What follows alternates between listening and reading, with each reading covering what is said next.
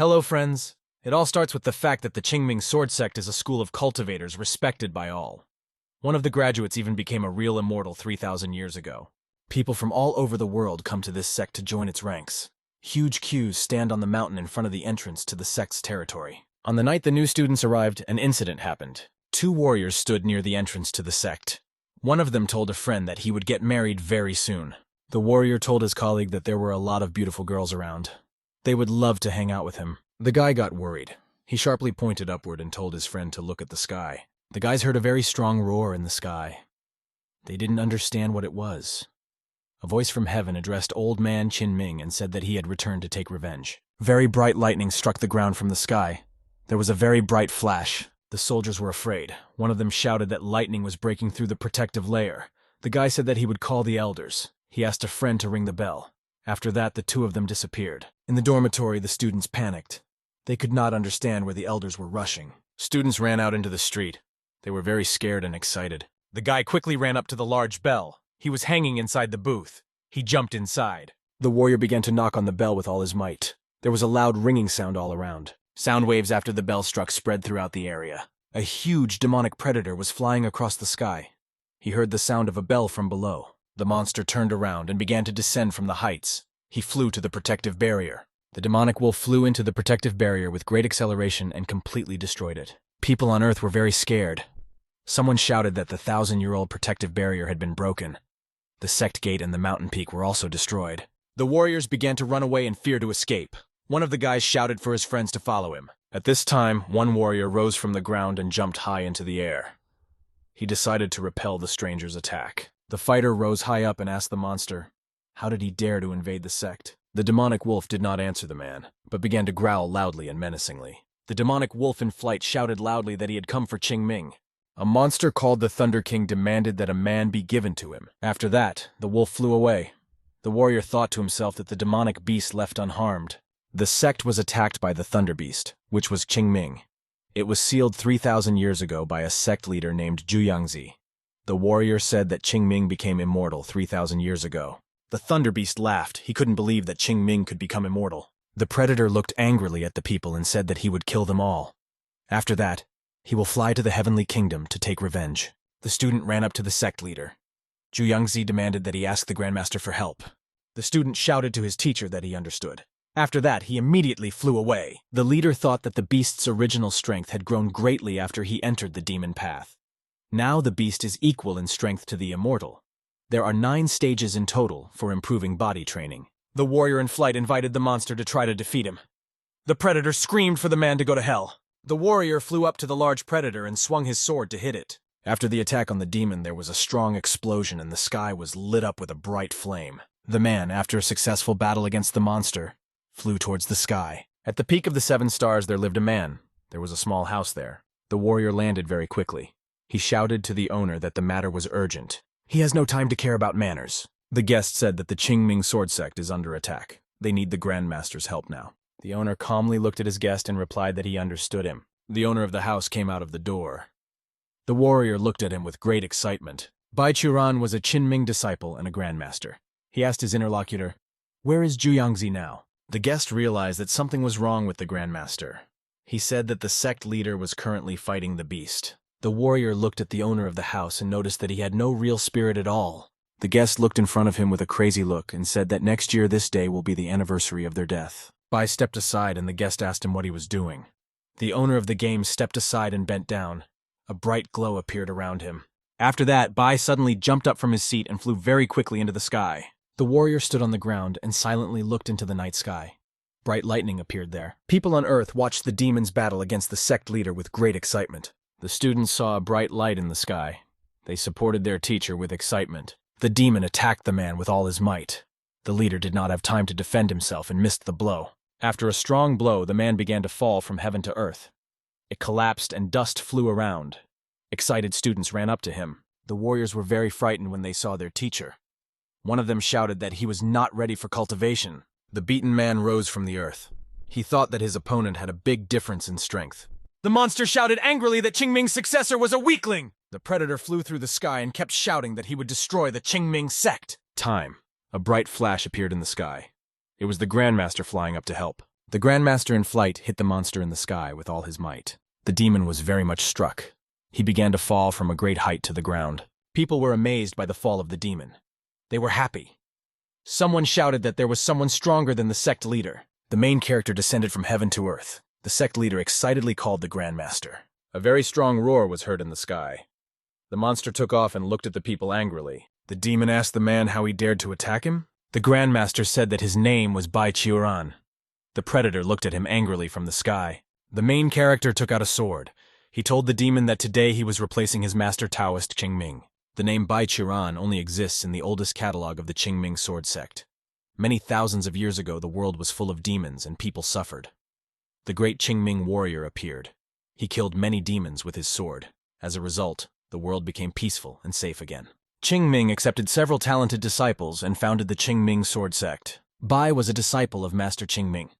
The boy was poor and walked around the battlefield. He provided himself with food and the remains of the dead. The master accepted the little lonely Bai as his student. The student was very talented. He started training at age 10. He made a qi breakthrough at the age of 12. Everyone hoped that he would become the second Taoist Qingming. As a result, Bai, at the age of 17, became the youngest cultivator to reach level 10. The master created a pill for the main character that accelerated his development. Bai, with the help of a pill from the master, began his internal improvement. He locked himself in the house. A few days later, the guy came out and other students ran up to him. The exhausted Bai went out into the street. Someone said that the disciple had reached the 11th level in the Qi refinement stage. Student approached the main character and told him not to worry and just focus on training. 3,000 years passed after that. The protagonist's master became immortal. The guy's older brother died in an accident. Bai has reached a very high level. Now he prepared to fight the monster. The predator looked at the man angrily. The wolf was amused by the warrior's words. The demon asked the man what stage of qi purification he was at. The predator looked angrily at the man and demanded that he disappear. Bai replied that he would not disappear. The main character lit up. He asked the demon, is he really discriminating against cultivators in the qi refinement stage? The monster was very surprised that he was accused of discrimination. The demon attacked the man with bright blue flames from his mouth. The students were scared. One of them shouted in fear for the sect leader to run away. The main character raised his sword up. He activated a magic skill called Red Flame. By activating a combat skill called Blade, he prepared to attack. There was a loud noise. The attacking wave reached the monster and touched it. The main character hit the monster with a very powerful attack. The demon did not have time to defend himself.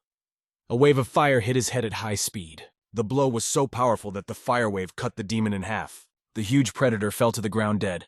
He no longer showed signs of life. People were surprised and frightened. They looked at the dead predator in admiration. After that, the storm clouds cleared and the moon shone in the sky. The warriors stood and looked at her. The main character dropped his red-hot sword to the ground. A green pentagram appeared on the front of his body. Bai sighed in a stern voice so that no one would look down on the qi cultivators. The main character held a sword in his hand.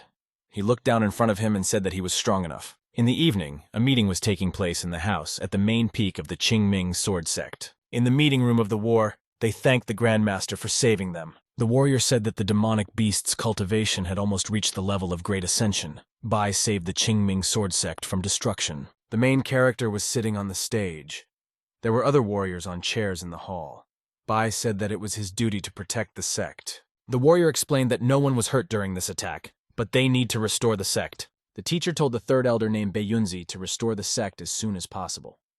The guy replied that he would do everything that way. The teacher told two disciples named Liu Yun and Qing Yun to observe the first-generation disciples. The girls promised their master that they understood him and would sort it out. After that, both students jumped out of their seats and disappeared into the sky. The main character was left alone with other warriors. They sat silently in the hall. Bai glanced sideways at the teacher with displeasure. He turned to him silently. The warrior looked at the Grandmaster and asked, what could he do for him? The main character said that time flies unnoticed. A lame boy from the street became the leader of a sect. The guy bowed to the teacher and said that he saved his life. He could have died surrounded by demons. The main character told his interlocutors that tomorrow he was going to go down the mountain. The warrior reported that other sects might find out about the Thunder Beast's attack. They could all be in great danger without Bai. The main character told the student that few people could fight him. No one from the lords of the four cults of the demonic world can defeat him either. Bai turned around and told the disciples that they themselves could defend the sect perfectly well. The student asked the teacher, why does he need to go down the mountain? Bai has not left the Seven Stars Peak for many hundreds of years. The main character stood with his back to his interlocutors. He told them that he felt something. Bai smiled slyly and told the students that he could soon make a breakthrough. The main character told the students that this time he would definitely do it. He also needs some herbs for the super pill. Now he himself will go in search of them. At the last moment, the teacher stopped and demanded that the student give him some money and Tianshan grass. The student replied that his money was fine. Tianshan grass can be bought at the auction of the Taoist Union. The guy told the teacher that he might not make a breakthrough. As a result, the grass will be wasted. The main character was disappointed with this student's answer. He looked at him displeased. The Bai answered his interlocutor that there would be nothing wrong if he did not give him the potion. The teacher headed towards the exit. He said that he would ask the girl Liu Yun for money. The second elder, named Xuan Yunzi, shouted to the elder brother that the Grandmaster had been protecting them all for more than 3,000 years. He didn't like that the warrior refused to give the teacher grass. The older brother got angry. He looked at Xuan with displeasure. A warrior with a pipe approached from the side. He told the other person that they should respect their elders. An elder named Fu Yunzi explained that the Grandmaster was their elder. If the elder wants something, then the students must find it for him. The warrior became very angry. He didn't like those words in response from the guys. A young guy named Bai Yunzi came up. He said in a dissatisfied voice that the second and fourth elder brothers were telling the truth. Z explained to his interlocutor that the Liu and Qing girls might not meet them halfway. The warrior was very scared when he listened to the guy. The main character looked at him with interest. The second brother fell into a chair in fear. The other warriors looked at him displeasedly. The second brother excitedly told the Grandmaster that he would find everything he needed. He will send people to the Seven Stars Peak. Bai will not collect anything himself. The main character turned around and headed towards the exit. He told his interlocutor that he was a good boy. The main character flew high above his estate over the mountains. Bai went flying high with a whistle from his mountain. He raced over the peaks. The main character was pleased. He realized that he had succeeded, what he dreamed of. Bai thought to herself happily that he had everything he needed. He can go down to the mountains tomorrow. The main character in flight decided that this time he would definitely reach the stage of constructing the foundation. After a long flight, the Bai landed in a big way on the territory of the Seven Stars Peak estate. The guy looked carefully in front of him. He headed towards the doors of the estate. The main character with a decisive movement opened the door into the estate. Inside the building, a frightened guy was sitting on a bed. Bai looked at him with interest. The main character asked Shuilin what happened to him. The guy was silent. He looked at the guest with sad and weakened eyes. Lin said in a sad voice to his interlocutor that today was the day of his death. The main character was surprised. He did not expect to hear such words from his interlocutor. Bai stood in the room without moving. He silently looked at the owner of the house. The main character waved to his interlocutor and said that it was time for him to leave. Lin stood in the center of the room without moving. He did not react in any way to the guest's words. After a long pause, the guy told the teacher that 3,000 years had come. He may already give up. The main character looked at the warrior with displeasure. He didn't want to give up now. Lin looked angrily at the teacher and demanded that his interlocutor stop cultivating and follow him to the underworld. Shui Ling worked for the King of Hell in the underworld. He was one of those who take souls. No man can see the soul collector. Shui Lin shows himself to people. The main character saw the collector because he was now dying himself. Bai is super powerful and can kill the celestial hero with a sword. However, he is still a Qi refining stage 2 cultivator. A cultivator in Qi refinement stage 2 can only live for a few hundred years at most. If he does not reach the stage of building a foundation, then his body will disintegrate, and his soul will be carried away by the soul collector to the underworld. Reincarnation will take place there. In the protagonist's body, his QE ensures that his body will never decay. The guy also has a higher spiritual root. His body can fully absorb the effect of the pills. Each longevity pill can extend a person's life by 5 years. After several uses, it loses its effectiveness. Thanks to the pills, Bai Chu has been living peacefully for more than 3,000 years. The main character met Shuilin for the first time 2,000 years ago. Lin was still a very young ghost, and he became a collector of souls. He had to capture the soul of the Bai. This was the first time the main character reached the end of his life. He couldn't take the longevity pill on time back then. The main character was sitting in a meditative pose. He felt that he was about to make a breakthrough. The Tench very quietly approached the main character from behind. The man did not notice him. The collector of souls told the man that he would soon die and would follow him. The main character of the risk woke up and got scared. Magic chains appeared around him. The line wrapped the chains around the man. Bai assumed that very soon he would make a big breakthrough, so he fought and resisted. The man fought very persistently against the soul collector. He wanted to break away from him. In the end, the chains could not hold the Bai. He beat the soul collector with all his might. The soul collector got angry. He chased the main character for several months. Bai took a new longevity pill. After this, Lin returned dissatisfied to the underworld. For 2,000 years, when the main character is about to die, Shuelin appears next to him and bothers him. A couple of hundred years ago, the main character again saw the Collector of Souls. Bai was sitting on the bed. Next to him stood a tench and several demons and ghosts. The underworld has assembled a large army of soul collectors and judges to help Lin. This was not successful. After this, the underworld gradually abandoned the idea of capturing the soul of the Bai. The tench became an almost fatal alarm for the main character. The soul collector always appears before the Bai when his days are numbered. The soul collector told the man that he must condense his life energy key. Lin told the man in a calm voice that he should follow him to the underworld. The immortal emperor promised that after death, the Bai would become the king of hell and control the ghosts of the 10 palaces. The main character of Grozny stormed out at the Collector of Souls and explained that he was refusing his offer. The protagonist told the soul collector that he wanted to build his foundation. Lin turned around and looked at the man very dissatisfied. He didn't tell him anything. The soul collector began to disappear into the wall. He told the man that if he did not have time to extend his life, then he would come for his soul. The main character looked ahead silently and dissatisfied, he thought. After that, Bai tiredly fell onto the bed. He thought about his fate. Every year, the Bai's life ends. He has to take pills to keep him alive. For 3,000 years, the guy has been trying with all his might to break through the bottleneck. All the people who had great expectations for the main character have already died. Everyone who wanted to harm Bai or his Qingming sect was killed by him. No one could escape. The main character's girlfriend got married a long time ago. He remained alone for more than 3,000 years. The main character refused to take a place as a leader or elder of the sect. He went to the peak of the 7 stars. In this remote place, he could live in solitude. The main character has neither a partner nor a reputation. Bai lay and looked in front of him. The main character cultivated alone for 3,000 years. This helped him build his foundation. Bai stretched out on the bed. A sword lay next to him. The guy said that all this was troublesome for him. The main character told himself that he would need to look for herbs to make a longevity pill. There are 10 countries in Gu province. The Qingming sect is located in one of the countries called Shangshuan. In Shangshuan, the protagonist can find all the materials he needs for the pill. The main character was standing on the street. A guy came up behind him and asked if he liked the horse. The main character jumped on his horse and threw money to the guy. He shouted that the seller could keep the change. Bai went to Shangshuan on horseback. Bai happily thought to himself that traveling would be the best decision for him. Suddenly the guy realized that he accelerated very quickly and could no longer stop the horse. Bai began to drive slower. He decided to slow down the pace of his trip. The first point for the main character was the Man Mountains. It took him 6 to 7 days to get there. Bai drove and looked carefully at the map. Suddenly a group appeared in front of him on the way. Strangers stood with weapons. They demanded that the traveler stop. The main character stopped the horse. Strangers surrounded him on all sides. The main character asked the fighters with weapons what happened. The man angrily told the rider that they needed money just in case and he could help them. The main character looked away. He noticed how several more people approached him there. The main character sternly reminded the robbers that they were on the Shangshuan government road.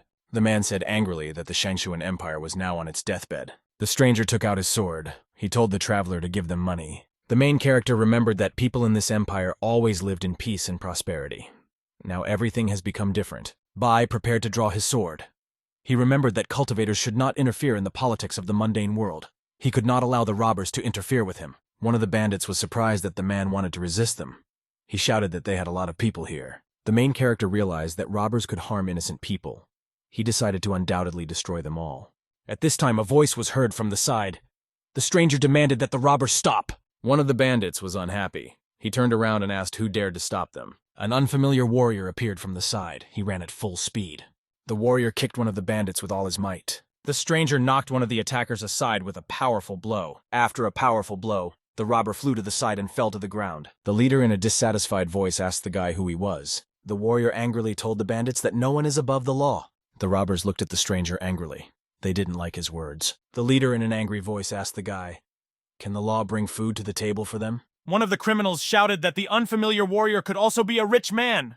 One of the bandits said that they need to be careful when they attack the guy with the blade. The robbers slyly said that the unfamiliar boy looked young to him. The leader angrily hit his subordinate.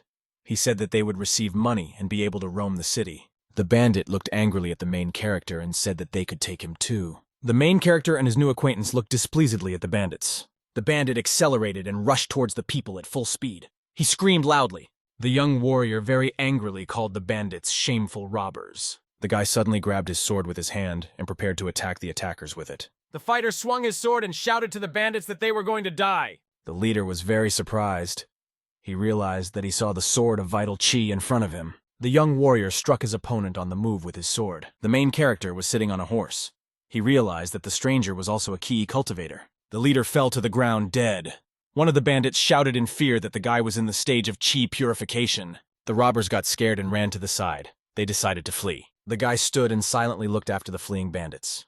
They disappeared into the distance. Main character approached his new friend. He also looked at the fleeing robbers. After that, the Bai swung his sword and launched energy lightning in front of him. Lightning flew in the direction of the bandits. They were still trying to escape. A sharp strike of lightning reached all the robbers. She cut them into pieces. The bandits, after a long run, fell to the ground. The lightning strike also demolished trees near the road. The main character and his new friend stood silently and looked in front of them. Bai looked at the boy and thanked him for his help.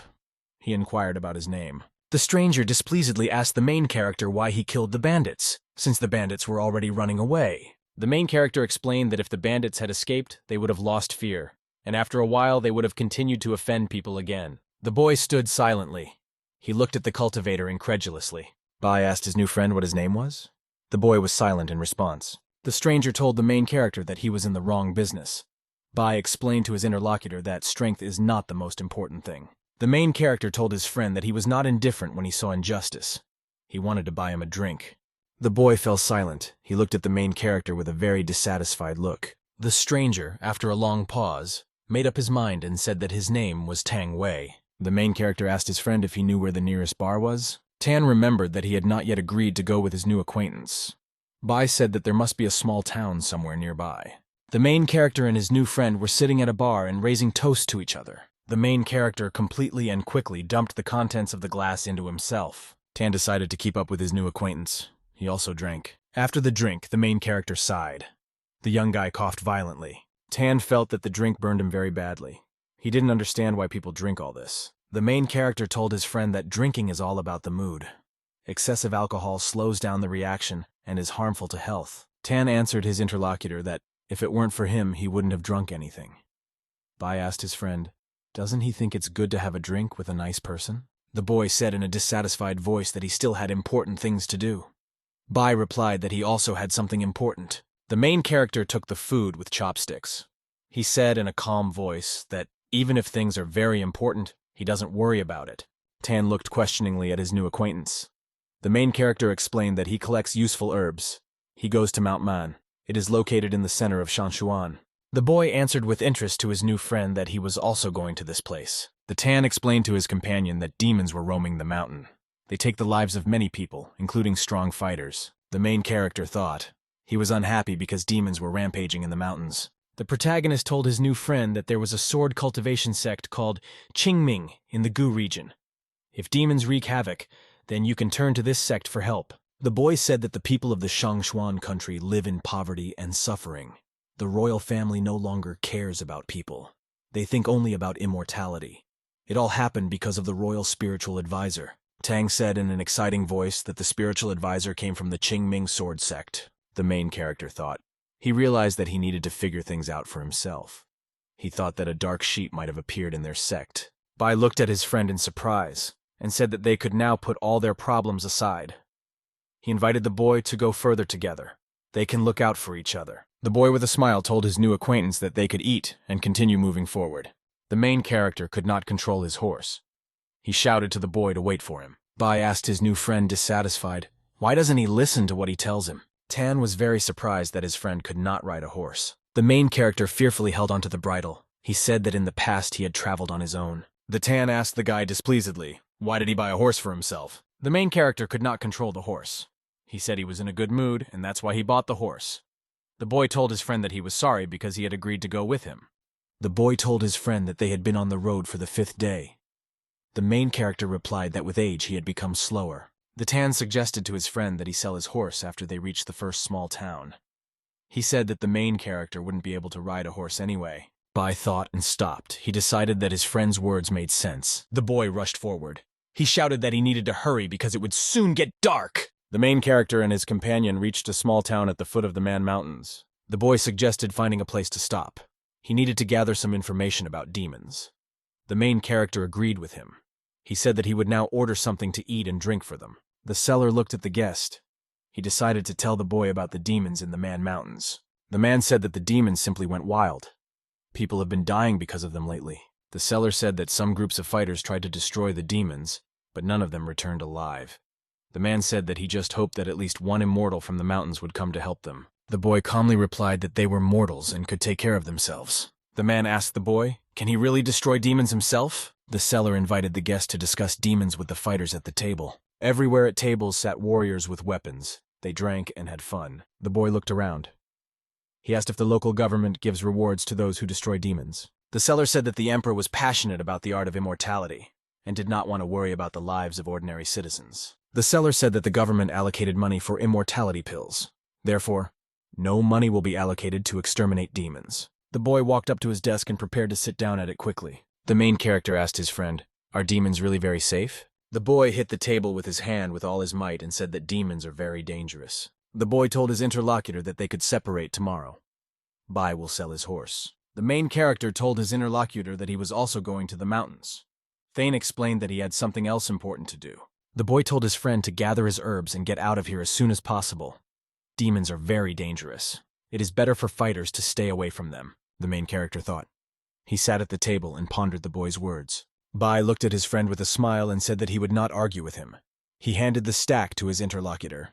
The main character told his friend that the next toast will be for him. Bai bumped into piles with his friend. He wished him a safe and successful journey. The boy also wished his friend a good trip. The main character and his friend continued to sit in the restaurant and drink. Morning came and the sun rose. The Bai, accompanied by the boy, prepared to set off further on their journey. The main character decided to sell his horse. He took her to the buyer. The Bai waved his hand after his departing horse. The horse was led away by the buyer. The main character told young Master Tang that he could go with him now. The boy looked at his new acquaintance and said that he still had business here. The main character waved goodbye to the boy and said that they could meet again. Tan told his friend to take care of himself. Having said goodbye to his friend, the main character went to the Man Mountains. Demons and ferocious monsters lived there, but for the main character, they did not pose a threat. If an ordinary cultivator consumed the Foundation Ascension pill to make a breakthrough, he would die. This is all because of the strong effect. The pill that the main character needs no longer resembles its original form. After 3,000 years, the protagonist's chi purification and immortality can even translate into physical attacks. This makes him more terrifying than ordinary immortals. Thanks to the power of the immortal's consciousness, the main character was able to collect all the necessary herbs in a couple of days. He was even able to destroy several demonic beasts. The main character found the plant he needed. It could be used to create a pill. The main character was hanging on a steep cliff. He thought that if the herbs weren't so rare, he would buy them at the store. He wouldn't have to get here. Bai looked in front of him. He decided to search for ingredients for a longevity pill. The main character thought dissatisfied that after 3,000 years of life, all he had achieved was that a collector of souls came to him every year. The guy understood that he would have to make a longevity pill. This requires special herbs. The main character was walking through the forest. He remembered that there was something else he had to do before he left here. Bai thought that the demons were raging in the Man Mountains. They devour people's lives and shed blood. The guy activated the search for the consciousness of the immortal. A very bright energy explosion was heard in the forest thicket. Everything around began to shine. The protagonist's consciousness began to break through the trees in all directions. The main character saw a deserted land in front of him. There were burnt trees and huge stones. The guy saw a huge and predatory demon in front of him. The monster stretched out its hands to him. The main character remembered that when he saw the demons a few days ago, it seemed to him that they had just returned from a hunt to their shelter. These monsters do not come out to attack others at all. The main character looked back and noticed that his mother's corpse was lying on the earth. The Bai decided that after he destroyed the demons, he would go to the nearest villages.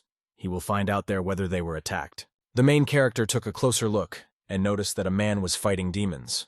This warrior had a strong aura and could resist monsters. The main character looked ahead with excitement. He decided strictly to himself that he must help the warrior. The main character took off very abruptly.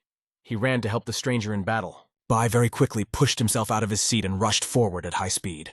The main characters moved abruptly around the area. A shockwave went around him. The Bai was running at full speed across the area at lightning speed. The main character rushed very fast to help the unknown warrior. The guy was flying above the ground and noticed a devastated area that was already familiar to him. After a very fast flight, the main character fell from the sky to the ground, and there was an explosion. The guy landed and got to his feet. There were huge clouds of smoke around him. The main character looked around with excitement. He noticed signs of battle. Bai saw the bodies of dead soldiers lying next to him. Next to them lay weapons and traces of blood. The main character realized that the corpses next to him were fresh. He examined them. The main character ran inside the cave. Human remains were lying next to him. Bai quickly jumped into the cave. Skulls lay near its entrance. The main character continued to move forward. He saw a battle ahead. A small warrior with a sword in his hand tried to fight off two large monsters. The warrior screamed in fear. The main character realized that he saw a young guy in front of him. The stranger looked at the body of the killed monster.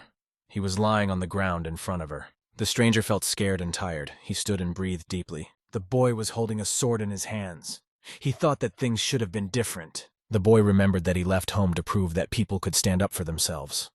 Then my father would not be fixated on the art of immortality.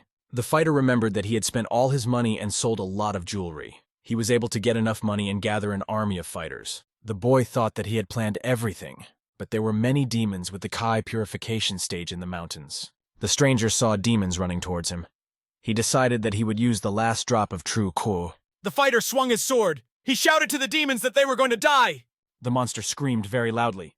He prepared to grab the man. Suddenly, two huge magical hands appeared. They stopped the monsters. The hand hit one of the demons very hard. He screamed very loudly. Two magical hands squeezed and crushed the monsters. There was a very bright flash. There was a very strong explosion. There were flames all around. The stranger jumped back. The stranger covered himself with his hands. She didn't understand what happened. The main character ran up from the side. There were still large clouds of smoke around. The main character joyfully told his familiar Thane that they had met again. The boy asked the Bai in surprise. What was he doing here? The main character told his friend that he came here to help people get rid of evil. The boy told his interlocutor that it was very dangerous to come to this place alone. Thane saw a huge monster. He shouted to his friend to be careful. The main character was absolutely calm. He raised his finger up and a glow appeared above him. Bai used a magic skill called True Rainbow Chi. The demon was very scared. He was startled by the bright light in front of him. A bright glow came from the guy's hand. The demon was then torn into pieces. A bright light from a deep underground pierced the ground and burst deep out. Bright sunlight rose from the earth and headed far into space. Tan looked up in front of him with great surprise and saw a hole in the heights. The boy excitedly told his friend that his power was limitless. The demon's severed hand lay nearby on the ground. The main character told his friend that they might have a problem now. The boy asked his friend if problems would begin in his body after taking it. The main character replied that everything was fine with him. Bai said with excitement that after the reception there was a very strong impact. The main character explained to his friend that the earth beneath them would no longer hold out, and there was emptiness below. Large cracks appeared on the floor. The main character and his friend felt the earth collapsing beneath them. The boy screamed in fright. Bai and Tan began to fall down. There was a huge void underneath them. The main character said with a smile to his friend that he was completely right. Tang said that he had already used all his true ki. The main character jumped off his rock to the side to help his friend. Bai flew down to where his friend was falling on the rocks. There were monsters on the ground. One of the demons screamed loudly. He saw a man next to him. The main character used the finger of death of true ki against the demon. The demons were crushed by bright rays. They flew apart. The main character reached out and grabbed his little friend to help him. Bai fell and held the boy in his arms. He demanded that he snuggle closer to him. The main character thought that he and his friend were surrounded by the truth of ki. Now they can land safely. Bai and his companion fell from a great height to the ground and there was an explosion. The main character and his friend landed from a great height on the ground and hit each other. After a very strong blow, the boy hit his head and screamed in displeasure. Tan opened his eyes and began to gradually come to his senses. He looked around him. Bai went up to his friend and put his hand on his chest. He asked if everything was okay with him. The boy suddenly became very shy. He felt excited. Tan suddenly rose and sat down. He looked fearfully at his companion. The main character slyly waved his hands and said that he was not interested in guys. The boy sat alone on the ground and looked ahead in fear. He was glad that his friend had not noticed anything. The main character told a friend that he first mistook him for a girl posing as a guy. Tan behaved very femininely. Bai said with a laugh that a girl's disguised breasts cannot be as hard and tough. He added that the Thane was definitely a man. The boy got scared and worried. He didn't even know what to say to his companion. Tan sat scared and looked ahead. He didn't want the main character to find out his real identity. The main character looked down at his friend and said that he should go with him. Tan thought. He dissatisfiedly asked his interlocutor, "Where will they go?" The Bai explained to his companion that they would go to destroy the main essence of the demons. The boy asked the guy with excitement. Aren't demons the main problem? A bright light appeared above the main character's hand. He said that the entity in front of them is the core. Bai told his surprised companion that they had arrived and there was a core in front of them. The main character threw up the fire from his hand. The cave was brightly lit. The boy was very scared and surprised. The light blinded his eyes. He began to take a closer look. The boy was very surprised. He asked with excitement, "What did he see?" In the center of the cave lay a huge monster. Next to him were bodies and remains of people. The main character explained that there was a special demon in front of them. He's called the Mother of Corpses. He can also be considered a high-level demon. Bai could not understand why such a demon appeared only after the massacres. The boy screamed in fear that the monster would attack them now. The monster turned around angrily and flashed its eyes. There was a human body inside it. The demon looked angrily at the people in front of him. There was another creature inside him. Suddenly the demon's mouth opened and a new mutant began to crawl out of it. The new mutant began to crawl out of the monster's mouth and fall to the ground. The newborn monster fell to the ground. Human remains lay around him. The mutant began to gradually pass into himself. He jumped to his feet and began to scream menacingly. The demon became more and more aggressive. His eyes glowed brightly and he screamed loudly. The main character said with disgust that he did not want to touch such monsters. The demon suddenly jumped to his feet and ran straight towards the people in front of him. The main character attacked his opponent with a palm of rapid growth. The monster received a very strong blow from bright lightning in its body. He screamed. The main character launched a bright beam. After that, the monster flew far to the side. The main character stood and looked carefully in front of him. He saw a huge hole. There were two mutants standing. There was a huge hole inside the mother demon. The monsters confidently jumped to their feet. They looked at the people and screamed predatorily. The boy said in fear that a lot of monsters appeared in a short period of time. The maternal demon continued to unleash more and more mutants. Tan was very dissatisfied. He didn't understand, doesn't this have anything? No limitation? Bai said that the mother demon can turn all the deceased people in this area into demons. The boy asked with excitement, what should they do now? In truth, the main character's key is not enough to cope with everyone. The main character said that they could destroy all the demons and the Mother of Corpses. Monsters kept appearing. They jumped to their feet and ran towards the people. The mutants with burning eyes were very angry. They jumped on top of the main character. The boy was scared. He realized that the new demons were much more brutal and fast than the previous ones. The main character was completely calm. He raised his hand up in front of him. Bright lightning appeared around the Bai's body. He activated the thunder seal. There was a very strong clap of thunder. The main character sent bright lightning bolts at the demons. The monsters almost ran up to the man. The guy attacked them with a bright flash. Lightning burned through the demon's body, and after that he began to collapse. There was a very bright flash and a powerful explosion followed. The demons scattered. Lightning attacked the mother demon. He screamed very scared. The flash and explosion were very strong. The earth began to fly apart. After a very powerful explosion, the top layer of the earth was shattered into pieces. The main character and his friend stood inside a protective dome. They covered themselves from the explosion with their hands. The explosion began to subside. Bai and his little companion were unaffected. The boy looked in front of him with great surprise. The main character stood nearby. Tan looked at his friend with great interest and asked if they had finished. The main character looked at his little companion and said that they were finished. Bai explained that the mother of the corpses had been destroyed, and the demons would no longer appear. The main character said that there were 2 more demons left outside. He'll deal with them later. The boy thanked his friend. The main character replied that he had only fixed the problem. Tang said thoughtfully that the mother of corpses was a very strong opponent. The main character was able to kill her with one movement. The boy looked at his companion and asked who he really was. The main character explained that he was a swordsman from the Qingming sword sect. The boy looked at his companion and began to laugh loudly. Bai asked his friend, why doesn't he believe him? The main character explained to the interlocutor that he was a practitioner of the key purification stage. The main character was unhappy because his friend did not believe his words. After a short pause, the Bai told his companion that he would help him go outside. The boy, accompanied by the main character, went out into the street. The young warrior stood and breathed with relief. Tan stood in the sun and said in a joyful voice that it was as if he had been born again. The boy asked the main character, where are the demons that were near the exit? The Bai replied that the monsters were located deep in the forest of dried trees. The main character looked ahead in fear. He saw a man fight monsters. Bai told his interlocutor that the stranger was fighting demons and winning. The main character shouted to his friend to hold on and follow him. Tan was very surprised and silently looked ahead. He grabbed his friend's hand. After that, the main character sharply pulled his young companion. The boy ran at full speed after his older comrade. He could barely keep up with him. The main character was racing with his friend. They were getting closer and closer to the right place.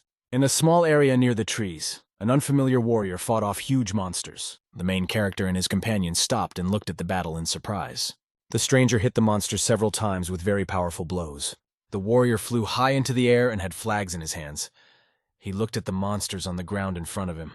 The stranger in flight shouted that energy was flowing through his body. He shouted that he would destroy his enemies. The stranger in flight shouted to the demons that their hour of death had come. He attacked them with the fire silkworm flag. The main character and his friend stood near a tree and watched everything carefully. The boy said with great excitement that he saw Sima Inbo in front of him. The main character asked his little friend if he knew the unfamiliar fighter. The boy said that the last disciple of Fu Qianchu is now in front of them. Tang said angrily that Sima is a cursed cultivator. He added that people who are engaged in cultivation cannot be good. At this time, the fighter in flight continued to hit monsters. He finished them off with fire. Sima stood and looked ahead. The huge monster in front of him collapsed to the ground. The fighter stood without any emotion and looked ahead. He noticed that someone had appeared. The warrior stopped and looked carefully at the strangers next to him. The main character stood opposite the stranger. The boy hid behind a tree at that time. Sima shouted to the princess to come out. He has already seen her. The Tan sat behind a tree and trembled in fear. The main character was surprised. He could not understand who was called the princess. Bai turned around and looked at his companion with great interest. The main character repeated to himself the words about the princess. He couldn't figure out where she could be. Suddenly the guy was surprised. He realized that the princess was always next to him. The main character was suddenly amazed. He realized that his friend turned out to be a princess. The princess turned around and angrily asked Sima what he was doing here. The warrior said that demons were raging in the mountains of Man. He came and destroyed the monsters to ensure the safety of the citizens. Sima told the princess that she had escaped from the palace and was posing as a guy. The girl told her interlocutor that he had no right to interfere in her life. The warrior reminded that the great ceremony of heavenly worship would take place in half a month. His Majesty gave them the order. Sima must return the princess to the palace if he can find her. The girl displeasedly told the warrior that she would return, but not with him. The warrior said that the princess wanted to say something to her noble companion. He promised that he would not bother them. Sima demanded, so that the princess does not forget about who she really is. The girl answered her interlocutor that she would do without his reminders. The warrior bowed and asked the protagonist for forgiveness. He said that the princess had a very stubborn character. The main character looked carefully at the warrior and answered him with a smile that everything was fine. Sima abruptly jumped up and told his interlocutors that he was leaving them. The main character was left alone. He studied his companion with an attentive gaze. The girl answered the main character that he can ask her any questions. Bai thought. He studied the girl's body in front of him with great attention. The main character looked very carefully at the body of his companion. Bai asked his interlocutor in an incredulous voice, "Is he really a princess?" Tan froze at the unexpected question. He felt very embarrassed. Tan was very dissatisfied. He couldn't believe that there were still people who doubted the truth. The girl replied that it was all true. She began to push her body forward. The main character looked angrily at his companion. He didn't tell her anything. Bai coughed. He still felt very embarrassed. The main character said that there was no righteous energy visible in Sima's movements. His movements were eerie and unusual. The princess replied that cultivators come from the mountains and recruit disciples. They no longer interact with people. They learn everything about the Qingming sword sect from ancient books. The main character asked his interlocutor what her real name was. The princess of the Shanchuan country answered the guy that her name was Tang Ruowei.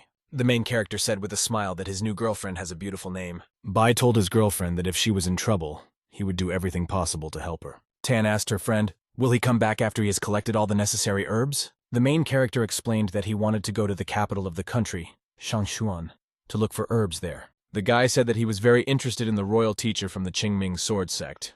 The girl answered her friend that they were on their way again. The princess extended her hand to her interlocutor and said that they could go together. The main character and the princess continued their journey together to the country of Shanshuan. When they arrived at the right place, then everyone went their own way. Bai headed to the cultivator market. He was in the capital. The guy went inside the city. There were a lot of people in the market. The main character looked around carefully. Bai looked in all directions. The market turned out to be very interesting for him. The main character left the store. It turned out that the herbs he needed were in short supply. Bai looked dissatisfied to the side. He realized that only practitioners of demonism could buy medicinal plants in bulk. The main character thought to himself that many cultivators of demonism could appear in the capital of Shanshuan. Bai remembered that he was scanning the hideout of the mother of the corpses.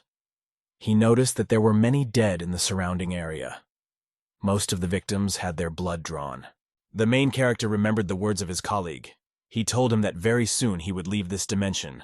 The responsibility for maintaining the righteous path will be entrusted to him. Bai thought to himself with excitement that he couldn't just stand by and do nothing. The main character arrived at the city hotel. He said that he wanted to rent a room on the top floor. The worker showed the guest where his room was. Bai demanded that they bring him Qingmei wine. The main character went to the window and prepared to open it wide. Bai stood on the balcony and looked at the city. He saw many houses in front of him. The main character stood on the balcony. He activated the search for the consciousness of the immortal. A magical wave passed throughout the city. With her help, the guy wanted to find the people he needed. Bai decided to check the palace first. He was most interested in Sima Inbo. The servant brought reports to his ruler. The king sat at the table and wrote. Sima was sitting on the floor in deep meditation. He was completely absorbed in this process. Bai sat with his eyes closed. He hasn't found anything suspicious yet. The main character saw how the princess got dressed in her room. She put something under her clothes. The girl stood and looked carefully at herself in the mirror. Bai could not understand what Tan had planted for herself. The main character thought that the practices of demonism had deceived the royal family, and now even the girl had to hide food. The cultivator reminded himself that he must now find traces of demonic practitioners. The main character carefully analyzed the lives of people in the city. He heard their conversations. Bai thought dissatisfied to himself that he had received a lot of useless information. At this time, the cry of a child was heard over the city. He called his mother in a frightened voice. The woman asked the soldiers to let her daughter go. Lan, one of the warriors, grabbed the girl. One of the passers-by said that the woman became a widow at a young age. Now her daughter has been taken from her to the judge's office for unpaid taxes. The old man said that all the money and her husband were taken from the woman. She doesn't even have a home and lives in a dilapidated building. The main character was unhappy. He realized that in this country, children are taken away from people when they cannot return the money. The old man said that many children were disappearing. The Qingming sword sect kidnaps children to sacrifice to the swords. Now the woman and the girl may never see each other. A passerby said in fear that the Qingming sect is no different from demons and monsters who eat people. The main character listened to the conversations of passers-by and was very dissatisfied. The woman screamed for the soldiers to let her daughter go. The girl struggled and called her mother. The daughter continued to struggle and scream. She wanted to be returned to her mother. The daughter continued to scream and struggle. The soldiers carried her away in their arms. The soldiers stepped aside and held the girl. She was still struggling. The soldiers heard a suspicious noise from behind. They turned around displeased. The woman fell onto the pavement and hit her head in a bow. The mother begged, very frightened. She screamed for the officers to let her daughter go. The soldier looked displeasedly at his mother. Her grief did not affect him at all. The soldier explained that they must definitely move the girl. Otherwise, they will be fired. At this time, an unfamiliar boy ran up from the side, past the soldier, and hit him from behind. The warrior turned around and noticed that the ragamuffin had taken food out of his bag and began to devour it. The soldier annoyedly shouted to his friend that the child had stolen his lunch. The warrior grabbed the boy by the clothes and asked how he dared to steal his food. The boy wasted no time. He swallowed the bread very quickly so that they wouldn't have time to take it away from him. The stranger shouted to the soldiers that they could beat him if they wanted. The soldier did not understand where such an arrogant boy came from. The stranger shouted to the soldier that he had accidentally grabbed his wallet. The warrior could not understand how even the boy managed to pull out the wallet. The stranger suddenly bent his head and bit the soldier's hand with all his might. The stranger abruptly broke away from the soldier's hands and ran to the side. They did not have time to detain him. The boy turned around and looked cheerfully at his pursuers. He was holding the wallet in his hands. The soldiers ran at full speed to quickly catch up with the thief. The daughter sat in her mother's arms and continued to cry. She told the woman that she had a large wound in her head. The daughter showed her mother a small green box. It suddenly appeared in her hand. The mother stretched out her hands to take a closer look. The woman saw that he was holding a box of pills to treat injuries. A servant came in with a jug in his hand. He shouted to the guest that he had brought green plum wine for him. The servant turned around and carefully looked around the room. He didn't understand where the client was. The main character was in the city at that time. The soldiers were able to catch up with him. The boy was detained and thrown into a prison cell. They left him some food.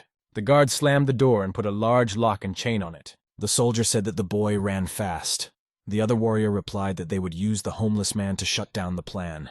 The guy sat on the floor of the cell and listened as the guards walked away from him. The boy found himself completely alone in the cell.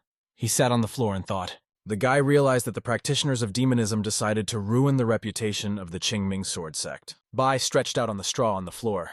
He remembered that the soldiers had said that he would be sacrificed to the swords tomorrow. The main character remembered a moment about his daughter and mother. He wasn't sure if they could read the writing on the medical box. The main character realized that the leader of their sect was to blame for everything. Jew, he did not say anything about what was happening in the country of Shanchuan. The guy was unhappy.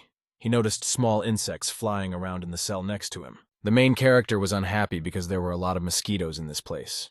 He saw the moon through the prison bars. He decided to sleep and see what would happen tomorrow. The main character in the cell woke up the next morning. The soldiers grabbed him and pulled him along. The main character was still very sleepy. He could not come to his senses after the night. The soldiers carried the young prisoner into the carriage. The boy still could not fully wake up. The soldiers threw the still sleeping prisoner inside the carriage and drove him away. The boy woke up with great difficulty. He still couldn't fully open his eyes. The main character came to his senses and opened his eyes in surprise. He looked around. The guy was surprised to see that he was on the Great Square. Nearby was the royal palace of Shanchuan. The main character was scared. He realized that he would be sacrificed to the sword in the royal palace. Sima appeared. He told his subordinates to come back to him when they had collected a dozen. The subordinate bowed to everyone and said that they would not let him down next time. The boy looked at the man with interest. He could not understand how connected he was with the demonic practices of the Shangsuan country. Sima looked at the guy from above with suspicion. He studied it silently. The man realized that the boy looked very much like the white-haired guy he had seen before. The main character realized that he should behave naturally. He started laughing strangely. Sima looked at the boy and decided that his master would like such a gifted child. The man told the little prisoner to follow him. The boy ran after him. The main character thought that he should check up on Sima after he gets the chance. The man ordered that the young guest be taken to the bathroom first. The maids bathed the main character in a large bathtub to completely cleanse him. After that, 2 maids put a white robe on the boy's body. The maid told the boy that he could go home when everything was over. The girl led the young guest to the door of the large room. Bai looked there with attention. There were a lot of children inside the large room. They made noise and played. One of the girls turned to the side in fear. She noticed that someone had been brought to them. The children cheerfully rushed to the boy. One of the girls asked him to treat her with sweets. The guys ran up to the newcomer together and began asking him about everything. The children surrounded the guy and studied him with great interest. The kids very insistently wanted the main character to play with them. Late in the evening, guards with a flashlight walked around the estate. The main character was lying on the floor and could not fall asleep. He thought that pretending to be a child had become very tiring for him. In a dream, the girl asked her grandfather for cookies for her and her friend. The main character thought that in this place, children are not sacrificed to the sword. Instead, boys and girls take part in the great ceremony of heavenly worship. Bai thought that it was very good if the children were told the truth, but they could also be deceived. The main character remembered that small children are the favorite victims of demonic practitioners. Their souls are used to strengthen cultivation. The guy thought that they wanted to blame the Qingming sect for everything. The main character lay and looked up in front of him. He was busy searching for immortal consciousness. To begin with, the guy decided to look at a warrior named Sama Inbo. At this time, the man approached the closet in the room. He was looking for some book on the shelf. Sima, very joyful, found a book called Breast Shapes of All Countries. He decided to study it. The man opened the book and began to study it. He laughed joyfully to himself. The main character concentrated even more. He decided to watch something else. The guy's consciousness was transported to the royal palace. He began to look inside the building. The main character saw Princess Tang Ruowei. She was heading somewhere around the palace. The girl asked the king why he took 200 boys and girls for the great ceremony. The girl angrily told the ruler that they never had such a rule. She accused the king of listening to his spiritual advisor. The emperor slowly placed a saucer with a cup on the table. He told the girl that they suffered from natural disasters. Now the well-being of the nation is at risk. They can change their fate only with the help of sacrifices. The girl was very unhappy. The ruler answered her that he wanted to say something else. Tan was dissatisfied and asked the emperor what else he wanted to say. The man said that in their country they love curvy girls. He added that the princess was a disgrace to herself and the entire royal family. Tan was very angry. She looked displeasedly at her ruler. The main character realized that the girl's breasts were very hard and flat due to genes. The man told the girl that he had found a good husband for her. Her fiancé's mother was curvy. The emperor said in a serious voice that the princess's husband could be Sima Yingbo. The princess was very surprised when she heard about Sima. The emperor answered her that she understood everything correctly. The man told the girl that Sima Inbo liked her. The ruler told the surprised girl that he himself felt it all that way. The main character was lying on the floor. The girl next to him hooked her hand on it. The guy was surprised to himself that Sima wanted to marry the princess. Tang displeasedly shouted to the emperor that she did not want to marry Sima. The ruler looked sternly at his daughter and said that he could understand her. The emperor ordered the servants to quickly lock the girl in the room. The ruler explained to the girl that she must make a sacrifice for the sake of her family. The guards asked the princess for forgiveness. The girl shouted to the king to wait. Tan looked at the man and told him with tears that she was very disappointed. The main character tossed and turned on the bed and could not fall asleep. He did not understand why the princess should be like this. Bai thought in surprise that in reality breasts turned out to be so important. The guy continued to lie in his place on the floor. He looked ahead with great surprise. The guy remembered that he had to save one more person. Seema has already hidden the book. I had to see what he was doing. The main character took a closer look at Seema's house and noticed that the man had already gone out into the street at a late hour. Bai saw the man as he walked down the street. He closely followed his movements. The main character was surprised to notice that the man was heading to the Shanshuan cemetery. A dark aura appeared above the building. The main character realized that there was negative energy in this place. Bai was surprised to hear a suspicious noise from the side. He realized that someone was approaching. The main character froze abruptly and calmly in his sleeping place. The doors to the room opened. Someone outside carefully examined the children and counted them. The stranger said they were all here. The main character realized that the maid checked if all the children were in place. She stood near the door. The main character moved his consciousness with great attention along the streets of the night city. The guy looked carefully for the sim. The streets were deserted, and he could not find the man. The girl in the dream reached out to her friend and hugged him. The guy thought that he spent a lot of energy playing with the children today. The main character continued to play with the guys the next day. Outwardly, he was happy, but inside he was torn by anxiety. Evening came. The main character carefully looked through the door into the room. Bai left a small doll in his place. She could even breathe and had a pulse. The guy jumped out into the street and ran through the city at night. The area was deserted. The boy quietly ran barefoot past the building. It was dark all around. Suddenly, bright lights turned on in all the windows of the building. The guy was scared. The lights in the entire palace turned on. The main character stopped, frightened. The boy began to look around in fear. He decided to himself that he had already been noticed. The main character hid behind a column. He watched closely what was happening. A group of soldiers appeared. They were looking for the runaway princess. They were promised a reward for their capture. The main character realized with excitement that the soldiers were not looking for him. They needed a tan. Bai was frightened and realized that the princess had fled from the palace before the wedding. The soldiers were running all over the palace. They kept trying to find the runaway bride. The main character decided to quickly get out of the palace territory. He needed to disappear sooner than the princess. Bai saw a girl running next to him. He realized that this was the princess in front of him. The main character looked with interest and excitement at the girl running away. Loud screams of soldiers were heard all around. They found the princess and surrounded her. The whole group of warriors fled to capture the princess. One of them noticed the boy, too. The main character was scared. He decided that he needed to hide now. The sound of a horse was heard next to the main character. A soldier approached him. Bai stood in a fighting pose. A bright magical glow appeared around his body. A bright lightning bolt appeared in the guy's hand. He prepared to attack the soldier on horseback. The princess extended her hand to the guy and shouted to him to be careful. The girl ran up to the boy from behind and wrapped her arms around him to protect him. The princess grabbed the boy and threw him to the ground. The horsemen rushed past. The guards ran up with torches. They looked at the princess in fear. Warriors with torches stood around the girl. She was still holding the guy in her arms. The girl shouted to the soldiers that a small child was there with them. They could have hit him. The soldier asked the princess what she was saying. He demanded that the girl return with them. The girl looked in all directions with excitement. She shouted that she wouldn't just give up. The girl looked in fear in front of her and noticed that her young friend had disappeared. The main character was sitting on the roof of the building. He looked with interest at the people running from below. The main character was surprised to realize that Tan turned out to be a very good girl. She protected him from the guards. The guy flew high into the sky. He decided to go to the royal cemetery first. Bai ended up in the royal cemetery. There was complete silence all around. The boy walked slowly along the dark corridor. He noticed doors in the distance in front of him. The main character saw a glow in front of him in the corridor. He found the right room for him.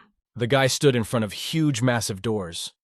He didn't understand how Seema was able to get inside. The boy came up and put his hand on the door. He decided to go inside there. The main character stuck his hand through the bottom of the door. He said it was time to earn some extra money. Bai began to lift the door with great effort. Blue smoke immediately began to rise from below. The boy continued to lift the door up.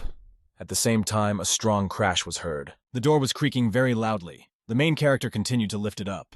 The boy looked around in fear. He smelled a strong smell of blood inside. The main character lit a light in his hand. The door behind him crashed to the floor. The young hero was frightened and amazed. He looked around with interest. Large mummies hung from the ceiling. There was an altar in the center of the room. There were traces of blood on the floor. The boy said that in front of him was a blood array from the blood god sect. The boy stood and looked at the mummy under the ceiling. He said that to form the eye of the array, blood from the mother of corpses is needed. The guy could not understand what the demonic practitioners of the Shangshuan country were planning. The main character said thoughtfully that the practitioner of demonism had already escaped from this place. He had some connection with the royal family. The main character ran very quickly to the altar. He wanted to check it carefully. The boy grabbed the slab on top of the altar with his hand and began to pull it towards him. The main character looked in surprise and saw with him an empty recess in the floor. The guy jumped into the center of the platform with a pentagram. He activated the search for immortal consciousness. The main character looked around. The pentagram beneath him began to glow brightly. Bai looked in front of him and said with excitement that there were more arrays below him. The main character realized with fear that the practitioner of demonism wants to strengthen the cultivation and sacrifice 200 children. The floor under the protagonist's feet suddenly began to crack. The building began to crack. The boy shouted that he would punish anyone who dared to do this. He threatened that he must destroy evil and help the weak. A strong earthquake affected the entire royal complex. Noise was heard everywhere. The soldier was surprised. He did not understand what kind of noise he heard in front of him. Another warrior said it was an earthquake. The main character fearfully and slowly pulled his hand to the side. He decided to leave. The boy looked ahead with excitement. He extended his hand to the side of the altar. The main character began to slowly rise to the side. He gradually restored everything. Guy went to the wall. He decided that he must find out who the practitioner of demonism is. Very soon the day of the ceremony arrived. Servants and warriors carried expensive things on trays. The ruler said during the ceremony that their country was founded 1,200 years ago. The children stood and listened attentively. The emperor said that thanks to their ancestors, they live in prosperity. The ruler told the people that demons had caused them a lot of problems lately. Ordinary people suffer, who are his own daughters and sons. The emperor said that today he wanted to make a sacrifice to heaven. He hopes that their ancestors will bless them. The emperor approached and took the smoking sticks from the priest's hands. The priest bowed to him. The ruler carried the sticks in his hands to the altar. The princess watched him carefully. The girl was unhappy. She silently and contemptuously glanced at the emperor. The emperor looked down at the people and told them that the ceremony was beginning. The ruler told the soldiers to take the blood of 200 children and greet the ancestors.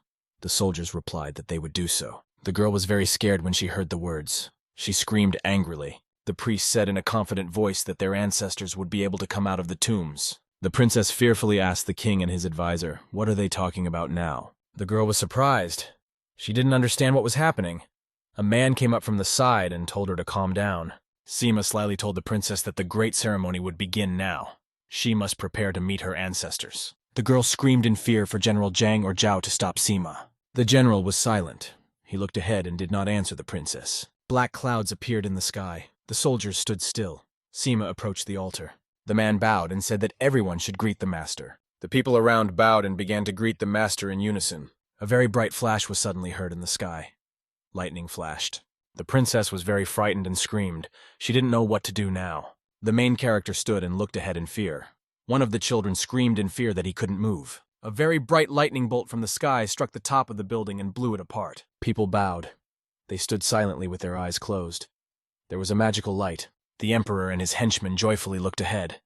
The girl covered herself in fear with her hands. At this time, an evil laugh was heard. There was a bright red light on the roof of the building.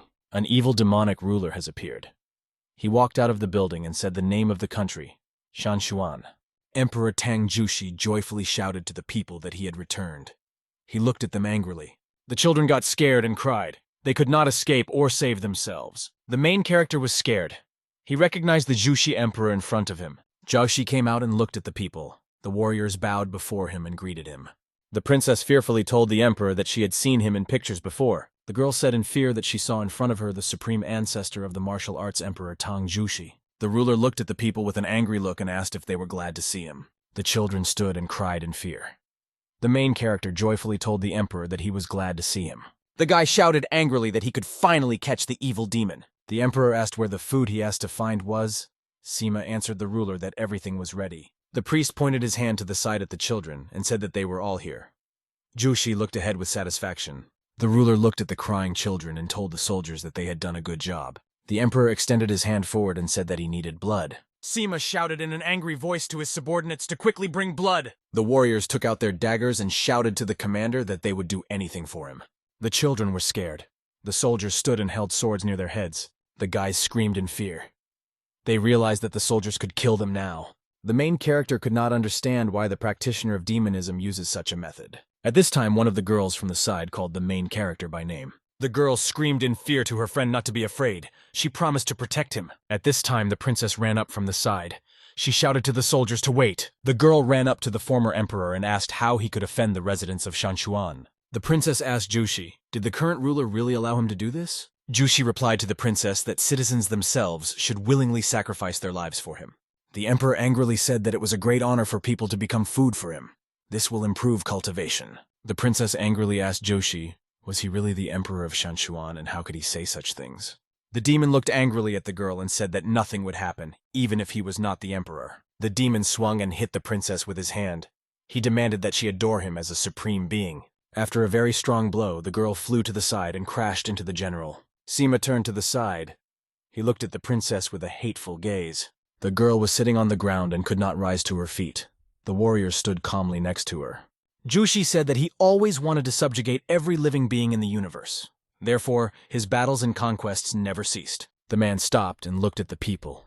The soldiers bowed to him. The emperor said thoughtfully that he realized that mortal people have their limits. The emperor said that he could unite the entire Gu region.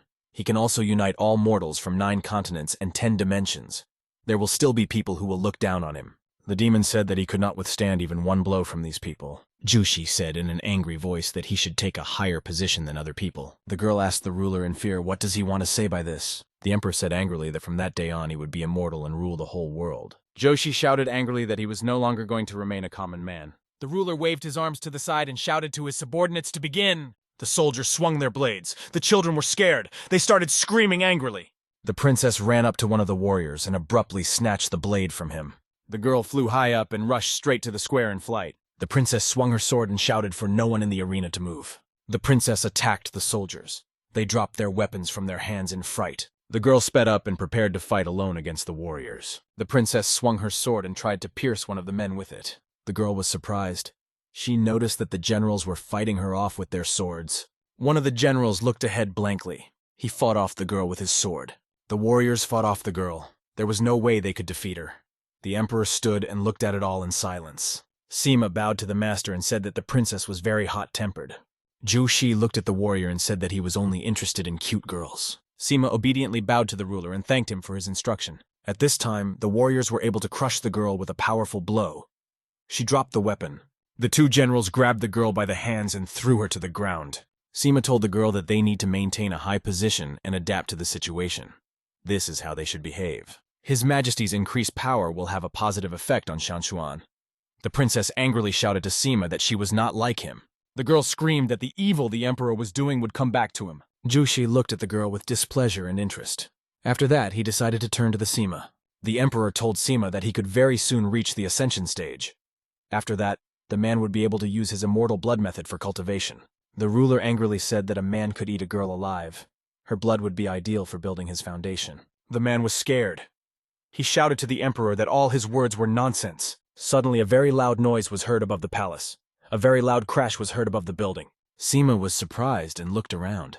He did not understand where this sound was coming from. The emperor angrily asked who decided to stop them now. There was a very strong explosion. The fire engulfed the area where there were people. The bright fire touched all the children. After that, they exhaled in fear. The warriors were also very frightened. They saw that the fire was heading straight towards them. The powerful shockwave threw the soldiers far to the side. The children remained unharmed. The guys stood there exhausted. They quietly said to themselves that they were unconscious. Children lay unconscious in the square. The main character stood on his feet and looked ahead. The princess sat down on the ground.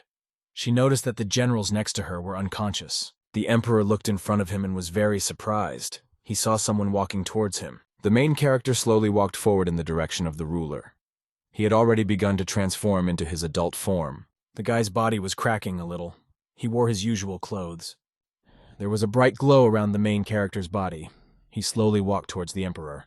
The ruler, along with other people, stood silently and looked at the warrior in front of them. The princess, scared and excited, asked the Bai, what was he doing here? The main character said in an angry voice that the cultivator of demonism is not particularly shy about talking about serious things. After that, the Bai sharply extended his hand to the side. He decided to tell the emperor something. The main character shouted angrily to the demon that he should not underestimate the foundation construction stage. The emperor said that he could teach others how to ascend to the foundation building stage. The main character asked the ruler if he himself had reached the stage. The Bai pointed his hand at the ruler and said that there were a lot of shortcomings in his array. He explained that the emperor did not even know how to adapt his array to the current circumstances. The main character angrily told his interlocutor that he had reached the stage of building the foundation only thanks to a successful coincidence of circumstances. The demon thought. He realized that the guy's words actually had some meaning. Sima whispered to the master that the person in front of him was only at the stage of chi purification. The emperor looked closely. He studied his interlocutor with great attention. The ruler realized with excitement that the main character really did not have a true spirit. The emperor laughed evilly. He realized that the warrior in front of him was only in the chi refining stage. The ruler angrily shouted to his interlocutor that he himself was one step away from reaching his next stage. The emperor explained that he did not need to do anything with his own hands. He will give the order and the Bai's head will be cut off immediately. The main character thought. He remembered the words that he was only at the chi refinement stage. The emperor commanded his subordinates to quickly deal with the chi purification stage cultivator. Warriors from all sides ran up with weapons and surrounded the main character. The main character found himself completely surrounded. The princess stood next to him. The girl knelt down.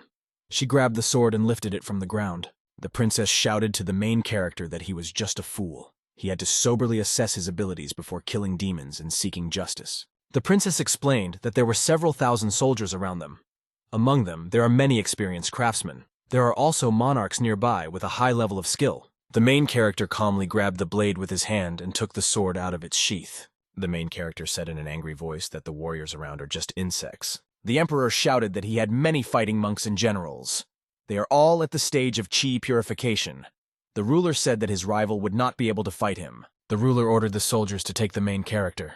The soldiers shouted in unison. Warriors from all sides with weapons surrounded the main character along with the girl. Bai looked around in all directions. His girlfriend stood behind him. The main character calmed down. He turned around and looked angrily at the emperor. The cultivator said in a cunning and evil voice that he still had the sword. The ruler looked at his rival with hatred and shouted to the soldiers to kill him. The soldiers unanimously shouted to the emperor that they would do everything for him. They rushed forward.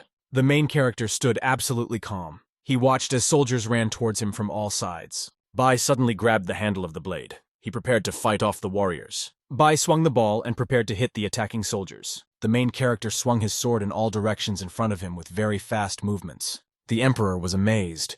He couldn't believe the guy was killing warriors so efficiently and quickly. The ruler was surprised. He silently, and with surprise, looked at the actions of the protagonist.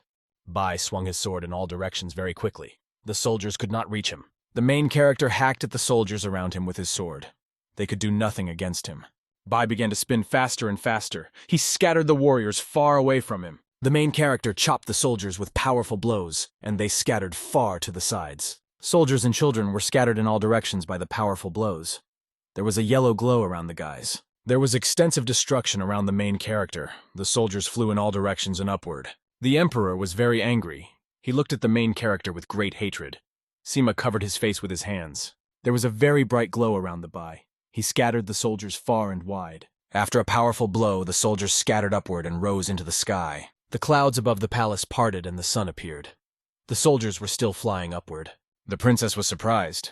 She looked at her friend with fear and excitement. After flying upward, the warriors began to fall very quickly and sharply to the ground. The area was littered with the bodies of soldiers. The princess realized that all the warriors had lost the battle. The main character told his girlfriend that he was a cultivator from the Qingming sword sect. The princess realized that her friend could indeed come from the sword sect. Sima asked with excitement, "Was this really the stage of chi purification?" The frightened emperor stood next to him. The man said in a frightened voice that there were several thousand soldiers against the main character. The ruler said in an angry voice that the cultivator knew a lot and was well known in narrow circles. That's why he has unusual abilities. The demon said angrily that the chi refining stage has limitations. The main character spent a lot of energy on the attack. His weapon was destroyed. The main character stood in the middle of the square. The ground beneath him cracked and his sword was broken. Sima took a closer look and noticed that the main character only had the handle of the weapon left. The man felt a very strong feeling of fear within himself. He was still looking at the Bai. The main character calmly threw aside the fragment of the sword from his hand. After that, the cultivator suddenly began to disappear somewhere very quickly. The man was scared. He couldn't keep track of where the main character had just disappeared. Bai ran up to the man and hit him in the chest with his fingers. The Emperor was angry and surprised. He realized that the main character had just finished off the sim. After a sharp and unexpected blow, the man screamed in fear. Sima could no longer stand on his feet. He fell to the ground in front of the main character. In a dying voice, the man asked the guy to spare him. At the last moment, Sima said that he had no choice. The cultivator replied that there was a choice. The main character explained that his interlocutor simply decided to give up and obey. The man was dying. Bloodstains appeared on his body and face. He could no longer breathe. Sima fell to the ground dead. The emperor next to him was very afraid. The protagonist said with a smile that he had just used the blood-thickening technique from the Blood God sect. The ruler angrily asked the guy how much life chi he had left. The main character answered in a calm voice that he had not yet moved on to the stage of constructing the foundation. Bai stood opposite his opponent in the square. They were preparing for battle. The main character looked angrily at his opponent. The emperor prepared to attack him. Jushi opened his mouth and attacked the guy with 1,000 shots of sacred blood. The main character stood calmly and watched as his opponent attacked him. The cultivator extended his hand forward and calmly stopped the flow of blood in front of him with it. Bai calmly crushed the blood vessels with his hands. He asked his interlocutor, was this really his signature move? The emperor looked angrily at his rival. He prepared to attack further. The emperor took out a small red box from behind with his hand. He squeezed it. At this time, unexpectedly, the flags from Sima's clothes flew to the side and rose up. The flags went up and a bright fire appeared around them.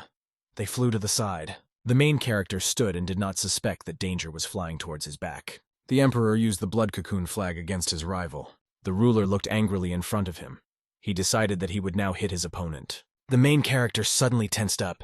He spat a huge wisp of flame from his mouth. A very bright fire came out of the guy. He burned everything in front of him. With the help of bright fire, the main character stopped the sharp flags flying at him. The guy extended his hand and managed to grab the flags. They did not harm him. Bai began to tear the fabric from the flags and throw it on the ground. The emperor looked at him angrily. The cultivator said angrily that he used a secret martial technique against him. The emperor realized that he now needed to get out of this place as quickly as possible. The demon got angry.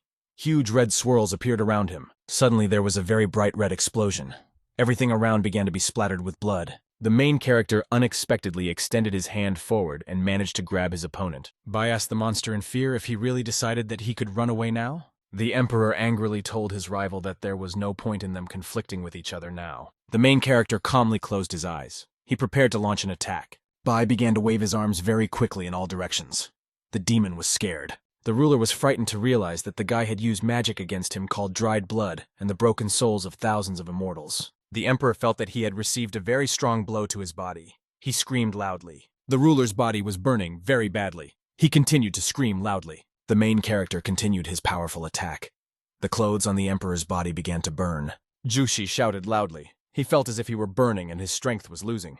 The effect of the magic stopped and the emperor was thrown far to the side. The main character extended his hand forward. He managed to grab his falling opponent with it. After that, the Bai sharply swung his hand and threw the demon far to the side. The emperor lay on the ground and showed no signs of movement. The princess stood on the side and looked at all this. The main character joyfully turned to his girlfriend and said that evil must be defeated. Bai explained that the evil emperor was the first to order the soldiers to attack. The princess looked at her friend with admiration and thanked him. The girl turned around and noticed how the king gradually began to come to his senses and get up. The ruler stood up and said in an exhausted voice that he had a headache. The girl called him. The princess ran up to her father and asked if he was okay. The main character explained that now everything will be fine with the emperor. The main character explained that the ruler could turn into a walking dead man, as happened with the soldiers. Bai turned sharply and began to climb up the stairs. The girl looked at him with interest. The princess told her friend that she wanted to express her gratitude to him. The main character stopped. He listened to his girlfriend's words with displeasure. Bai felt dissatisfied and irritated. He decided to go about his business. In parting, the cultivator told the princess that he wanted to purify the souls of those people who died a tragic death. The main character stepped aside. He used magic to move through the earth. The guy began to move down very sharply. After that, he fell into a deep dungeon. The cultivator found himself in a deep dungeon. He looked around carefully. The guy saw a lot of tormented souls down in the dungeon. There was no way they could be reborn. The main character looked around. He realized that he would need to destroy this array. He decided that it would be easy for him. With the help of special methods, it would also be possible to purify the souls of the dead. The boy's hand began to glow. He shouted to the souls to get out of the abyss of suffering and get on their way to the next life. After that, the man snapped his fingers. A bright glow appeared around his hand. The monsters felt a surge of strength. They began to walk towards the man. The main character stood and was silent. He looked with interest at the tormented souls around. Bai looked to the side. He realized that a large array had been destroyed. At this time, souls from all sides began to run towards the person. The main character stopped and carefully looked back. He realized that someone was standing behind him. Bai looked closely and noticed his old acquaintance, the collector of souls. Lin looked dissatisfied at the man and asked why he called him. He asked if the main character really wanted to go to the underworld with him. The main character pointed to his interlocutor with his hand at the souls around him. He said that there would be work for the Tench here. The collector said that there are a lot of souls around. They died before the date indicated in the Book of Life and Death. The main character explained that the demonic cultivator killed people, drained the cow and locked their souls. Bai tore the demon's soul into small pieces. Lin thought about it. He looked carefully in front of him at the huge number of souls. The soul collector threw aside the long chain. She began to little by little bind the monsters. Very soon, all the monsters in the dungeon were bound by the soul collector's chain. The main character told his interlocutor that he helped him this time, and therefore he deserves praise. Lin reminded his friend that he ran away from him very often and could no longer pay for it. Bai answered his friend that he understood everything. He thought to himself that he had many sins that were dragging him down. The soul collector lit his green flashlight. He told the monsters to follow him. The main character stood and watched with interest as the collector took the captives with him. Suddenly the line stopped. He wanted to say something to the main character in parting. The collector turned to his interlocutor and wanted to tell him something. The main character was very surprised. He listened to his interlocutor with great interest. Lin waved his hand goodbye to the guy and said that he could forget. The bound souls silently followed the collector. Bai stood aside and watched this. The main character could not understand why the collector first spoke and then fell silent again. The collector shouted from afar to the main character that he remained his target. Bai was very dissatisfied. He said in an angry voice that Lin was crazy. The main character prepared to go outside. He noticed that the palace was completely destroyed. Bai walked slowly towards his friends, who were still waiting for him. The main character looked ahead with interest. He noticed that familiar people were still standing near the entrance. The emperor bowed to the cultivator and thanked him for his help. The main character with a smile told his friends that although they were cheerful, he himself had to go. The ruler became very worried. He told the main character that he wanted to thank him. The guy explained to the ruler that he still wouldn't be able to give what he needed. He had words to speak to his spiritual advisor. The priest was very surprised. He could not understand what the cultivator wanted from him. The advisor was amazed. He asked the guy, "Does he really want to call him?" The main character and his companion went inside the mansion of the royal spiritual advisor. The Bai was holding a small magical green token in his hands. He showed it to the priest. The main character asked the advisor if this token belonged to the Qingming sect disciple who taught him everything. The priest replied that this was all true. The advisor said that at first he was an ordinary farmer, but the teacher gave him special prayers. Then his teacher was seriously wounded. The protagonist explained that the jade belonged to a member of the Qingming sword sect. The guy said that he would keep the pendant for himself. He advised that the advisor pay attention to his cultivation. It may reach the nucleation stage. The priest obediently bowed to the main character and said that he understood everything. The main character asked the man if he really advised citizens to raise taxes. The income from this was planned to be used to prepare pills. The advisor fearfully bowed to his interlocutor and explained that all these words were true. The Bai very sternly asked the priest, what kind of pills did they make? The man was surprised. The advisor stopped in fear. He could not explain anything to the main character. The main character swung sharply and hit the advisor on the head with his hand. This was supposed to help with awakening. The Bai explained to the man that he was under the control of the enemy's demonic possession technique. The man's memories are mixed up. Demonic possession is a high-level physical technique. It was created by a very talented patriarch of the demonic dimension a couple of thousand years ago. Demonic possession is different from other techniques. The target is quietly taken under control and will follow all the owner's instructions. The demonic patriarch used a similar method and forced some cultivators to enter the demonic dimension. Bai nervously asked his interlocutor if he was awake. The counselor responded fearfully that he should not have used the resident's money. The main character sternly asked the priest, what kind of pills did they create for Jushi? The advisor said fearfully that they used pills that he himself made, but he himself never learned how to make them. The main character with a stern voice demanded from his interlocutor that he show him the pills. The man extended his hands forward. There was a pile of brown pills on the palms. The main character realized that there were yang strengthening pills in front of him. The guy realized that Jushi had problems due to his long stay in the dark, cold palace. Bai said in a dissatisfied voice that all this was a waste of resources. The main character told the man that he could already be half considered a member of the sect. He demanded that the advisor help the emperor. Justice must be maintained. Bai wanted to teach his interlocutor methods of strengthening immortals.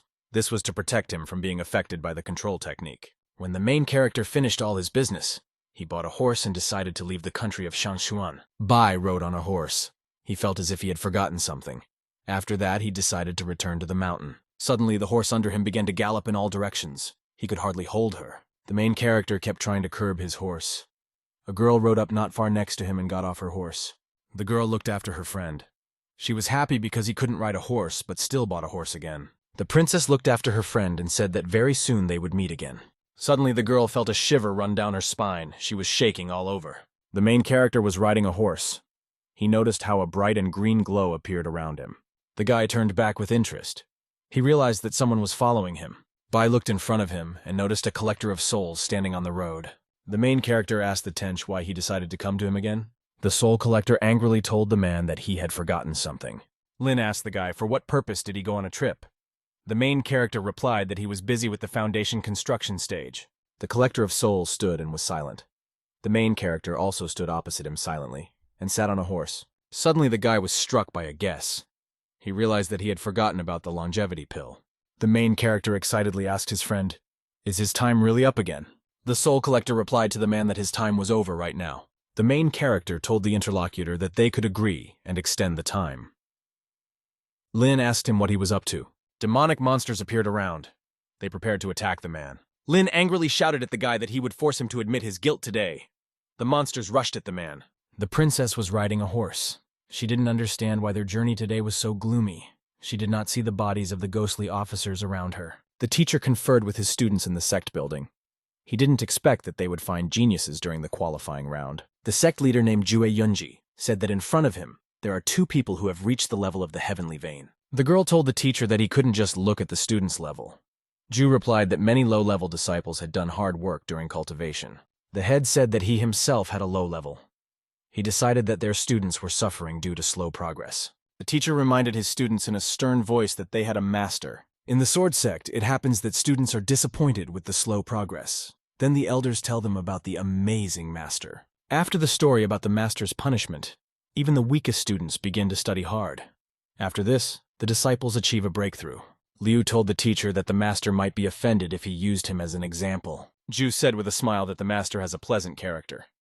Qing reported that one student owes a debt to a man in white robes named Bai.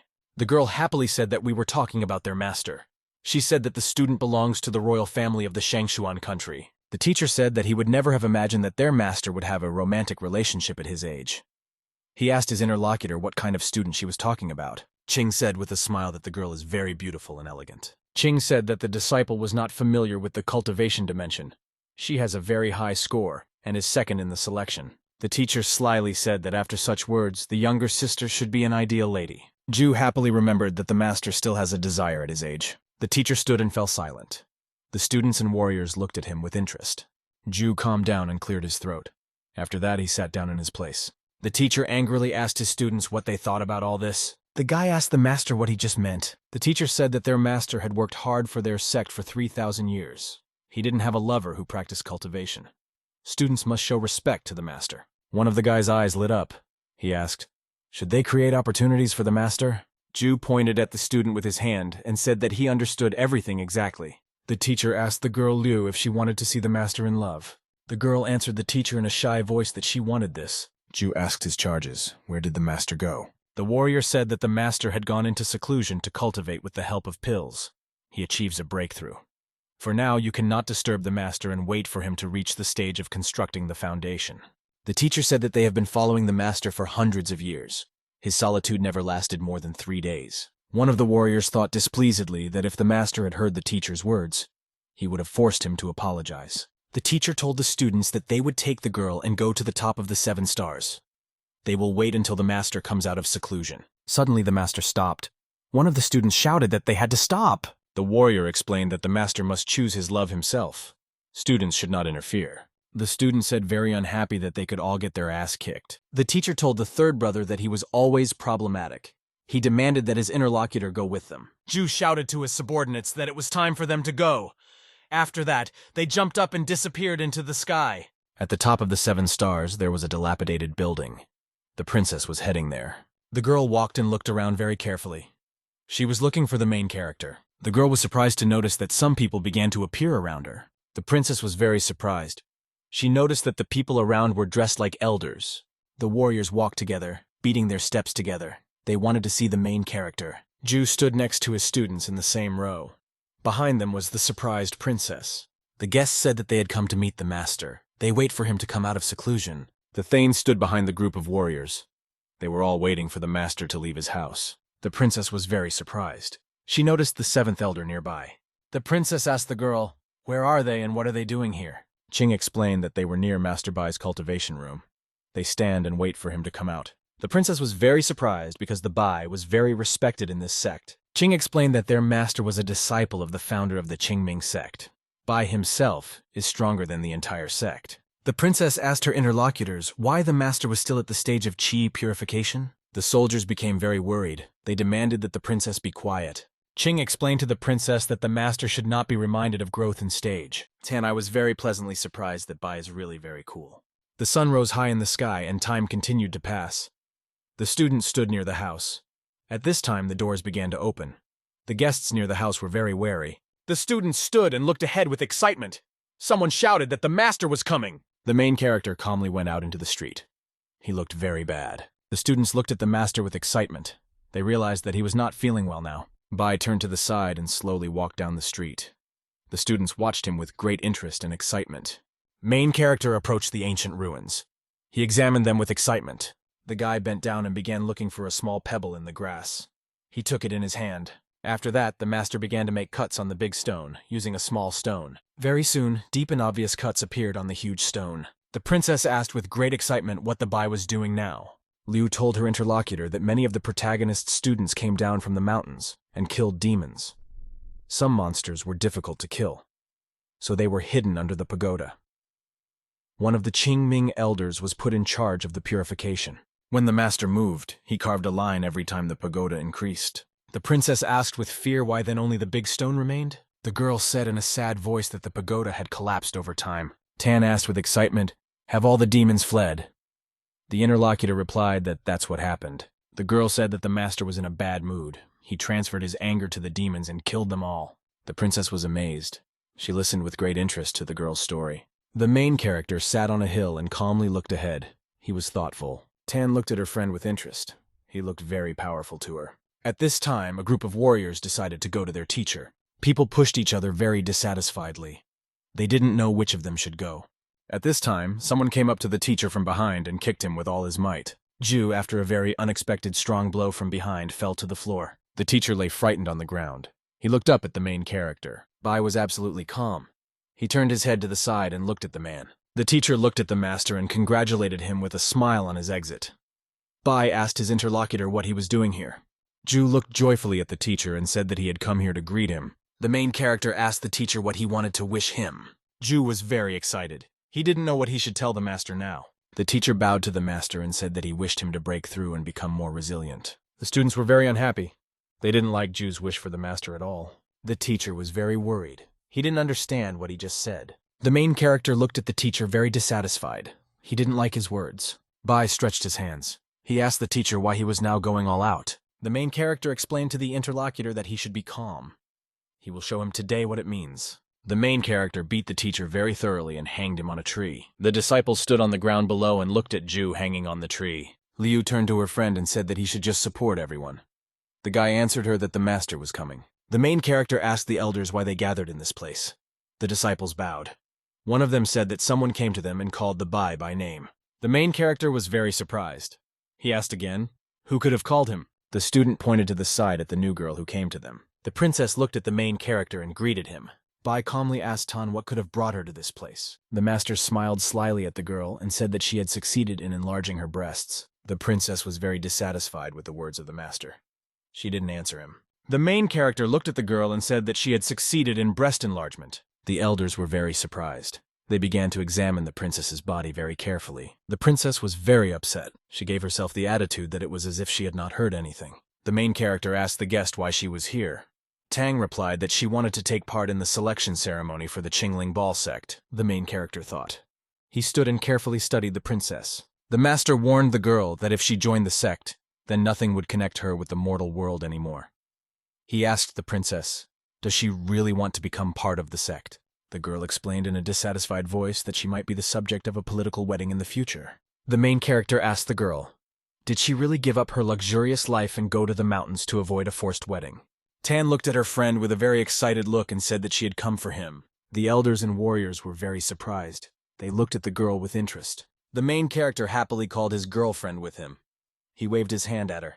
Tan looked at the master and explained that she wanted to see what his sect looked like. The elders approached the girl and began to explain everything to her. Someone thought that there was some hidden meaning behind the words Tan. The main character told the interlocutor that she is now a member of the Qingling Sword sect. He greeted her. The student asked the master not to call her mistress anymore. She explained that she would stick to the chain of command. The main character told the girl that even Xuan and the others could not talk to him correctly. The student smiled joyfully and answered the master that he said everything correctly. The main character was happy. He smiled very contentedly at his students. The main character suggested to his guests that they should not stand on the street, but come inside to him. The elders and disciples went inside the house together. They looked around. The main character told his guests that they could sit down. One of the elders noticed consciousness-raising pills on the table. The guest carefully took one golden pill and began to study it. He was struck by her smell. The guest said in surprise to the master that he had used many rites to stimulate the essential key and foundation building pills. The main character answered his interlocutor named Fu Yun that he was very smart. The main character said that there is a lot of purified qi inside him. It is very difficult to find an ingredient that would help change it effectively. Instead of wasting precious resources, he can simply stimulate his purified qi and allow it to increase on its own. Fu explained to his interlocutor that he could ultimately achieve not only a breakthrough to the first stage, it can also reach the foundation construction level. The main character said with excitement that he feels that he will make a breakthrough very soon. The disciples and elders were very surprised. They looked at the guy with great excitement. The disciple remembered that the master had just come out of intensive cultivation. He didn't understand why the Bai wanted to make a breakthrough again. Qing, I asked the master, what is he going to do next? The main character was sitting in a meditative pose. He said that he wanted to suppress his ascension to the next level. He wants to test if he can condense purified qi into liquid form. Tan, I asked the teacher how he could suppress his ascension to the next level. The main character looked at his interlocutor and explained what he would hold. Bai explained that he would hold everything, as if holding urine in the body. Qing was very surprised. She shouted and expressed her admiration for the words of the protagonist. The student asked the master, will he really not be allowed to exert himself? The main character calmly looked at the girl and explained that he wasn't tense anyway. The girl smiled joyfully and explained to the master that Tang Ruowai could become his student. The main character told the students that he himself was only at the stage of qi purification. One of them could take care of the princess. The girl happily told the master that they could all definitely trust him. One of the warriors said in a joyful voice that they had reached their level thanks to the efforts of the master. The students began to wave their hands. They also began to joyfully shout words of support to their master. The main character sat with a dissatisfied expression on his face. He looked at his students. Bai sternly asked the students what they were planning behind his back. The students fell silent.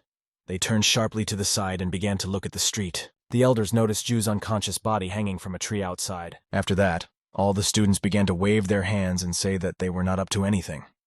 The main character explained that he first needed to find out his girlfriend's opinion. Bai asked Tang, does she really want to become a student? He explained that he was still only at the stage of qi purification. Tan was very surprised and worried. She did not know what she should answer to the teacher. The students around the girl began making gestures for her to agree. The girl was very clearly unhappy. She didn't understand why she should listen to people from the sect. Tan said that she agreed to be a student. However, she does not know much about the various dimensions of cultivation. Qing was very happy. She clapped her hands and said that these words would be enough. One of the students said that he would now bring a jade amulet and a uniform. Tan will stand out as the master's personal student. The main character was surprised. He realized that his students had prepared everything themselves in advance. Bai looked angrily at his students and said that they had become independent. The guests were very excited. They sat and looked at the master in fear. The guy and the girls told the master that they wouldn't dare do anything bad. The main character explained that teaching Tan would only be a joy for him. He explained to the princess that the abilities of the entire Shangshuan royal family went to her. Tan said with surprise that she only learned about her abilities after touching the stone. The master explained to the girl that the spirit is not some kind of rarity. She can get it after a few heavenly enhancement pills. The main character asked where the second person with a heavenly level spirit was. The guy said that the second man had the spirit of gold. The sect leader took him as his disciple. The main character said that Jews should not be arrogant. The teacher must understand that heavenly-level spirits mean nothing at all. Liu explained that they should not put pressure on the teacher. Otherwise, he can easily fall into despair. The main character told the guests that he was well aware of what they were telling the students about him. The guests were very scared. They sat and did not know what to answer the master. The main character said that he would keep the student for himself. His guests must return. They must deal with the daily affairs and problems of the Qingming sword sect. The elders headed towards the door. Someone said that you need to remember to take the teacher down from the tree. People stopped briefly near the door. After that, they prepared to leave. The elders headed together to the tree where their teacher was hanging unconscious. The guests grabbed and took with them the body of their teacher. They prepared to leave. After that, the elders flew up. One of them said that they needed to leave here quickly. The main character was left alone at home. He looked at the flying bowls in front of him. Bai explained that it was easier for him after the sect elders left. The main character told the girl that she can now call him teacher. The girlfriend smiled joyfully. She looked shyly at her teacher. Tan, in a frightened and shy voice, turned to the main character and called him a teacher. Bai was very pleased. He called the girl his obedient disciple. The student looked at the teacher. She felt irritated by his smile. Tan shouted angrily to the teacher that he should be a little stricter with her. Bai asked the girl with interest, "Why does she take this so seriously?" The main character looked at his interlocutor and called her by name Ruowei. Tan felt very uncomfortable. She had a strong feeling of tightness in her body. The girl sat and felt very constrained. The main character was opposite her. After this, the student jumped to her feet and said that she needed to go to the toilet. Near the entrance, a girl asked where exactly should she go. The owner explained that she should go straight and to the left. The girl left the room and slammed her door behind her. The main character joyfully said that if he behaves seriously, then no girl will stand it for long. Bai sat and thought to himself that he felt as if he had said something wrong. He felt severe pain in his chest. The next day, the third elder brought a new uniform and a jade amulet for the Tan. The protagonist's yard has been expanded. A house for the new disciple and a cultivation area were built there. After the ceremony, the girl joined the sect as a student of the main character. This was the first such case in my life. Tang immediately began cultivation. She was at the top of the 7 stars. The girl was sitting in a meditative pose. Teacher asked her if she knew what was most important before starting cultivation. Tan asked the master if her abilities were also important. Master explained that cultivation can be compared to constructing a tall building. The student's abilities determine the speed and method of obtaining raw materials. The teacher told the girl that the foundation is her body. To improve her foundation, she must improve her physical condition. The girl said that she had been training in the skills of the royal family since she was 6 years old. Her physical condition is much better than that of an ordinary person. The main character explained to the girl that she was his student. He will do everything to ensure that she achieves results that are better than his. The teacher told the girl that the skill she was training could not help her build a good body. Tan was very surprised.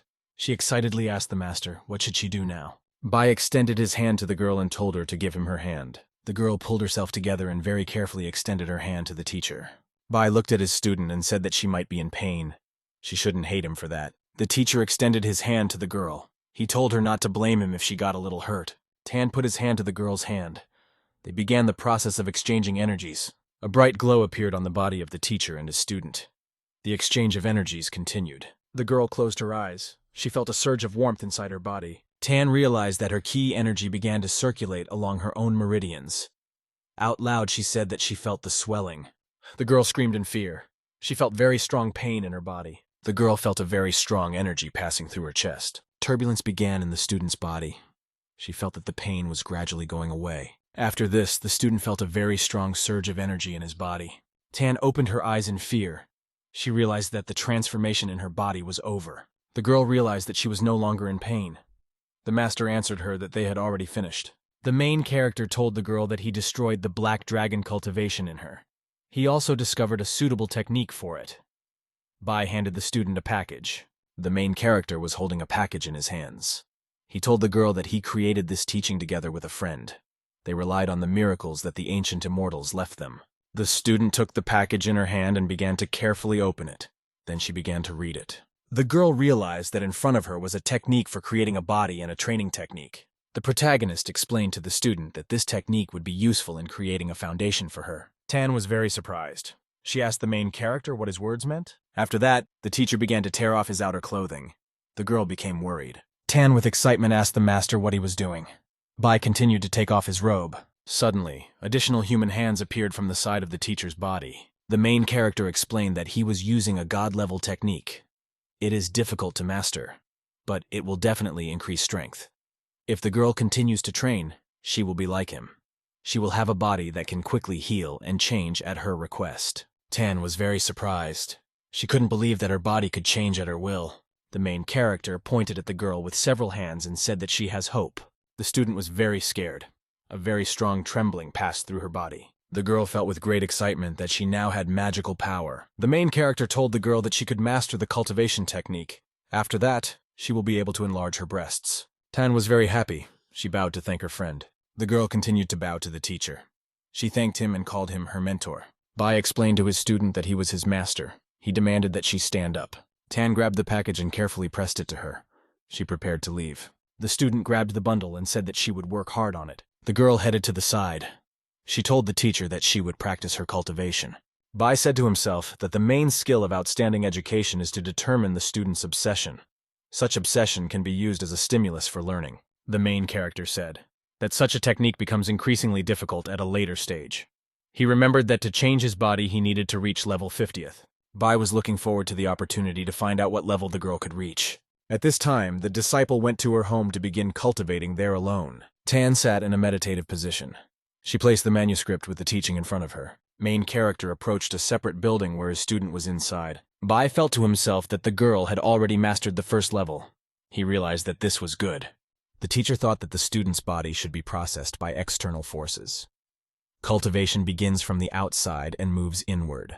Main character watched the student's training. He was worried that she would not overwork herself. To help and protect the girl from deadly cultivation, the main character prepared medicinal baths to restore the body. The teacher prepared for the student a pill to support the technique and all the necessary things for cultivation. The main character was sitting at a table. He felt like he was raising a daughter. The main character was sitting at the table.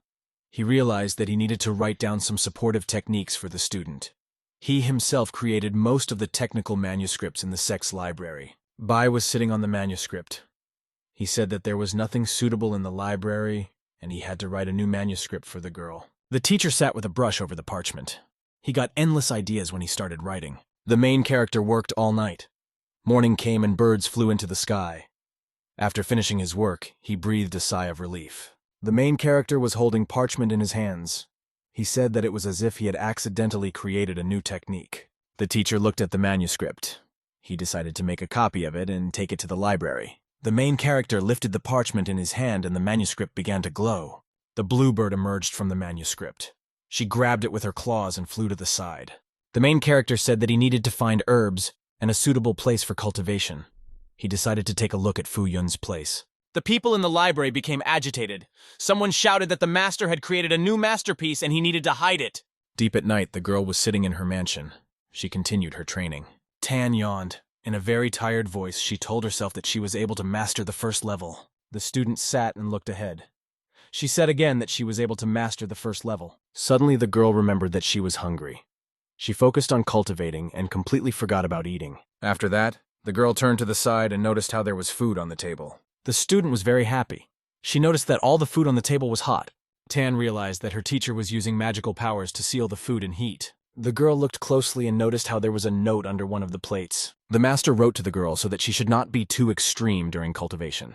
It may explode due to overload. The student was unhappy with the note. She tore it and threw it on the floor. The girl grabbed a piece of bread from the table. She noticed in it the image of the main character. Tan angrily grabbed the bread and began to chew it very quickly. She didn't like that she saw the guy's face. The girl was sitting alone in her house and shouted that everything was annoying her. The student decided to go down the stairs. She decided to take a bath in the hot spring. The girl decided that she would take a bath in the hot spring. The master told her about this place the other day. The girl approached a small pool and noticed that there were many monkeys sitting there. The primates near the pool were very unhappy when they saw that a person had approached them. The student looked around carefully.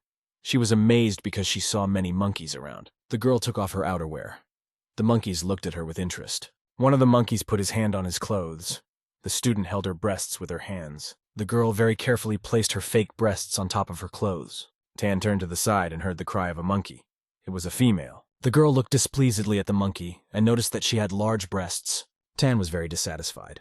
She realized that even a female monkey has breasts. The student went into the water. She told herself that in the future she will also have a beautiful body. The girl looked across the water at her chest. She decided that she had gotten bigger.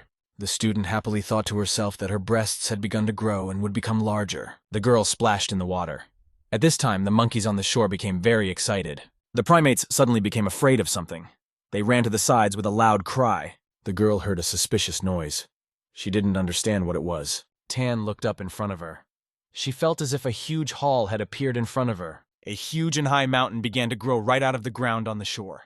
The girl was very surprised. She realized that the mountain was moving on its own. The girl was surprised to notice how the mountain itself took off and rushed over the ground. Tan was very surprised. She noticed how a huge mountain flew straight towards her. The girl noticed with great fear how a huge hill flew very low above her. The mountain was flying above the ground, and above it was a bright yellow pentagram.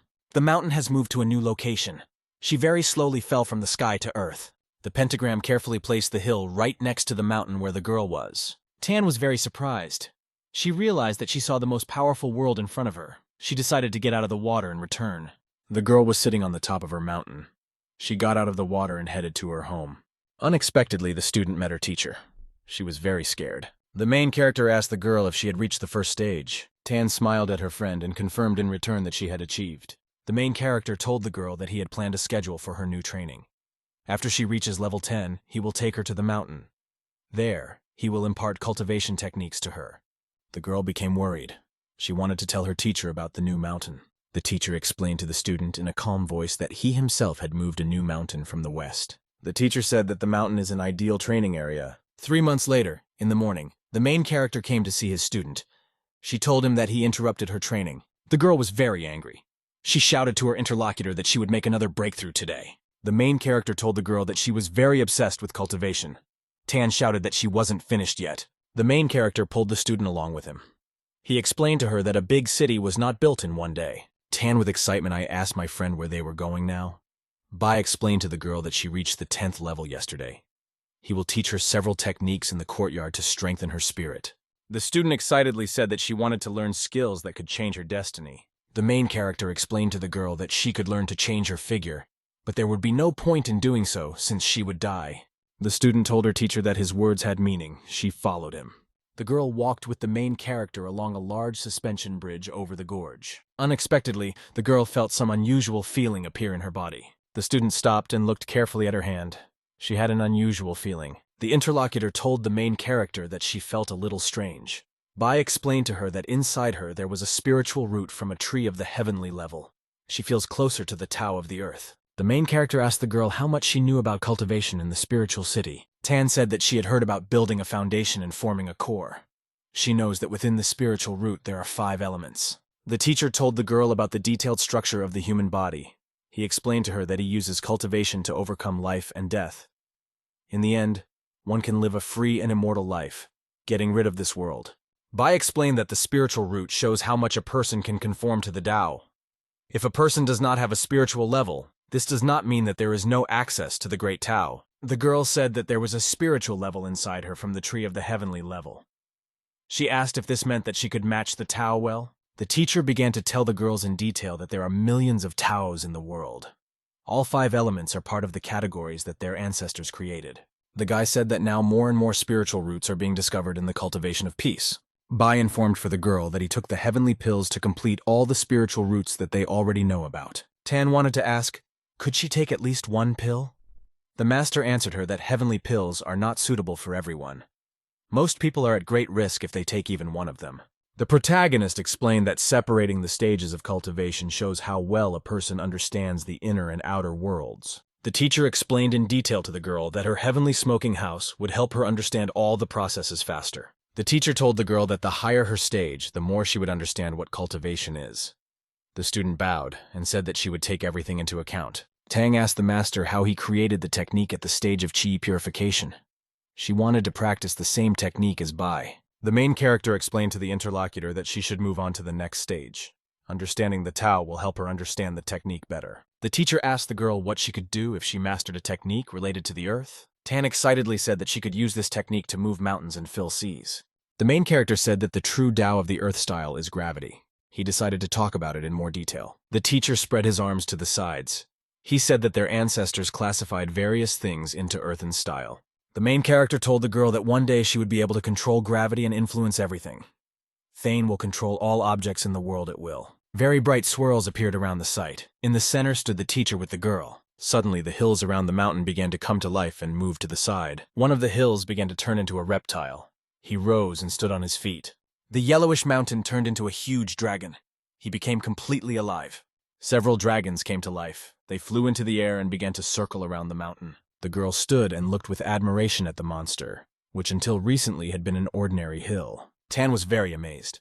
She shouted that all this impressed her very much. Bai told the student that late at night he had created a special technique for her, focused on manipulating primordial gravity. The man handed Ruowai a manuscript consisting of techniques related to the Earth, so that one day even Mother Earth would become her weapon. However, the elder also couldn't help but notice that the Earth technique had one small drawback. Mrs. Tang looked at the manuscript with interest, wondering in her hands what this flaw was. Chiron admitted that in the early stages, the disciple's cultivation was greatly limited, so she would not be able to use gravity. Of course, this would be decided once Ruowai reached the foundation construction stage, but the man could not be sure that this would happen. Bai reported this to his student, causing her to become angry because the teacher believed that she would be stuck in the chi refining stage with him. The elder remained calm and told her that he could not help but think about it because he saw that their paths were similar. This did not reassure Mrs. Tang, and the still irritated girl said that they were different because Chiron was a guy. Then the teacher put aside his seriousness and reminded Ruowai that if the brunette was in a man's robe, then no one would see that she was a lady. Bai's words offended the student, so she responded by shouting that she would never get stuck in the chi refining stage. Thus both cultivators were hurt by their opponent's words, but chose to retreat. The master decided to try to move their conversation into a more peaceful direction and proposed an argument. Lady Tang listened to Chiron say that with her talent, she would reach the 10th level of chi refinement in 6 years. Bai believed that during this time the girl could build the foundation, and if nothing came of it, she would have to fulfill his wish. Ruowai doubted whether to accept the offer, but decided to clarify what awaited her if she won. Without thinking twice, the elder promised to give the student a top-level flying sword as a reward. In addition, they decided that the master would fulfill any request of the brunette, unless it was something bad. Madame Tang was eager to win the argument, so she hurried to begin cultivation. From then on, Ruowei devoted all her energy to cultivation, hoping to win the bet with Chiron. Every morning, the patron spiritual beast woke up Tang, and she began to practice creating her body and training the technique. The top of the dark stone was turned into a cultivation site, where gravity from top to bottom increased every 20 meters. The girl cultivated only at the top of the mountain, in an attempt to obtain the first flicker of life ki. In the afternoon, Bai accompanied the disciple to the Qingling sword sect, and at night he took her to take a medicinal bath of various herbs. During Ruowai's practice, there were some quarrels, but they never crossed the line. At night, Lady Tang went to the hot spring, and Chiron, as promised, resisted the temptation to reach the next level of chi purification. Thus, all 6 years passed unnoticed by everyone, and the time had come to announce the winner. During this time, Bai never found a way to compress vital chi, but created many high-level techniques. The master's mood was on the verge of despondency, because he guessed that Ruowai would soon achieve success. The elder was pondering the fact that he should prepare all the necessary materials when Lady Tang burst into his room. The girl beamed with delight and admitted that she felt as if she would soon build a foundation. The man looked at his ward, experiencing a whirlwind of vague emotions. Soon he managed to control himself and stood up from his seat, realizing that the day had finally come. Bai took out the scroll of the meditation technique that his master had once given him, and handed over the manuscript to Ruowai. The brunette went to practice, leaving the elder to prepare the foundation construction pill. For 3,000 years, Chiron had seen millions of pill recipes and tried countless of them. However, when it came to Lady Tang, he wanted to refine the famous Dao Qingming prepared for him. In their sect, students could exchange their credits for materials, and the points were counted for contributions to the sect. The master constantly saved many disciples and even helped an entire sect for a while. Thanks to this, the blonde had accumulated a huge number of points over the 3,000 years of his life. The man arrived in the city on his own for the first time in a long time, because Zhuo Yunji had always asked Zhuo Yunji to do so before. Bai headed to a small store where points could be exchanged for material. Turan used his seal to have a special device count his points. The rest of the visitors were shocked when they saw the blonde man's huge number of glasses. The elder did not pay any attention to those around him and asked for a huge amount of herbs. This then caused rumors that this was the real leader of the Qingming sword sect. Bai collected all his purchases and, completely immersed in his own thoughts, headed towards the exit. Suddenly, Zhou Yunji and Fu Yunzi appeared in front of him, attracting the master's attention. The sect leader didn't expect to see the elder at the foot of the mountain, so he asked why he came down. Chiron explained that Ruowai had almost reached a new level, so he had to create a pill for her new foundation. Ju was excited by this news and asked his friend in disbelief if Lady Tang had really broken through. Fu Yunzi pulled the sect leader towards him and cheerfully reminded him that since his disciple had not yet reached the next level, Yunji had lost the bet. The master wanted to know what kind of dispute his brothers were talking about, but the guys began to actively deny that they were talking about something like that. The fourth elder turned the topic to the recipe for the elixir that Bai was going to use to create the pill. Tsuran did not hide the fact that he was going to use the recipe that his master had used years ago. The blonde understood that cultivation was in an imperfect state back then, so his teacher used the usual recipe. The sect leader listened to Kuran and tried to ask why the man chose the standard elixir, but Bai did not allow Yunji to finish, patting the young guy on the shoulder in understanding. The elder looked at Ju carefully, admitting that he considered him and Roai very similar. Yunji was speechless for a second, trying to comprehend the information he heard from the master. And then the young man lost control and began shouting that Bai was going to use the student as a guinea pig. The sect leader fell silent only after Kuran hit the young man in the nose. The fourth elder watched as Ju begged for his face to be spared and thought that Yunzi would never learn to think before speaking. An enraged Bai reminded the young man that a righteous cultivator must follow his path step by step. The blonde claimed that he was simply thinking about Ruowai's future, and the sect leader did not argue with this. Ju again said another nonsense, which the centenarian met with a new wave of irritation. After that, Yunji flew out of the room, and Fuyun closed his eyes in disappointment. Over the next 2 days, Churan was able to select a pill identical to the one he had taken many years ago. Under the gaze of the other elders, the blonde handed the pill to Ruowai and sent her to cultivate. Mrs. Tang decided to cultivate in isolation and thanked the master before leaving.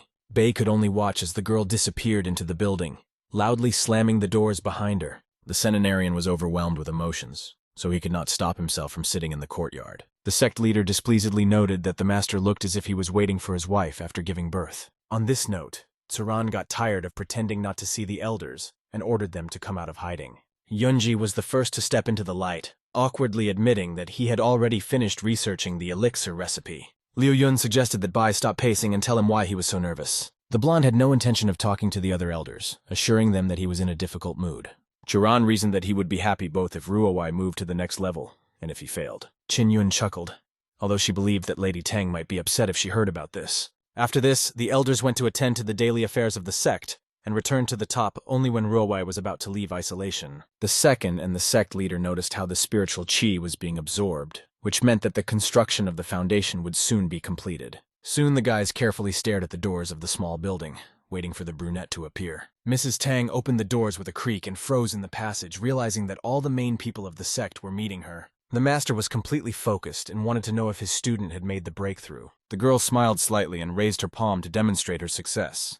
As soon as Ruowai's hand was covered in qi energy, the brunette crouched down, striking the tiles on the floor. When Lady Tang removed her palm, the elders could see a clear imprint. The student watched with pleasure the shocked faces of the elders and chuckled at their reaction. The master was horrified by the realization that Ruowai's imprint showed traces of the true spiritual element of the earth. When Suren realized that everything was successful, tears flowed down the blonde's cheeks from disappointment. The next moment, the centenarian left the mountain, causing the indignation of the other elders. Late at night that day, the light was still on the mountain in the Jue Yunji manor. Mr. Bai was visiting the sect leader, draining another vessel of alcohol. The man was so crushed by the news that his student had surpassed him that he didn't even take a break. Thanks to this, a decent amount of empty containers accumulated on the floor next to his feet. Chiron shouted in annoyance, realizing the fact that Ruowai managed to build the foundation in just 6 years. Yunji tried to persuade the master not to drink too much, but this only worsened Bai's condition. The long-lived man pulled another vessel towards himself, telling the sect leader that he was trying to explain to himself that he was not so talented. The blonde aggressively tore the lid off the jar, indignant that he had been overtaken by his own student. Before drinking another portion of alcohol, Tsuran looked at the night sky, preparing to intensify his pain with wine. Ju could only bitterly watch the waste of an expensive drink, mentally saying goodbye to several thousand spirit stones. In the end, the young man was going to leave the master alone, knowing that he would cripple him if he talked too much. Yunji breathed in the fresh air, leaving the centenarian to drown his grief with alcohol. Suddenly, the seventh elder appeared in the sky in front of him, dragging Mrs. Tang with her. The sect leader couldn't believe his eyes, but was glad to finally see that help had arrived. Qin Yun and Ruowei bowed respectfully to the guy, greeting their elder brother. The brunette looked worried and asked Joy where her teacher was. The young man began to cry and pointed to the yard, telling the girl that Bai was emptying their alcohol supplies. Lady Tang was shocked when she learned that Churan had already poured out 30,000 spirit stones. Ruowei went to the centenarian to talk some sense into him, causing excitement among his senior comrades. When the student entered the territory of the sect leader's mansion, she immediately felt streams of spiritual energy. The girl guessed that she was in the air from the wine and understood why alcohol was so expensive. However, Madame Tang remained confident and looked at Bai with a stern look. Bai noticed Ruowei and hurried to congratulate her on reaching the foundation construction stage. In response to this, the brunette threw a scandal, accusing the teacher of not being happy for her.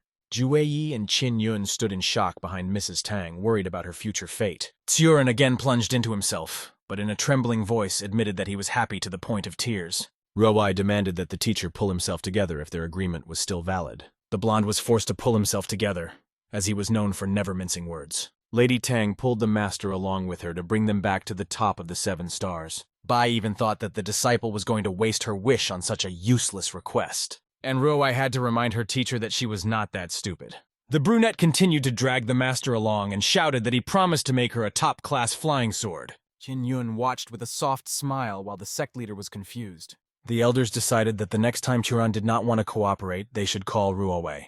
Meanwhile, the couple arrived at the 7 stars peak and Lady Tang confiscated the teacher's heavenly wine. The girl heard the master's indignation, so she irritably reminded him that she was still waiting for her sword. The centenarian could not argue with this, so he had to accept his fate. A second later, this fact surprised himself, because he realized that he was wrong and could not argue with Tan.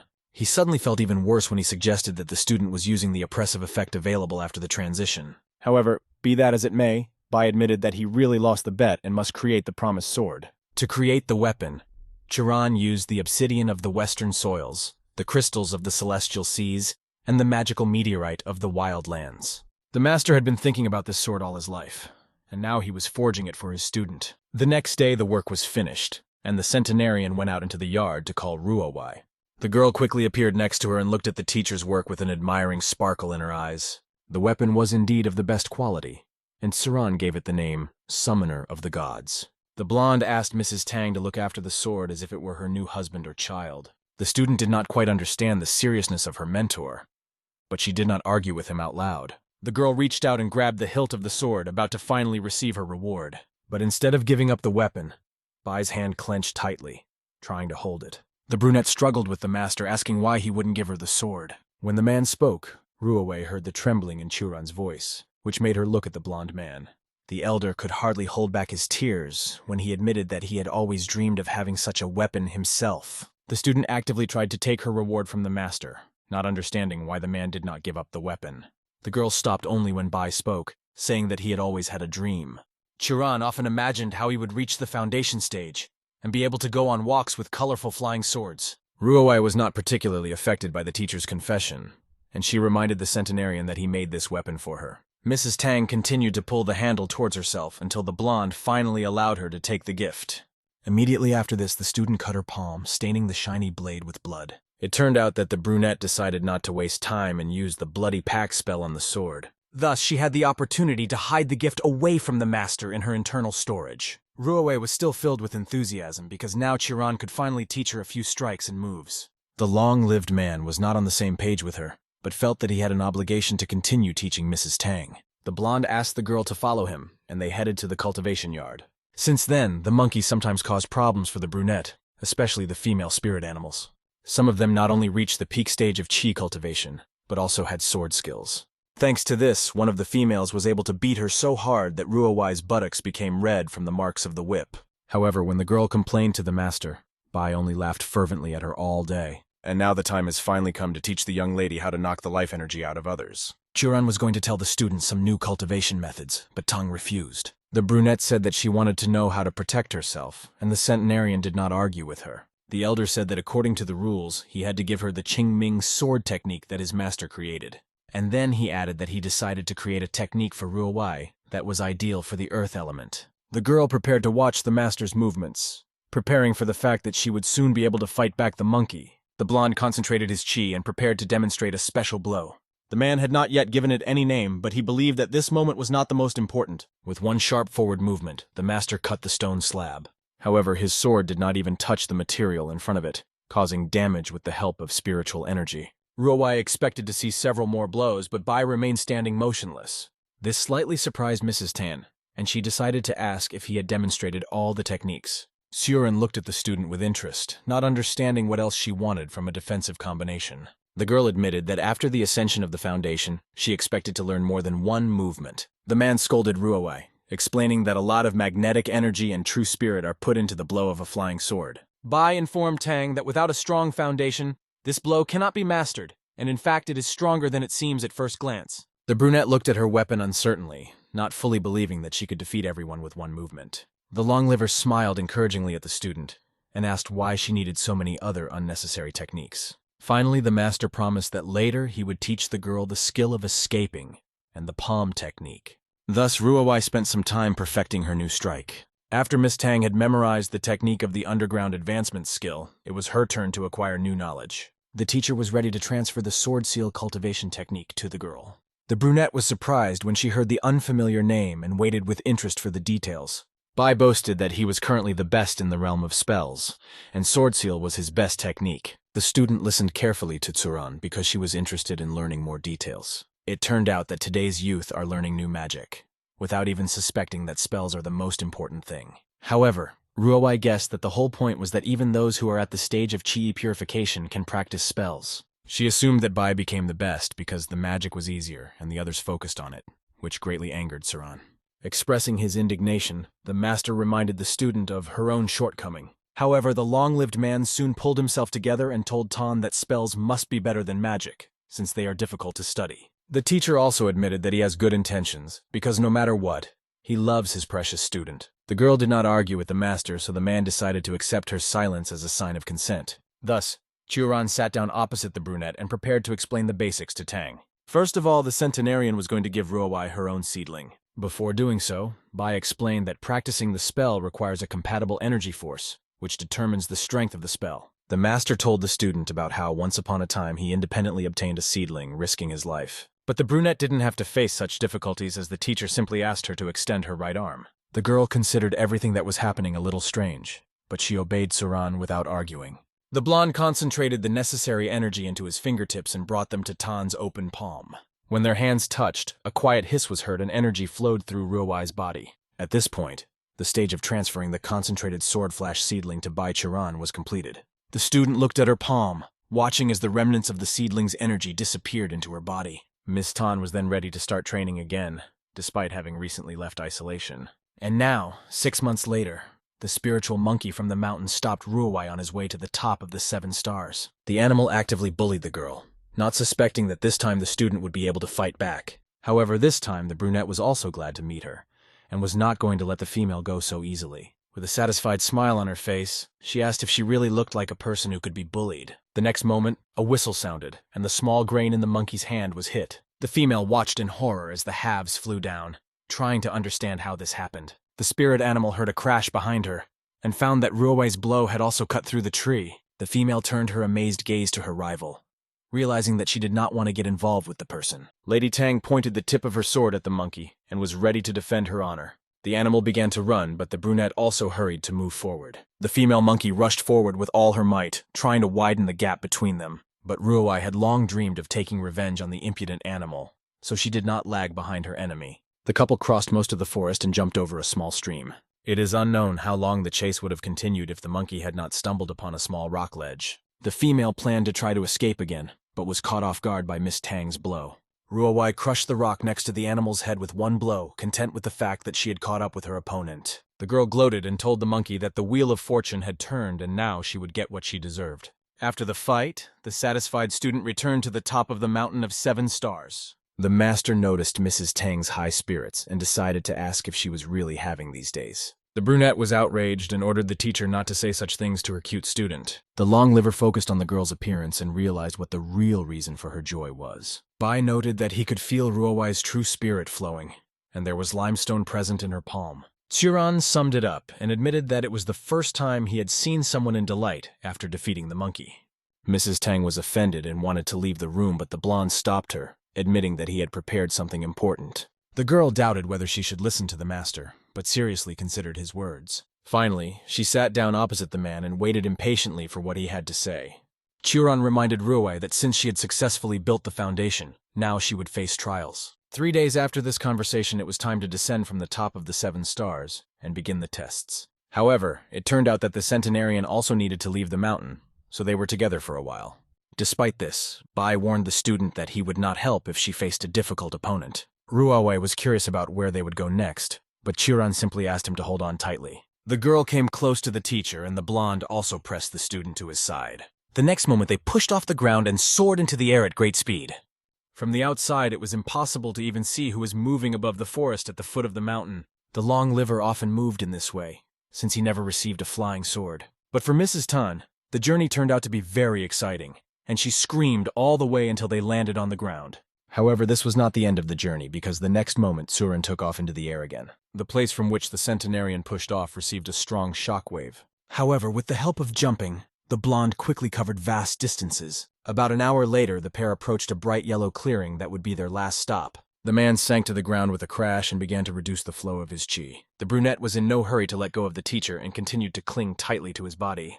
Ruawei opened her eyes when she felt the master let her go and announce his arrival. Madame Tang began to look around and asked where Bai had taken them. Churan informed the student that they had landed in the state of Tsang, Kingdom of Ding, which greatly surprised the brunette. Ruawei found it hard to believe that in less than an hour, they were able to cover approximately 200 miles. This fact brought the girl back to the realization that she was still far from reaching the master's abilities, even if she had already built the foundation. The centenarian asked Miss Tang not to be upset, promising that one day she would be able to travel at the same speed. After that, the couple left the clearing to enter the city before the start of the tests. They quickly reached the capital of the Kingdom of Ding, Chudan.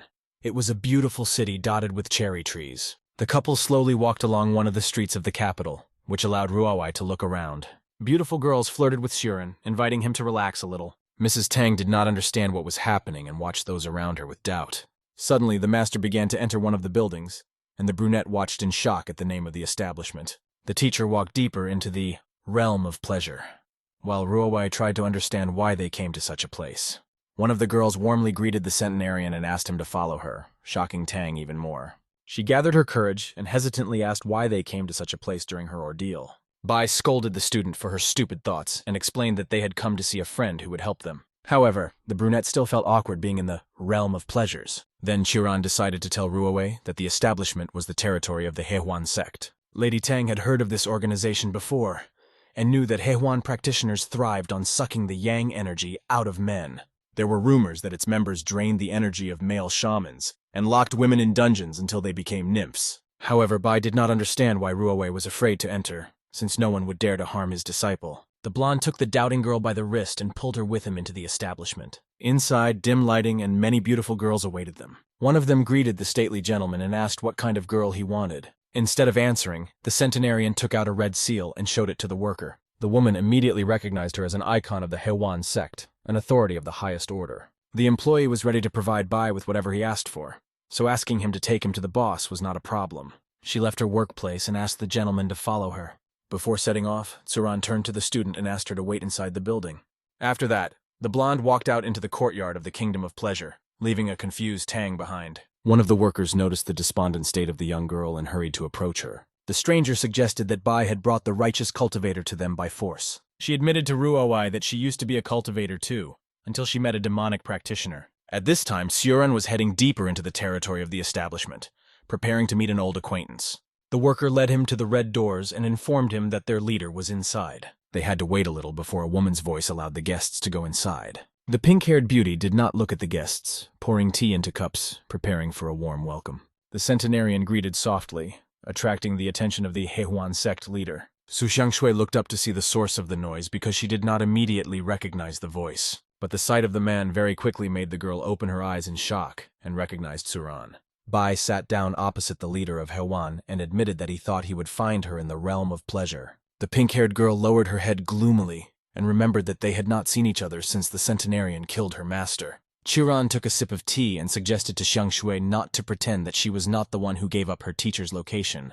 Su snorted offendedly and stated that it was not her fault that the woman planned to use her as a tool to harvest yang energy. The long liver turned the topic to his student, who was about to face her trials. Sect leader Hehuan froze in place, pondering the information she had heard, trying to comprehend that Bai had become a teacher. Xiangshui did not hide her surprise when it finally dawned on her that Chiron's ward was a girl. The blonde didn't quite understand why this news struck his old friend so much. Sue tried to remain calm, although in reality she was filled with curiosity. The pink-haired girl decided to focus on Bai's request, telling him that she had a suitable mission. The long liver was not surprised when he learned that the matter would be connected with the royal family. Xianshui told him about the idols, explaining that they were a bunch of beautiful singing and dancing girls. The elder compared them to geishas, the only difference being that idols sell their talent. Sue also said that the prince was killed 3 days ago, so the king offered to give a reward to the one who catches the killer. Churan wondered if the culprit was an ordinary martial artist or someone from the cultivation dimension. The pink-haired one reminded that martial arts are valued in the kingdom of Ding, and an ordinary master would not be able to kill the prince of such a country. This information was enough for Bai, so the centenarian stood up from his seat and thanked Sue. The leader of the Heiwan sect was a little disappointed that the centenarian was leaving her so quickly. However, the realm of pleasure reminded the elder of Master Xianshui and brought back unpleasant memories. On this note, the couple said goodbye and the gate closed behind Suran, leaving the girl alone. The pink-haired girl felt resentful again that the elder had left so quickly. However, she quickly pulled herself together and decided not to waste time on negative emotions. Instead, she clapped her hands, calling one of her subordinates into the courtyard. Black smoke swirled in front of the table, and a girl appeared in front of the Heiwan leader. Xianshui ordered her subordinate to follow the cultivators and find out more about Bai's disciple. The girl immediately began to carry out the assignment and disappeared in a cloud of black smoke. Sue was eager to find out what it was about the brunette that she was able to hook Churan like that. At this time, the centenarian was heading out of the establishment when he noticed Ruowai in the gazebo. A stranger was sitting next to Mrs. Tang, but the blonde didn't pay much attention to her. The man told the brunette about the new task, but the student turned to him all in tears. The long liver decided that the stranger had offended Ruowai, but the cultivator hastened to defend her new friend. Through sobs, Mrs. Tang explained to the master that her sister was talking about her tragic past. The blonde guessed that participant Heiwan had not told the naive girl the whole story. Therefore, he himself told the student that the poor girl studied the sex technique and then returned to take revenge on her offender. Ruowai was shocked, so the centenarian reminded her that not all people are good. In addition, Mr. Bai said that the real clients of this place are the students of the sect. After the new information, Mrs. Tan was angry and cursed at the stranger for lying. However, the girl did not think that she was wrong, and even suggested that Churan send Ruowei to them when the man got tired of her. The long-lived man admitted that he does not practice demonism, and in fact they are both from the Qingming sword sect. The sister thought the blonde was funny, and began to say that only one person has a sign of authority of the highest level. However, she suddenly broke out into a cold sweat when she began to mentally connect the facts. Tsuren decided to dispel the doubts of his new acquaintance, so he told her his name. The stranger hurried to run back, greeting the real Mr. Bai with fear. The long-lived man only laughed and suggested that the student go on a decent mission. The master led Ruowei along while the cultivator looked with interest at the reaction of her new acquaintance. The brunette decided to directly ask why the student of the Heihuag sect was so afraid of Tsuran. The elder replied lightly that he had killed the previous leader of the sect, and since the man saw no point in staying in the establishment any longer, he declared that it was time for them to go to the city. Thus, in a short time, the couple found themselves at the Baiyuan city gate. The guards met the cultivators, but before allowing them into the place where the rewards were collected, they demanded a letter of recommendation. Ruowei was surprised, because she didn't expect that in order to register to search for the killer, you need to provide a letter. One of the guards reminded the brunette that we were talking about the murder of the prince, and the reward was ordered by the king himself. Mrs. Tang turned to the master, hoping to get help from him, but, as promised, the man remained aloof. The brunette remembered that she was on her own test and had to solve problems on her own. But before Ruowei despaired, she remembered that she had something that she could use as a pass. With one easy movement, the cultivator pulled out a high-level sword, showing it off to the guards. Lady Tang shouted out that he was called the Summoner of the Gods and prepared to demonstrate her skill. The guards watched the imperial sword in amazement and even began to suspect that the girl was immortal. Ruowei then clumsily climbed onto the blade, which made the guards understand that she was new. However, the imperial sword played into the brunette's hands and she was allowed inside. Mrs. Tang slowly walked deeper into the courtyard, looking at the other participants. The student appreciated the diversity of those around her, at the same time as others assessed her herself. The girl noted that the people around the martial artist were at the stage of chi purification. An irritated Mr. Bai reminded her that her master was also in the purification stage. Their quarrel, which had not yet begun, was interrupted by the appearance of a stranger who recognized the robes of the Qingming sword sect. The brunette was surprised by the insight of the unknown girl, so she told her name. The best soldier of the Heavenly Army introduced herself in response, and admitted that she had long wanted to meet the Qingming sect. The Heavenly Army was one of the 5 cultivation sects founded by one of the human generals, Most of the Heavenly Army are mortal generals. Spears, swords, and hand-to-hand fighting style are their forte, which is why they are called divine. Lady Tang had heard a lot about the sect and enthusiastically shook Zuo Yanfei's hand. Ruowei hesitated because she didn't know why the knight came up first and was now worried that she would be deceived again. The interlocutor drew attention to Mr. Bai, who was standing nearby, and asked who he was. The brunette began to panic and tried to come up with a good answer while Tsuran visually made his hair shorter. The centenarian intervened in the conversation, introducing himself as an inexperienced student who had come to pass the test. But the master's good performance did not help Miss Tan get into character, because she was too surprised by what was happening.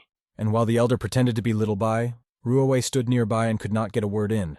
The best knight noticed the girl's puzzled look, trying to understand what was happening. In the end, she came to the wrong conclusions and only smiled slightly, thinking that Tang perceived her as a threat. Zuo patted her new friend on the shoulder encouragingly and promised that she would not compete with her. Ruowei realized that there was a misunderstanding and wanted to correct everything, but she was prevented. A minister from the kingdom's Ministry of Justice appeared in the courtyard, accompanied by 2 guards. The man attracted the attention of the immortals and heroes, assuming that they all knew the reason why they had gathered. Thus, he announced that whoever found the prince's killer would be rewarded with a set of 3rd-degree divine grass. While the minister was talking about the details of the award, Yanfei turned to Ruowei and suggested working together. Mrs. Tang did not expect to receive such an offer, and did not quite understand why Zuo wanted to unite. The best knight understood her sister's confusion, so she reminded them that they had come for a test, not a reward.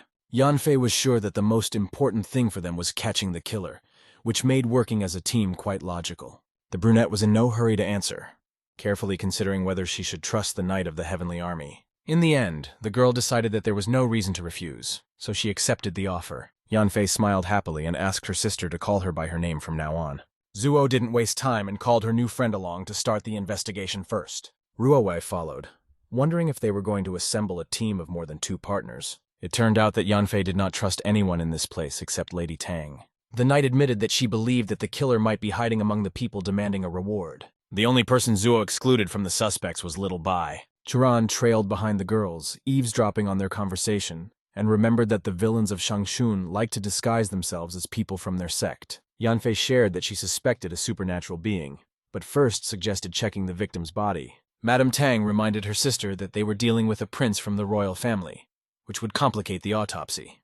Sister Zuo reassured her friend and said that her brother, the advisor in the kingdom of Ding, had already agreed on everything. The brunette was impressed by the connections of the best knight of the Heavenly Army, and the girls went to the palace. They were the only people who were able to enter Xuan territory. An estate worker led the cultivators to the place where the young prince's body was kept. The man pulled the sheet back and allowed the young heroes to look at the victim's injuries. Xuran stood behind the surprised sisters and tried not to attract too much attention to himself. The prince's corpse was well preserved, allowing the girls to notice that he was a strong man.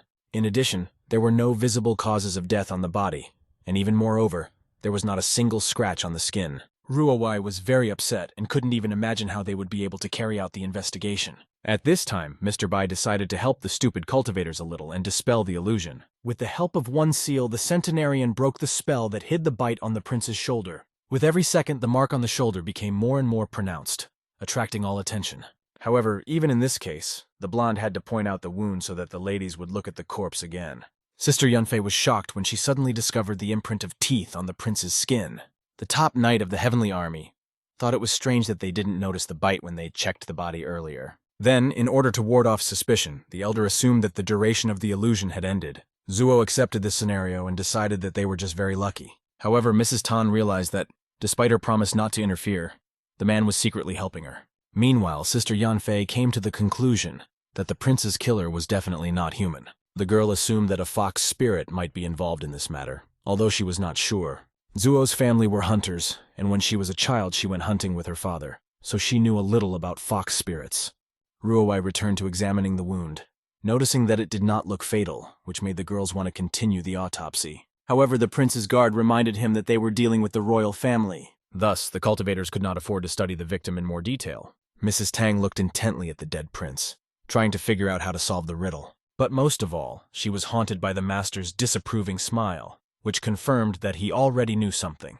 The brunette didn't like the fact that the man was just watching, enjoying how stupid she looked. In the end, Ruowei decided to directly ask Little Bai what he thought about the cause of the prince's death. But Surin did not help, pretending to be a stupid and short-sighted young man. This angered Mrs. Tang, but did not force the blonde to reveal what he was hiding. Mr. Bai thought that the student should pay more attention to see that there was no blood in the body, although the elder was alarmed by the fact that the bite belonged to a fox spirit, so he intended to visit Xiangshui later. After examining the body, Tang and Yanfei went separate ways to gather information. About an hour later, the best knight of the Heavenly Army returned to her friend with good news. Zuo caught up with the cultivator and said that she was able to talk to Emperor Chupeng directly. Thus, Yanfei learned that the prince did not die near the river, watching the concert from the tavern, but on the ship.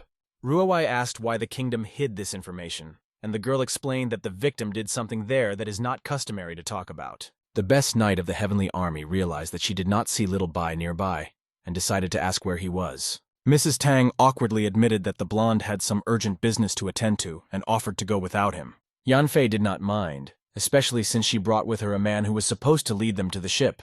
At the same time, a pleasant melody sounded in the courtyard of the Kingdom of Pleasure. She was played by Xianshui, who had to stop when an unexpected guest appeared in front of her. Mrs. Su guessed that the conversation might drag on, so she put the musical instrument aside. Sect leader Heiwan responded to Kuei's greeting and wearily reminded that she did not want to be called princess. Luo understood this, but reminded her that the Demon King's life was coming to an end. Miss Xianshui poured herself a cup of tea, knowing that her guest wanted her to return to the demon world. However, this was not part of the Heiwan sect leader's plans, so she asked what the king's imminent death had to do with her. Madame Su's question angered the guest, and her face became distorted with anger, after which she began to blame Bai Qiran.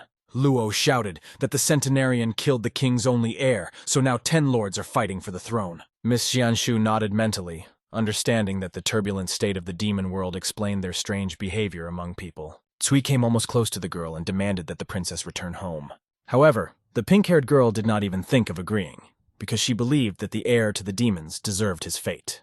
Miss Luo did not agree with this and promised Su that she would make Bai pay for this one day. However, first of all, the girl was brought to the human world by her search for the daughter of the king of white foxes, so Tsui asked to help her. At this time, Chiron arrived in the inner courtyard of the Kingdom of Pleasure, but chose to remain in the shadows. The blonde could hear the girl's conversation but was not eager to meet Luo in person. Therefore, the centenarian remained in his hiding place until Miss Su's guest disappeared. The princess immediately noticed the master's appearance, so she called him as soon as the danger of the meeting had passed. Miss Xianshui was surprised that the day came when Chiron hid and waited for someone to leave. The cultivator explained that he did this in order to maintain peace between humans and demons. Bai remembered very well that in addition to the demonic heir, he had also killed his mother, and Kui Luo could not think calmly and would definitely start a fight.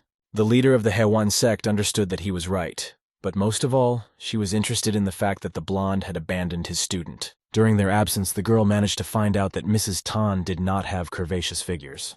But when Suran appeared before her again, it occurred to the princess that a man might like flat ones. The long liver did not attach any importance to his friend's strange behavior and admitted that he had come to find out about fox spirits. Miss Xianshui was sure that if Luo found out that Bai's disciple was pursuing the daughter of the white foxes, then disaster would happen. Master always knew that Lady Su had a lot of information, so he wanted to talk to her about the prince of the Ding Kingdom. Chiron already knew that the killer was a person who was most likely in the stage of building a foundation. The leader of the Heiwan sect really had his own opinion about the incident, so the girl started talking about moon worshippers. At the same time, the envoy, as promised, led the cultivators to the ship on which the prince was killed. The girls stood on the pier, looking at the giant boat, admiring the luxurious design. In the end, they decided not to waste time and wanted to go inside the mobile hotel. The best knight of the Heavenly Army was the first to arrive on deck, but Madame Tang immediately followed her. They decided to go to the 3rd floor and visit the prince's private room. Zuo noticed that the window was too new, and said that it was very suspicious. Yanfei knew that the people from the kingdom had not noticed this when checking, and believed that either they were too careful or someone else had replaced him. Ruowei was not impressed by the officials of the Ding Kingdom, because the difference in the quality of the window frames was obvious. However, the student mentally noted that her partner had little deduction skills. The cultivators eventually realized that the main suspect had entered or exited through the window. Mrs. Tang walked deeper into the room, examining other objects for clues. Suddenly, the brunette stopped, and all her attention was focused on a strange feature on the floor. An unknown white object was stuck between the wooden boards, and the girl leaned over to take a closer look. It turned out that there was a white hair in the prince's personal room, although the man had long dark hair. Ruowei was about to pick up a new clue from the floor when she suddenly heard Zuo shouting, warning her of danger. The best knight of the Heavenly Army managed to grab her friend by the collar and drag her to her. Yanfei covered Princess Shangshuan with herself, and her armor took the blow. At the same moment, an unknown masked man burst onto the ship, breaking a large window in the process. Chi energy swirled around the attacker, and a sword blade sparkled in his hands. Red Mask continued to attack, but Zhu was already ready to parry the blow. Their blades met, creating a burst of sparks, and the confrontation between their inner strength began. Ruowei remained behind her friend, watching what was happening, and did not even suspect that they had another guest. Another man in a mask with horns was looking out the window on the other side, sadly noting that their ambush had failed. By this point, Lady Tang had drawn her own sword and was ready to help her sister in the duel. The stranger behind him waited for the perfect moment and sent a wave of his chi to kill the brunette. However, Ruowei sensed the approaching danger at the back of her head and managed to react. She used the same strike that Master Bai had taught her, although it still did not have a name. Miss Tang's move worked just fine, destroying the enemy's attack. And immediately after this, the chi beam hit the stranger, causing him severe damage. The man in the red mask looked around worriedly, noticing that his little brother was in trouble. At this time, Juran's disciple was admiring the fact that she was able to stand up to a person slightly above her level. Zuo continued to fight the stranger, but the attacker began to retreat to the other end of the cabin. In a few quick movements, the attacker got out of the prince's room. The red mask disappeared into the window behind which Ruowei's opponent had previously been hiding. The girls hurried after, trying to understand what was happening and why their opponent retreated so abruptly. Then the cultivators discovered that the older brother had taken the younger brother, and, with the help of a flying sword, went on the run. At the same time, in the courtyard of the kingdom, the conversation of old friends continued in pleasure. The long liver was surprised when he heard from Xian Shui the name of the sect, which was not familiar to him. The princess resumed playing the musical instrument while simultaneously talking about this new sect. Su also said that a month ago, the second and third princes of the Ding Kingdom visited the moon worshippers to discuss something with their master. And given the prince's imminent death, Bai guessed that the sect was hoping to help their puppet ascend to the throne.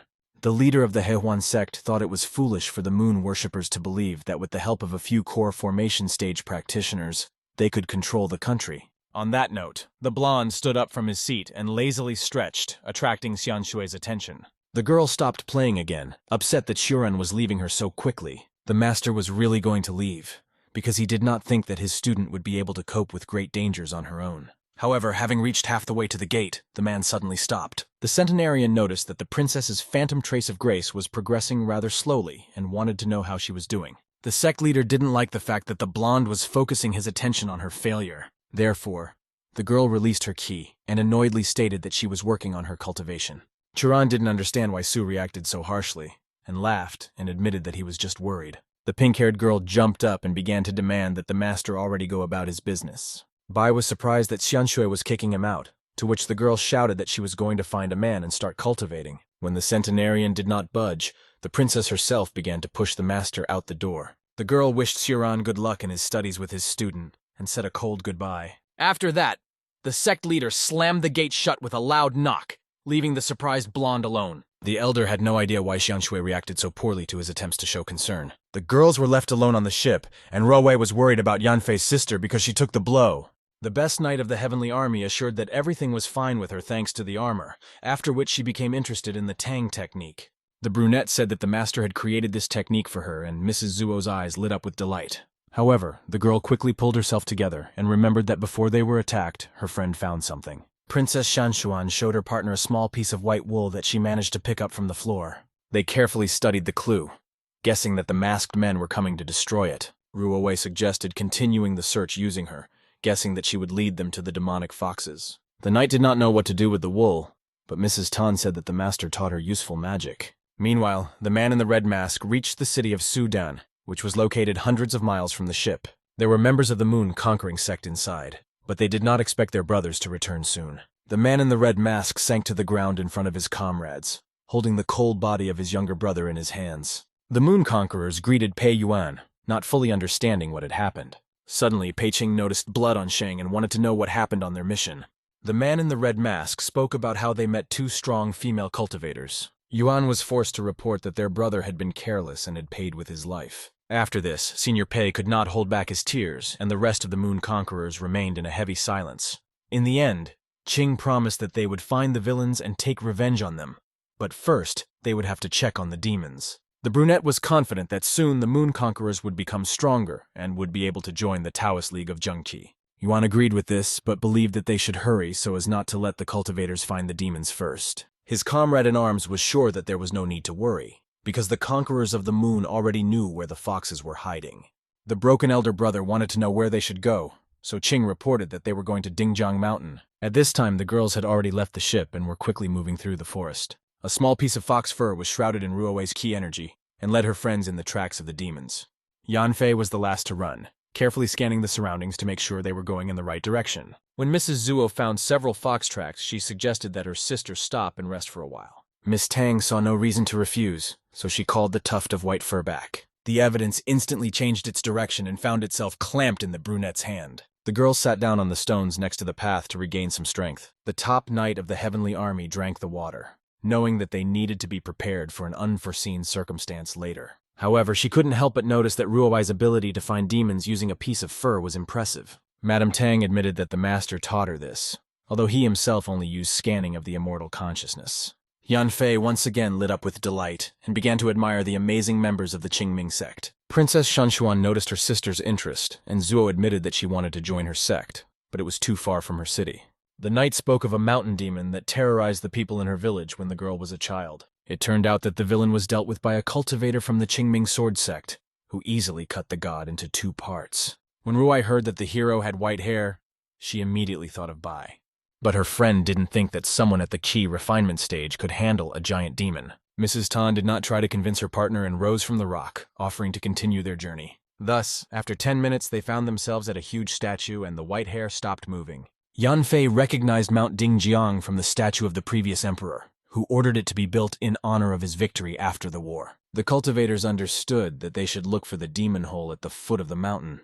That is why the partners split up to quickly inspect the area around the statue. At this time, Tsuran was hiding behind one of the stones and watching the actions of the young ladies. Mr. Bai could finally be calm because he had found 2 wards and could now keep an eye on them. The friends did not notice the observation, but Ruowei discovered a place where the foxes could be hiding. The girl called Yanfei over and showed her her find to make sure that she had found the hole. The knight knew that foxes lived in holes in trees or the ground, so they had every reason to believe that demons were inside. The centenarian agreed with Zuo's judgment, shocking him with the sudden appearance of both cultivators. The Heavenly Army disciple didn't understand how Brother Bai managed to find them in such a place. The master lied that Ruowei summoned him using a secret technique, and his elder brother threw him to the mountain. To be convincing, the man even said a name, and Mrs. Tan pretended to understand who the teacher was talking about. Yanfei believed Quran, but asked the younger one to stay close to them so as not to be targeted by other cultivators. The knight tried to figure out how they would get inside, but the brunette asked to leave it to her. The girl took her sister by the shoulder to carry them into the hole, but stopped when she felt the gaze. It belonged to the master, and Mrs. Tang remembered that she had to pretend that she was stronger and more experienced than the teacher. Thus, Ruowei touched her partners and used the tunnel technique on them. All 3 of them began to sink underground, which shocked Lady Zuo quite a bit. After some time, the guys felt that they had fallen into the void, and their feet were on solid ground.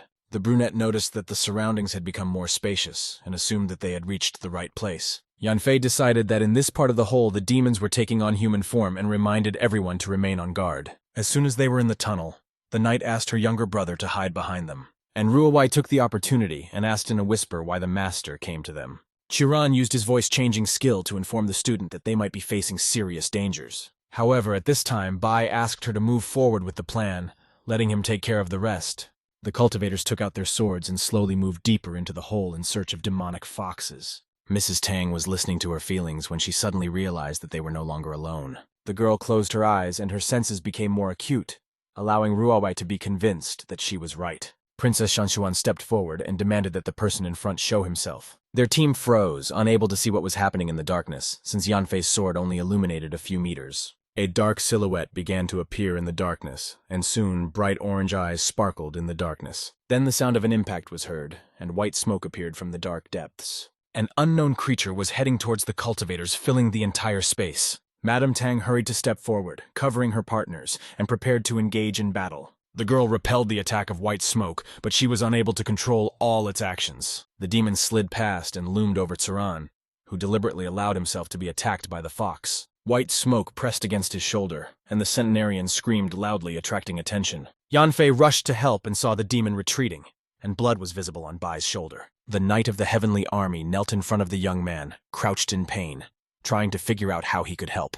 Mrs. Tang was not moved by the master's performance and asked her friend not to worry too much. The demon lurked in the darkness again, but this time, watching the cultivators with interest. The fox was shocked by the blonde's behavior because she didn't expect him to be so weak. Ruowai returned her attention to the demoness, stating that they did not know the people who were chasing the fox. The brunette shouted that they just wanted to know the details of the death of the prince of the kingdom of Ding, and would like to discuss it. In response, the girl heard only silence, and the demon was in no hurry to re-emerge into the light. At this time, Chiron was playing the weak student with all his might, coughing up blood and writhing in pain. The man even asked Lady Tang to convey her last words to the master if he died. Ruowai didn't understand why the teacher was organizing a circus, but she couldn't argue with him. Eventually, they heard the sound of footsteps and several girls came out into the light. The fox spirit idols began to worry about Bai, although their mistress was sure that she had not attacked with full force. The white fox offered to heal Chiron's wounds, but the disciple of the Qingming sect promised that they would do it themselves later. The demon did not argue, instead asking what exactly the girls wanted to know. Ruowai said that they knew that one of the idols was on the ship with the prince, so she could tell what happened there. The demons were alarmed and did not understand why they would talk about such things.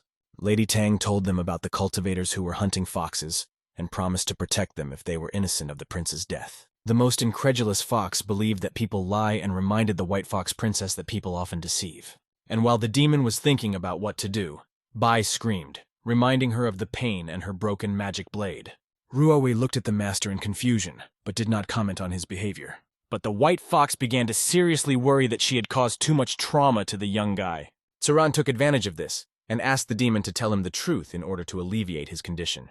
The white fox princess had doubts, but still decided to make amends to the cultivator. She said that they got into the human world and started working as idol actors to earn some money.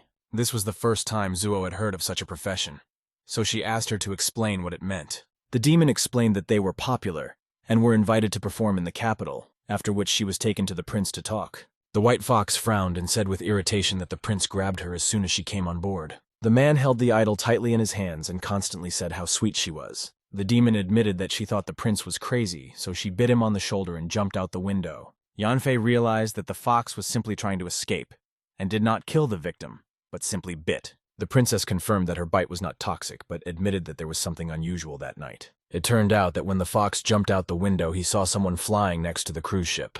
Ruowei thought that the demon's version was similar to the information they already knew. However, before the student could say anything, the ground around them began to shake. Everyone present looked up in shock and noticed that the soil began to crumble. Madame Tang was familiar with the sounds, but she couldn't believe that the cultivators were approaching them.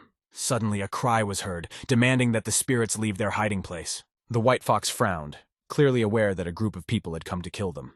Zuo realized that other cultivators had found the place where the fox demons were hiding. Yanfei used one of her techniques to check the situation from above. The girl's consciousness began to transfer back to the statue, and she saw 4 blurry silhouettes. The knight was able to see that the cultivators were from the Foundation establishment and were clearly preparing for battle. Zuo informed the others that 2 of them are in the middle stage. One is in the final stage, and the main one is in the highest stage. The fox princess didn't know what to do, so the heavenly army disciple reminded them that they would protect them. Yanfei suggested that her friend leave the wounded Bai in the tunnel and go deal with the unwanted guests themselves. Before leaving, the knight asked the demons to take care of their younger brother. The long-lived man wished the student good luck and was pleased that he would be able to talk with the foxes in private. Ruowei walked to the wall of the hole and took hold of her friend to pave the way for them using underground movement techniques. The next moment, the cultivators disappeared into the layers of soil, leaving the idols in a safe hiding place. As soon as the students disappeared from sight, Bai rose from the ground, which did not go unnoticed by the demons. One of the foxes screamed, getting her mistress's attention so she could see that the man was okay. The princess was angry at Suran for deceiving them, confirming the theory that people cannot be trusted. The elder raised his hands in a calming gesture and promised not to harm the demons. To begin with, the master demanded that the idols go upstairs and hide away from human eyes. The white fox didn't understand why the Qi refinement stage cultivator was acting too domineering and domineering. The long liver was delighted that the girl had more courage than her father, because she directly asked if he was crazy. After this, Mr. Bai asked if Dad really didn't tell the princess that she should be wary of the Qingming Qi refining cultivator. At this time, in front of the statue, the moon conquerors tried to understand whether they had arrived in the right place. The group captain once again made sure that the magic instrument believed that the demonic aura had disappeared in this place. Immediately after this, the guys felt vibrations and realized that something was moving under their feet. The moon explorers froze in confusion, trying to figure out how to behave in such a situation. Suddenly a noise was heard behind them and the earth scattered around, causing the guys to look there. Pei Qing and Yuan watched the cloud of dust, carefully peering at the silhouettes of people. The cultivators appeared before the enemies full of desire to protect the fox demons. Yuan recognized the faces of his opponents as soon as he saw them and hurried to tell the others about it. At this time, the knight introduced herself and told the strangers that they had been appointed to investigate the murder of the prince. The lance corporal demanded that the unknown persons introduce themselves, but at that time the group of people were actively talking among themselves. Red Mask didn't know what to do, because even though Ruowei killed her younger brother, the opponents were from well-known sects. Miss Tang did not wait for her opponents to decide what to do and used the technique to examine their aura. This helped the brunette discover traces of the original gravity on Banya, although only she and the master could use this force. She immediately told Yanfei about this, fully confident that one of the Moon Conquerors was the one who attacked them earlier. Qing realized that they could only get into a fight, and the Moon Conquerors drew their blades. Zuo was ready to fight, so this turn of events only made her happy. The girl moved forward, calling on Mrs. Tan to hurry up and teach the insolent people a lesson. 2 minutes after the fight started, the area around Dingjiang Mountain was quite calm. In the small area in front of the statue, pieces of stones were scattered everywhere. In the midst of this chaos, Tsuran began to appear, expecting to find his student. However, the centenarian discovered only chaos and several dead bodies belonging to the conquerors of the moon. The teacher appreciated Ruowei's work as the insides of her enemies were cut very evenly. Looking around, the elder came across 2 spirits who were taking the souls of the dead. Otherworldly creatures also saw Tsuran and screamed in panic, hastening to hide. The blonde watched in amazement as the spirits disappeared into their portals. Mr. Bai found this strange because he had no intention of driving away the ghosts who were doing their job. The centenarian also noticed the fact that out of 4 moon worshippers, only 3 remained in the square. The man used his spiritual scanning skill to find Ruowei. Thus, he discovered that the girls were chasing the last cultivator. Chiron knew that he shouldn't worry about it, when he suddenly noticed a new group of people approaching. Judging by their clothes, they also belonged to the moon-worshipping sect, and among them was the owner of the core formation stage. The elder jumped onto the statue and decided that he would deal with the new threat when they reached the mountain. The master of the moon worshippers and his disciples saw the place from which elder brother Qing sent a distress signal. The young man screamed in panic when he saw that all his friends were lying immobilized on the ground. Ning-san asked the guy not to make hasty conclusions and hurried downstairs to check everything. The cultivators rushed to the ground under Mr. Bai's gaze. Moon worshippers descended on the ground, surrounding the blond man who was relaxing on the statue's leg. The master assessed the situation around him and looked at Shuren with an indifferent look. The disciples of the sect were unhappy and upset because they discovered the dead bodies of their brothers. However, they checked the pulse of the dead, hoping that they could still be helped. But they were met with disappointment, which made it difficult for the students to keep their cool. Ning-san called on everyone to calm down and ordered them to collect the bodies of the victims. After that, he politely turned to Tsuran and asked if the guy knew who killed his people.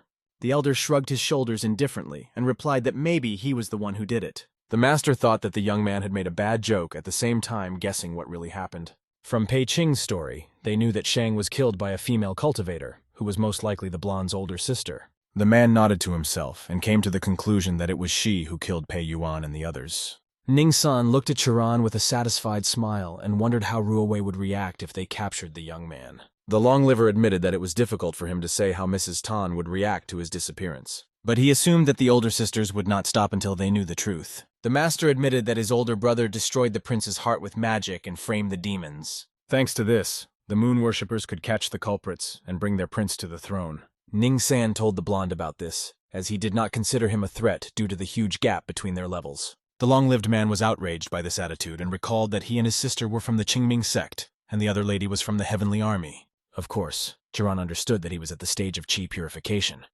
but he asked not to underestimate his capabilities. The master of the moon worshippers only grinned at this and asked the young master to stop bluffing. The man had already noticed that Yuan's bones were severely broken by the palm technique, and a strong true spirit remained in his body. Ning-san taunted Bai, reminding him that a cultivator at the chi refinement stage could not have a true spirit. The long liver froze in place because the master, without knowing it, had hit a sore spot. What made Chiron most uncomfortable was that his stage was associated with many unpleasant memories. Even though the blonde's cultivation base was almost endless, he did not have a true spirit. Because of this, he couldn't fly with a sword or use many spells, so he admired his brother who could fly with girls. That was why when the elder heard the old Taoist bring up this topic, Chiron felt depressed. Ning-san openly called the long liver a braggart and suggested that Bai make the sword fly. The man called on the blonde to come down to them and prove to the moon worshippers how wrong they were about him. When the elder did nothing, the master laughed, reminding everyone that the young man was simply lying about his strength. Ning-san suggested that his students show the young man the stages of chi purification,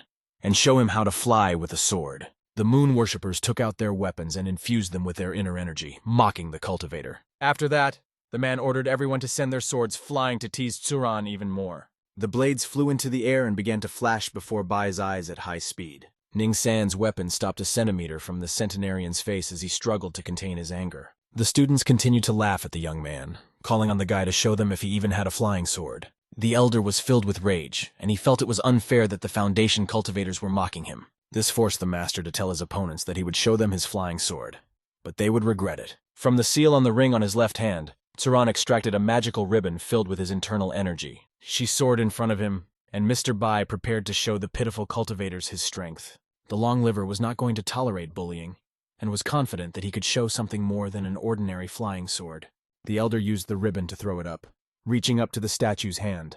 The blonde wrapped the stone handle together with the hand of the past emperor. Tsuran pulled the tape tightly, fixing it so that the huge sword was at his disposal. After that, Mr. Bai jumped off the foot of the base and flew over the heads of the moon worshippers. The hilt of the stone weapon began to tremble, and cracks began to appear on the statue's wrist. The next moment, the hand and sword broke away from the rest of the body and soared into the air following the elder. The disciples of the moon worshippers stared in shock as the stone statue rushed past them. The long liver hovered over the square, pulling the new weapon closer to him. Tsuran allowed himself to release his anger at the arrogant cultivators who dared to bully him. The moon worshippers watched in horror as the young man twirled his sword with ease. Ning-san couldn't believe that someone at the chi refinement stage was capable of swinging something so heavy. The master shouted, turning to the young master, hoping to cool his ardor. However, the elder was not going to calm down after they dared to say that he was weak, especially after Ning-san brought up the topic of the flying sword, which had always been exciting for Bai.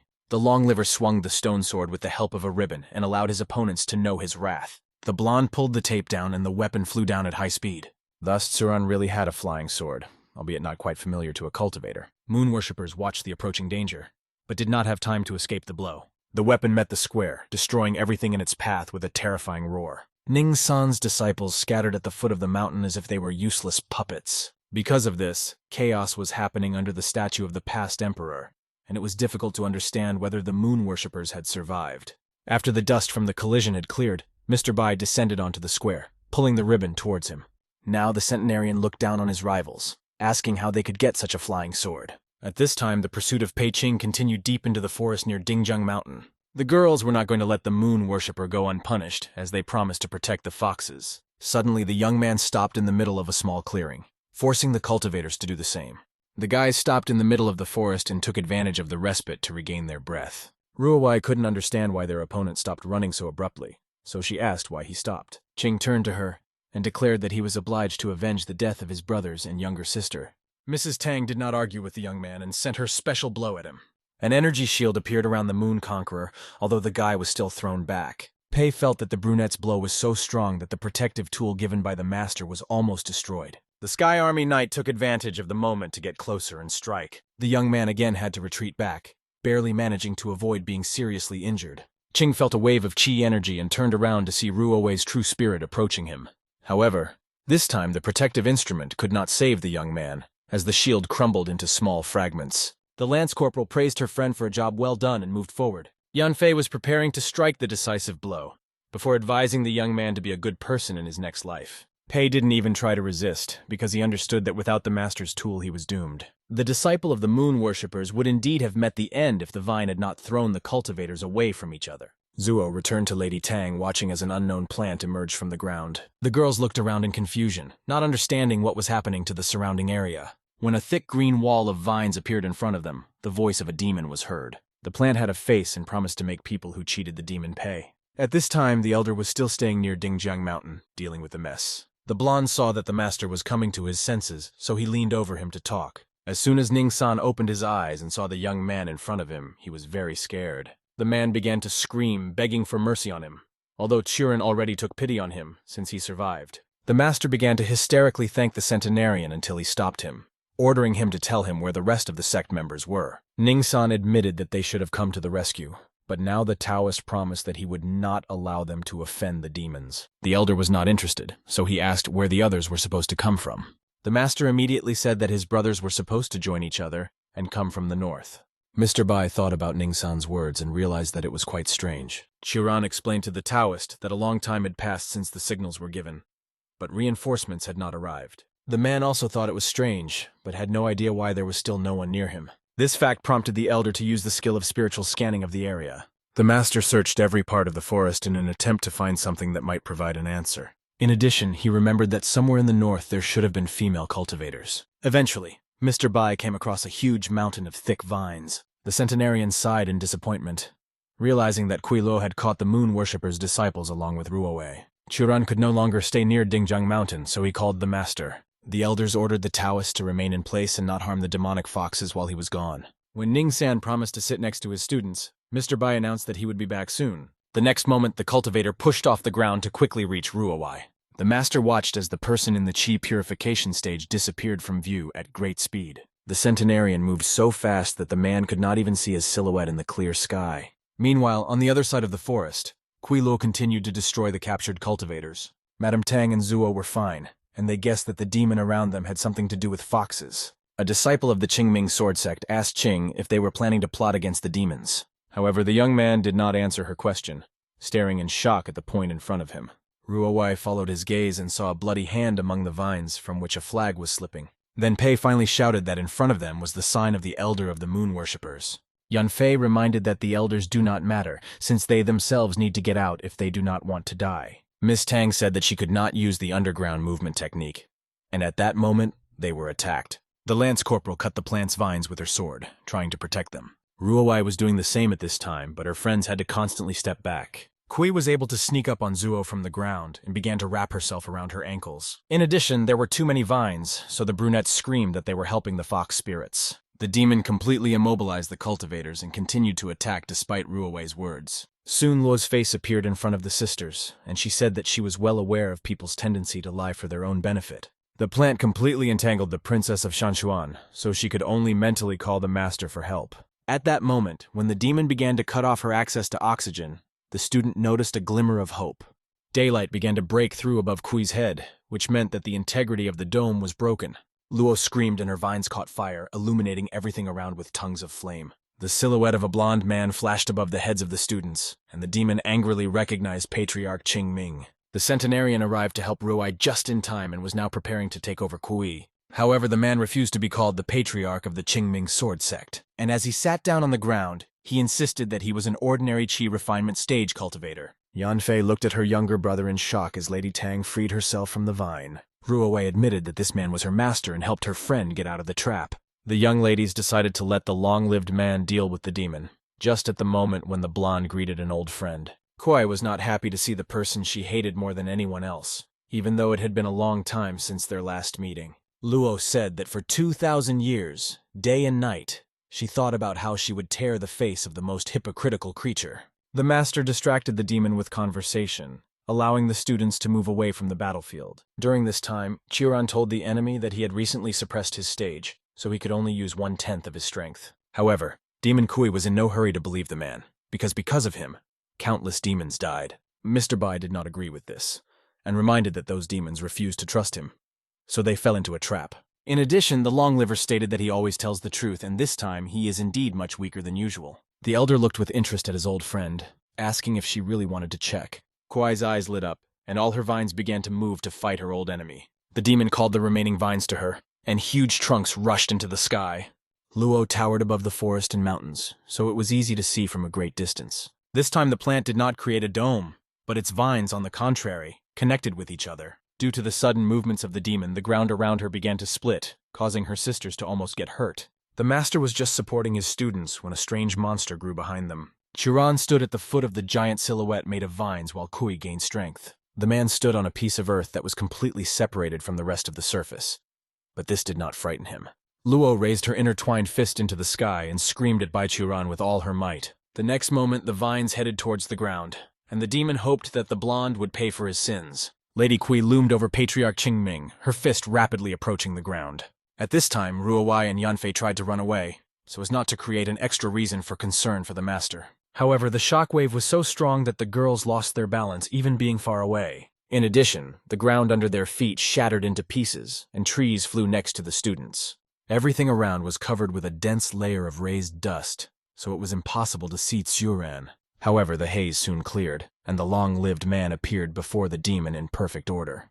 Mr. Bai's body was wrapped in chi energy, and the man absorbed the force of the blow using a seal. A smile flashed across the elder's face as he called Luo a novice in battle. Immediately after this, the seal above Tsuran's head began to increase in size, and the demon's body evaporated. Miss Kui tried to resist, not understanding why her hand was disintegrating before her eyes. But no matter how hard the demon tried, the plants were fixed, and the patriarch's seal destroyed it. Soon, Luo completely lost her entwined arm, after which her body began to dissolve. In a matter of seconds, the huge vine monster disappeared into thin air as if it had never existed. Mr. Bai concentrated Kui's life force in his hand, reminding him that he had a heaven-level spiritual root within him. After the entire demon was placed in a small green ball, the man shot it in front of him. A clot of energy landed among the pieces of earth, gaining strength to take on its appearance. The ball increased in size and slowly took shape so that it could once again speak. However, this time in the place of the monster, a pretty girl appeared with branches sticking out of her head. She had an evil smile on her face, and Kui called Tsuran a hypocrite and a liar. The elder reminded Luo that he did not have to be honest with the demon since they were enemies. But he also stated that even 1/10 of his power is enough to destroy the demon dimension. The long liver was sure that even if the girl managed to grab him, it would take only 2 or 3/10 of her strength to fight back. In the worst case, Mr. Bai would have to make another breakthrough, which made Kui incredibly angry. However, the blonde suggested that Luo put aside their differences, because the demon had not come to take revenge. The loser demanded to know where the princess was, to which she heard that she was under his protection. The man promised that he would not offend the daughter of the White Fox King when the demon emperor was dying, and a battle for the throne was coming. The long liver admitted that he was not going to interfere in the internal affairs of demons. Luo was surprised that the princess told Tsuran everything, and this amused the Qingming patriarch. The elder asked where Kui was when Xianshui was stolen and used as a tool to harvest yang energy. Mr. Bai recalled that he was the one who saved Su and helped her become the leader of the sect and improve relations with the Taoist alliance. The master understood that the demon emperor wanted to take advantage of his daughter's power, but he was not going to let him. The blonde moved on to the fact that Luo was raging in the human world, but admitted that he was ready to let the demon go. Tsuran did this because of the guilt of the moon conquerors, but promised that if Kui did something like that again, he would personally kill the emperor. The girl suddenly jumped up from the ground, intending to attack the cultivator, but was unable to. She was stopped by the appearance of Xianshui, although the girl asked not only Luo, but also Mr. Bai to calm down. The demon did not expect Miss Su to appear near Dingjiang Mountain, so she was shocked by her appearance. But Tsuran, on the contrary, closed his eyes contentedly, rejoicing that the princess had finally appeared. The leader of the Hehuan sect ordered Kui to go to the cave under the mountain and retrieve the foxes. At the same time, she warned that next time she would not be able to allow them to look for the girl, which angered the demon. Xianshui openly stated that in the event of a war between demons and humans, she would fight on the side of Master Bai. On that note, the Pinkette allowed Luo to go, but advised her to put aside unnecessary hatred. However, the demon could not afford this, because all her life she existed wanting revenge. Miss Kui turned around to go after the foxes, asking Miss Su to take care of herself. The centenarian watched Luo leave and reminded him one last time that there would be no next warning. The demon had to restrain her rage even when Pei Qing caught her eye. The young man lay on the ground in a terrible state, but to his own surprise he was still alive. Lady Kui let the Moonbuster sect disciple lie down and quickly took off. Tsuran gently took his old friend by the waist and was going to move them closer to the waiting students. The princess was surprised by this turn of events, but she was even more overcome by embarrassment. Mrs. Su held tightly to her musical instrument while Bai gently pressed her waist. The girls happily greeted the elder, and the knight asked who the pink-haired one was. The centenarian introduced the leader of the Hehuan sect, one of the 3 titans of the demonic alliance, and advised him to stay away from her. Both female cultivators politely greeted the princess and bowed to show their respect. Tsuran said that Xianshui was a reformer, and under her rule the sect did not kill anyone. In addition, Bai improved the ghostly trace of grace for Madame Su. But the pink-haired woman did not allow the man to talk too much. Instead, she smiled brightly at the young ladies and told them that they could always come to the realm of pleasure for help. The sisters were fascinated by Xianshui's beauty and were speechless as they watched the princess. The first to come to her senses was Roi, who wanted to know what the sect leader had to do with demons. Tsuran said that Miss Su was actually half-dragon, since the demon emperor is a 9-headed dragon. The long-liver also said that a demon is an object that is self-aware and, through cultivation, takes on a human form. Lady Tang learned that they had encountered a demon messenger and wanted to know why Luo hated the master. Bai did not hide the real reason for their enmity and admitted that he killed Kui's mother. The elder told how 2,000 years ago, an army of demons invaded the human world under the leadership of the spirit of the vine and the prince. Ruowei was surprised that the grape spirit was bloodthirsty and asked if her daughter was a murderer. The blonde reminded the girl that Luo killed all the students of the moon worshippers, leaving only the elder's hand from them. The brunette completely forgot about it, but after the master's words she didn't understand why he let the demon go. The long-liver remembered that he himself had previously said that it was necessary to completely eradicate enemies and asked to give him a second. The next moment, Patriarch Qingming took off, leaving the girls standing in bewilderment. Meanwhile, the vine demon had already reached the destroyed statue. She used the plants to immobilize the surviving members of the moon worshippers, and Chiron managed to reach Mount Dingjiang right next to Luo with one jump. The man grabbed the angry Miss Kui and asked her to be calm and do him a favor. The next moment, the elder pushed off the ground, taking the demon with him. The master and his students remained entangled in the vine and did not understand what was happening. Mr. Bai landed next to the girls, who watched his actions in amazement. The vine spirit tried to break free from its grip, but the teacher was determined to clearly show why he let Luo go. Xiuran took the girl by the hair and moved her head away from him, not paying attention to her displeasure. The centenarian then slapped Miss Kui in the face, surprising everyone around him with his unexpected action. The blow was quite strong, and the demon remained on her feet only because the patriarch held her tightly. The girl's face was swollen as she tearfully scolded Mr. Bai for his impudence. However, not even a few minutes had passed before not a single trace remained of the injuries received. Then the blonde threw the demon away from him, saying that was why he allowed Luo to leave. Ruowei assessed their opponent's recovery speed and understood their master. But besides the main lesson, she also guessed the reason for Tsuran's loneliness for 3,000 years. Lady Kui rose from the ground and wanted to attack the patriarch, but the princess again did not allow her to do so. Xian Shui reminded the vine that she must escort the white fox back to the demon world. Bai looked down on Luo and reminded her that he was allowing her to go, because he had already given his word earlier. Madame Su had to put in a lot of effort to keep the angry demon from attacking rashly. The long-liver even admitted that he was starting trouble because he knew that the pink-haired girl would protect him. And immediately after that, he added that he would like to observe when Xian Shui wants to collect yang energy. Thus, the elder angered two girls at once who now wanted to teach him a lesson. Sect leader Hewan let go of Miss Kui to punch Qiren in the face. Later, Luo returned to the demon world, and Bai left the girls to go to the headquarters of the moon worshippers. The half-dragon took it upon herself to bring the sisters back to the city. Yanfei was worried about the patriarch, but Lady Su assured her that a centenarian never loses a battle. The pink-haired girl admitted that she should worry about the moon worshippers, and this made Ruowei think. In the end, Lady Tang decided to find out whether Xian Shui was in love with her master. The sect leader tried to hide her surprise, pretending that she did not understand where such a question came from. Princess Shanshuan said that she could not otherwise explain why the girl helped the teacher. The half-dragon recalled that she was indebted to Bai, and without his help she would have been a prostitute and a vessel for Yang Qi. However, Ruowei's questions made Madame Su think that the student herself was in love with Bai. Madame Tang laughed awkwardly, stating that she was close to Qiran, so she was worried about him.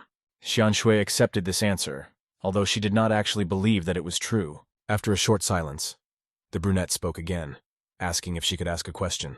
And when the half-dragon allowed it, Ruowei wanted to know whether Su had collected Yang Qi from the men. Princess Shanshuan wondered if the sect leader was collecting Yang Qi from the men. Then the girl explained that the Phantom Trace of Grace is based on the skills of the Heiwan sect and special charms, so she only needs a word or a glance. The sword disciple did not hesitate to ask, wanting to confirm her guesses whether Xian Shui was a virgin. Madame Su just nodded in response, pleased that she and the little girl were on equal terms. However, the next question surprised the half-dragon as the brunette was asking if the master knew about it. When the sect leader admitted that they had not discussed this, Ruowei said furiously that she now understood why Chiron was treating her like a friend. The pink-haired girl panicked when she realized that Bai could actually treat her like a man. Princess Shanshuan began to reason that the centenarian believed that the girl was working part-time in the sect's chain of stores. Moreover, it seemed that Ruowei was not happy with the fact that Mrs. Su would be stuck in the status of best friend forever. Nevertheless, a conversation with Tian made the half-dragon think seriously about this, and understand that it was time to try to change something. At this time, near Dingjiang Mountain, an elder was distributing restoration instructions to the remaining members of the moon-worshipping sect. After the man was sure that their master was on the right path, and the students were in order, Bai was about to leave. However, Chiron decided to linger when he saw the dissatisfied expression on Pei Qing's face. The patriarch wanted to find out what exactly did not suit the young man, although the master assured that everything was in order. The centenarian sat down on one of the stones and prepared to talk about the fate of his own sect. The blonde said that his master was immortal, so he did not sympathize with small sects. This sounded rude, especially considering the fact that only a few people remained from the entire organization. That is why such disrespect for their problem caused anger among other students. However, Tsuran specifically sought such a reaction in order to begin the story of how his master came to immortality. The long-liver recalled how the teacher left nothing but brilliant skills in his worthless students. At that time, the strongest Qingming was a person at the nascent soul stage, which made them vulnerable. The fellow Taoists, demonic cultivators, and demons that the master had suppressed returned to take revenge on them. Then the Qingming sect was defeated, and they only had 20 disciples left, who were forced to wander the earth. Now the elder could use this story to ask why the moon worshippers could not revive their sect. Pei Qing could not stand it and angrily spat out that his sect had almost joined the righteous Taoist alliance. The master immediately ordered the young man to shut up, and with a kick forced the guy to his knees. Fearing Tsuran's wrath, the man held his younger brother's head, urging him to apologize. Qing became hysterical, not understanding why he should apologize to the one who killed his younger brothers and sisters. Mr. Bai reminded that they were the first to attack his student, so they should sit quietly, because the moon worshippers did something that they should not be proud of. The elder did not forget to mention that most of their sects were consumed by a demon, punishing them for trying to frame the foxes. Finally, Tsuran turned the young man's anger towards the leader of his sect, reminding him that it was his plan that led them to collapse. The patriarch advised the remaining sect members to focus on cultivation, in order to one day become strong enough to gain power. Ning San bowed to the respected man and thanked him for his practical advice. On that note, Mr. Bai decided that he had said everything he wanted, so he left the group of cultivators. Meanwhile, the girls had already reached the city and stopped in the kingdom of pleasure. The half-dragon noticed that the sisters' clothes were torn and suggested that they change clothes in the back wing. The young ladies headed to the room where Yunfei was finally able to take off her armor. When this happened, the brunette was shocked because she saw that her friend actually had large breasts. Roai admired Sister Zuo's beautiful forms and learned that the girl was dissatisfied with her body. It turns out that the knight believed that having large breasts was inconvenient because it was more difficult to dodge in armor. Xianshui brought Yanfei a change of clothes, just as Tang had changed, and was ready to leave. The long-liver returned to the realm of pleasure and found the student standing at the window. The man said that if he took a photo of Ruowei, they could win some kind of photo competition. The elder even came up with a name for the non-existent photo, captioning it with Dream. Frustrated, Mrs. Tang went down to the master, daring to ask why the world was so unfair. Princess Shanshuan didn't really understand why everyone couldn't be born equal. Turan admitted that the reason for the beautiful forms of their acquaintances may be that they have a water spiritual root. Ruowei learned that their heart must be big, but she believed that the Earth's was the same. Mr. Bai had to upset her, because the Earth's root had to be flat to maintain balance in the world. The couple began a playful argument, which was interrupted by the appearance of Miss Su. The pink-haired girl smiled softly at the man and asked if he was done with his business. The long-liver said that tomorrow he and his student were going home, although they failed to break through on this trip. This led Xianshui to believe that the former leader of the Heavenly Demon Sect was returning from the Wildlands. The girl told about this, surprising the elder, who thought that the man was killed by lightning. The half-dragon recalled that their friend was not like other demonic practitioners, but at the same time she promised to watch him. Before finally saying goodbye to the blonde, the pink-haired girl admitted that she had prepared a surprise. The girl clapped, and her assistant brought a plate of various foods into the courtyard. Madame Su gave the patriarch the materials to create a longevity pill so that he could make it for himself. After that, Xianshui smiled at the elder with a charming smile and asked him to take care of himself. Such an attitude made Tsuran's face twist, because he did not understand what was causing the change in the sect leader. Mr. Bai couldn't help but notice that the half-dragon had become pushy and looked like she was pestering him. This angered the pink-haired girl, and she screamed, demanding that the blonde guy get out of her house. The Heavenly Demon Sect that Su mentioned had the longest history of all the demonic sects. Its headquarters was impressive and not at all like a demonic sect, and it was also completely different from the Hehuan mixed with humans, or the ghost sect that lived in isolation. At the Heavenly Demon School, it was taught that all cultivators needed a goal in order to advance to the next stage. The sect leader independently taught lessons in the best class and wanted to hear the students' dreams. The first to speak was the demonic guy, who spoke about the Lunar River sect that exterminated his entire family. The young man furiously wanted to kill all its members, and wanted to cut off the head of the sect with his blade. A classmate thought about the blonde's bloodthirstiness and decided that he was in the right place in their sect. Ji Lingyun praised the student for his good goal, but was forced to call it impossible since the Moon River no longer existed. This information shocked the demonic guy, but the teacher moved on to the next student. Tane rose from her seat and excitedly declared that she would become the next leader of their sect and rule the entire world. Li thought that second elder sister was making big plans and was impressed. The sect leader praised the girl, but advised her to practice more, since even newcomers could soon bypass Tane. However, Ling Yun was confident that with due diligence she would achieve her goal. Yin Changjie was supposed to speak next, but he admitted that he didn't have any special dreams. Ji didn't want to hear this and invited the guy to tell him what he would like most. Changjie thought for a while, and then, burning with embarrassment, admitted that he had dirty thoughts. The young man pointed to the blonde and publicly declared that he wanted to marry him. Lee was surprised to hear third brother say this, but it explained the fact why he was never in the bathroom. At the same time, the girl still thought the idea was quite cool and perverted, so she considered Changjie cool. The sect leader did not agree with her, so she ordered Yin to take off her uniform and get out of the classroom. The guy was shocked by this turn of events, but Chi didn't even want to listen to him. At this time, a longtime sign of Ling Yun stopped near the school building and listened to the woman yelling at the students. This time it was the turn of the highest genius of the heavenly sect to talk about his dream. Ling Yao was blessed with a gorgeous body that previously could only be read about in books. In just 100 years in the sect, Li was able to reach the highest level of the nascent soul stage and quickly mastered many skills without side effects. Even the current sect leader was not sure that she would be able to catch up with the disciple in 100 years. And so the hopeful Li stood up from her seat, her cheeks burning with embarrassment. Then the girl unexpectedly announced that she wanted to find a good man to raise children and be a good wife. The highest genius of the sect openly said that she wanted to find a good man and stay at home with the children. Absolutely every student in the honors class was speechless when they heard Ling Yao's dream like this. The teacher was irritated and could not believe that Li could have such ordinary dreams. However, the supreme genius reminded the master that she herself had said that all practitioners of the sect do not take into account worldly ethics and are free from it. Ji was forced to admit that she had said this before, but she questioned the freedom of a girl with such dreams. Ling Yao shrugged her shoulders and blamed the novella her younger sister gave her for this turn of fate. The sect leader did not pay attention to this, but emphasized that one day, Li would regret her dream. The girl did not take the teacher's instructions seriously, but only grinned smugly. After which she reminded Lady Ji that, even so, she could not compare with her even after hundreds of years. Ling Yun jumped up from her seat, wanting to teach the impudent girl a lesson for her pompous speeches. But the angry tirade of the sect leader was interrupted by loud laughter and approval of the sense of humor of the students of the new generation. The teacher turned sharply towards the noise, not immediately understanding why she did not notice someone else's presence. However, everything fell into place when the girl saw Elder Taishan from the Heavenly Demon Sect. Huang Fu Feng greeted little Ling Yun and mischievously told her that he had gone through hardships and returned. The sect leader forgot about her irritation and happily rushed towards the master. Meanwhile, in the Qingming Sword Sect, the elders gathered at the main peak in the council hall. Zhu Yunji received a letter saying that Elder Taishang of the Heavenly Demon Sect had survived. This shocked his associates, as Huang Fu was the first in the Great Ascension stage among the demonic cultivators. Heavenly tribulations depend on good deeds, and since demonic practitioners are more likely to do evil things, their trials are extremely cruel. Yunji had encountered Feng before, so he knew that the man would soon challenge all the righteous sects. The only thing that remained unknown was which one he would start with. But Bai Yunzi had a bad feeling about this.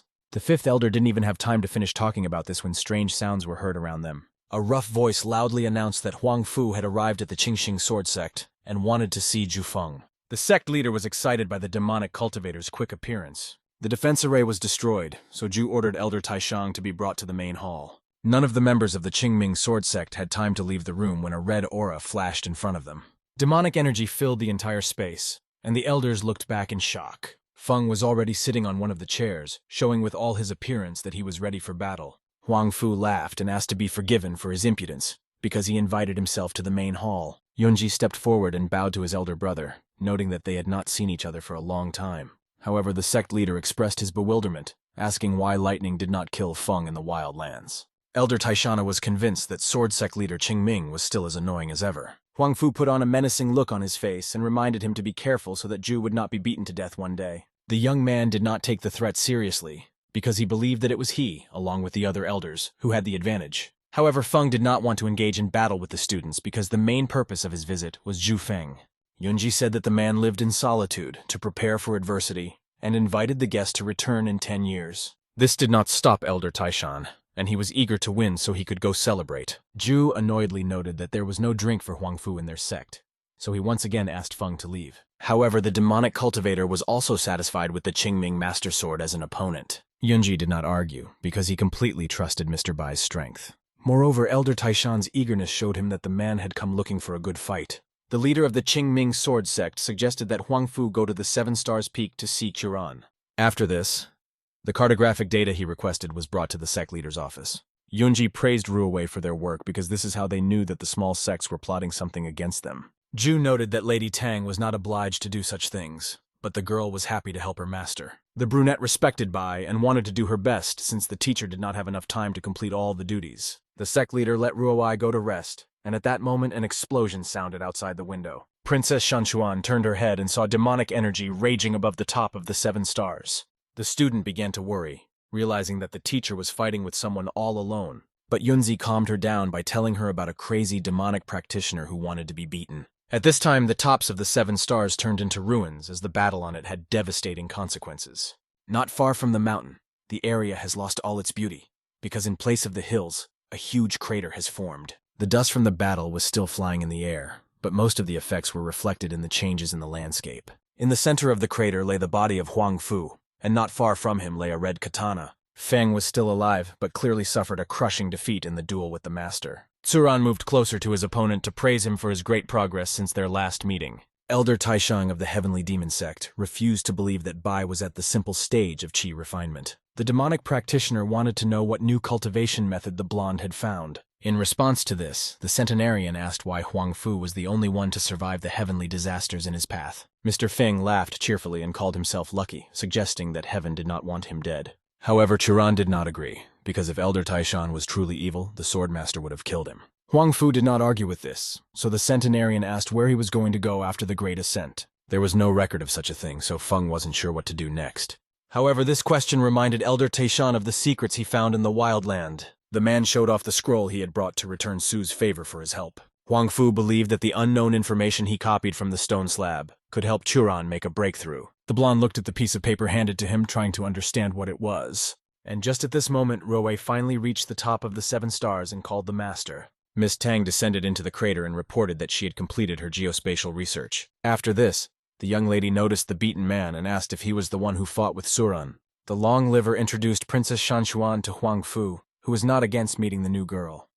She bowed to the elder. Feng found it difficult to believe the fact that after so many years, Swordmaster Qing Ming took on a student. But Miss Tan noted that for a righteous figure, her teacher was too close to demonic practices. Suran promised that he knew what he was doing, and then the young lady noticed in his hands a scroll with the language of the previous century. The blonde couldn't believe that the princess knew the language and wanted to know when she learned it. At the same time, a brilliant idea came to him, and Bai gave Ruowei a test, which involved translating the scroll. The brunette quickly scanned the inscriptions and admitted that she understood only a little. The girl could tell that it spoke of the land of the immortals.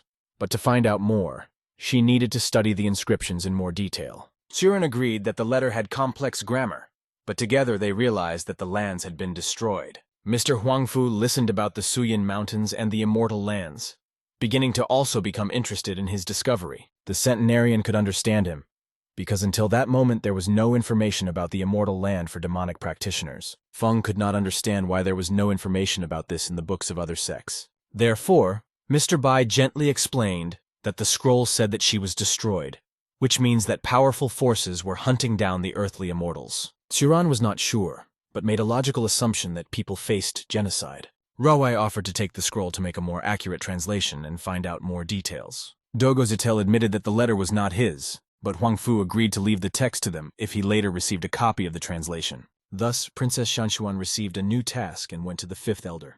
While Lady Tang and Bai Yunji were translating, the centenarian treated the guest to wine. Huang Fu changed his clothes and happily looked at the vessels with alcohol placed in front of him. The man brought the container closer to himself and noticed that the liquid did not smell like aged wine. Chiron ordered not to be picky unless he wanted the blonde to cut off Feng's head to use as a glass. Elder Taishana noted that such speeches must have come from a demonic practitioner. Despite this, Huang Fu decided it didn't matter and moved on to drinking. Even though the alcohol was not aged, it was enough for Feng that the wine was strong. Patriarch Qing Ming advised the man to drink more slowly as they did not have much alcohol left. Mr. Feng listened and began to remember how Miss Su treated him to drinks after returning. The brunette started talking about the fact that, unlike the long-lived man, he was married and had children. Huang Fu took advantage of this to ask if Mr. Bai had ever thought about love. Elder Taishang suggested that the centenarian settle down with someone like Xian Shui. Chiron coldly replied that the Hewan sect made a bad impression on him, and he also didn't want to be a cuckold. Mr. Feng insisted that the blonde man was a man with strong opinions, but he believed that it was worth giving Su a chance. The long liver was angry for the stupid talk, but quickly realized that Huang Fu could have something to gain from their relationship. Elder Taishan laughed cheerfully at being caught and admitted that he would have received several jugs of wine as a reward. Churan was upset that an alcoholic could go through adversity before he himself even reached the stage of laying the foundation. However, Feng wanted to know why the blonde so vehemently refused to look at the best woman in the entire Heiwan sect. Mr. Bai silently looked at the demonic practitioner and decided that he had had enough. The man was going to kick Huang Fu out, but the guest wanted to be allowed to finish the jug. After Feng left the Seven Stars Peak, he immediately set out to challenge all the sects of the Righteous Taoist Alliance non-stop. Elder Taishang defeated everyone, but thanks to Jue being okay, Qingming made a name for herself again. The fifth elder completed the translation in a little more than a week, although he sacrificed several nights of sleep. Ruowai took the scroll and carried it to the top of the 7 stars to show the master the results of their labors. Xuran looked through the translated text, noting that it said very little about the destruction of the immortal earth. Mrs. Tang recognized the inscriptions as a merit board on which the Green Emperor was written. It was he who destroyed Zhongli's immortal land, and some more words were added to confirm this. The message on the back of the scroll said that people would suffer if no one killed the Green Emperor. Princess Shanshan zealously stated that the person in question had a bad reputation. However, this did not matter to Mr. Bai, because the information in front of them was an ordinary list of merits. Ruowai didn't want the master to be upset, so she assumed that the rest of the information was left near the ruin. This gave the centenarian hope, so he asked the brunette to tell the leader that he was going on a trip. Chiron hurried to leave the 7 Stars Peak to find Mr. Huang Fu. Ruowai looked after the master with respect, asking him to be careful when traveling to the wildlands. Miss Tang realized that she was too weak to walk with the teacher, which made her think about self-improvement. Further actions developed in the castle of the Heavenly Forge, which belonged to a large sect, famous for forging weapons. It was there that Chiron headed, who was about to be taken to Elder Yue. At this time, Huang Fu sat with the elder and they drank while discussing his adventures during the tribulations. The castle leader was pretty drunk and shouted that Feng was just a failure at the foundation construction stage. The blonde heard this and began to be filled with anger towards his elder brother Yue Qinglian. Mr. Feng felt a heavy aura behind him and turned around to see what was wrong. The demonic practitioner was shocked at the sight of the swordmaster and realized that his friend might be in trouble. The brunette tried to lift Qianzhen up and asked the man to greet the swordmaster.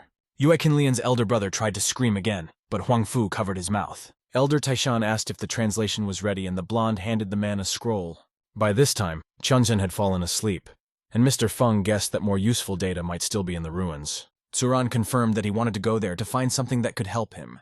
The 9 states and 10 regions were only a small part of the existing lands on the planet. There was an area in the west that people were afraid to mention because of the demons that raged there. It took Bai Churan and Huang Fufeng several days to get deep into the wildlands. The demonic practitioner directed them deep into the forbidden land, closer to the soul-destroying river. The centenarian landed on the edge of the shore, releasing Elder Taishan to the ground. Patriarch Qingming looked around the unfamiliar waters contentedly, realizing that they had almost reached their destination.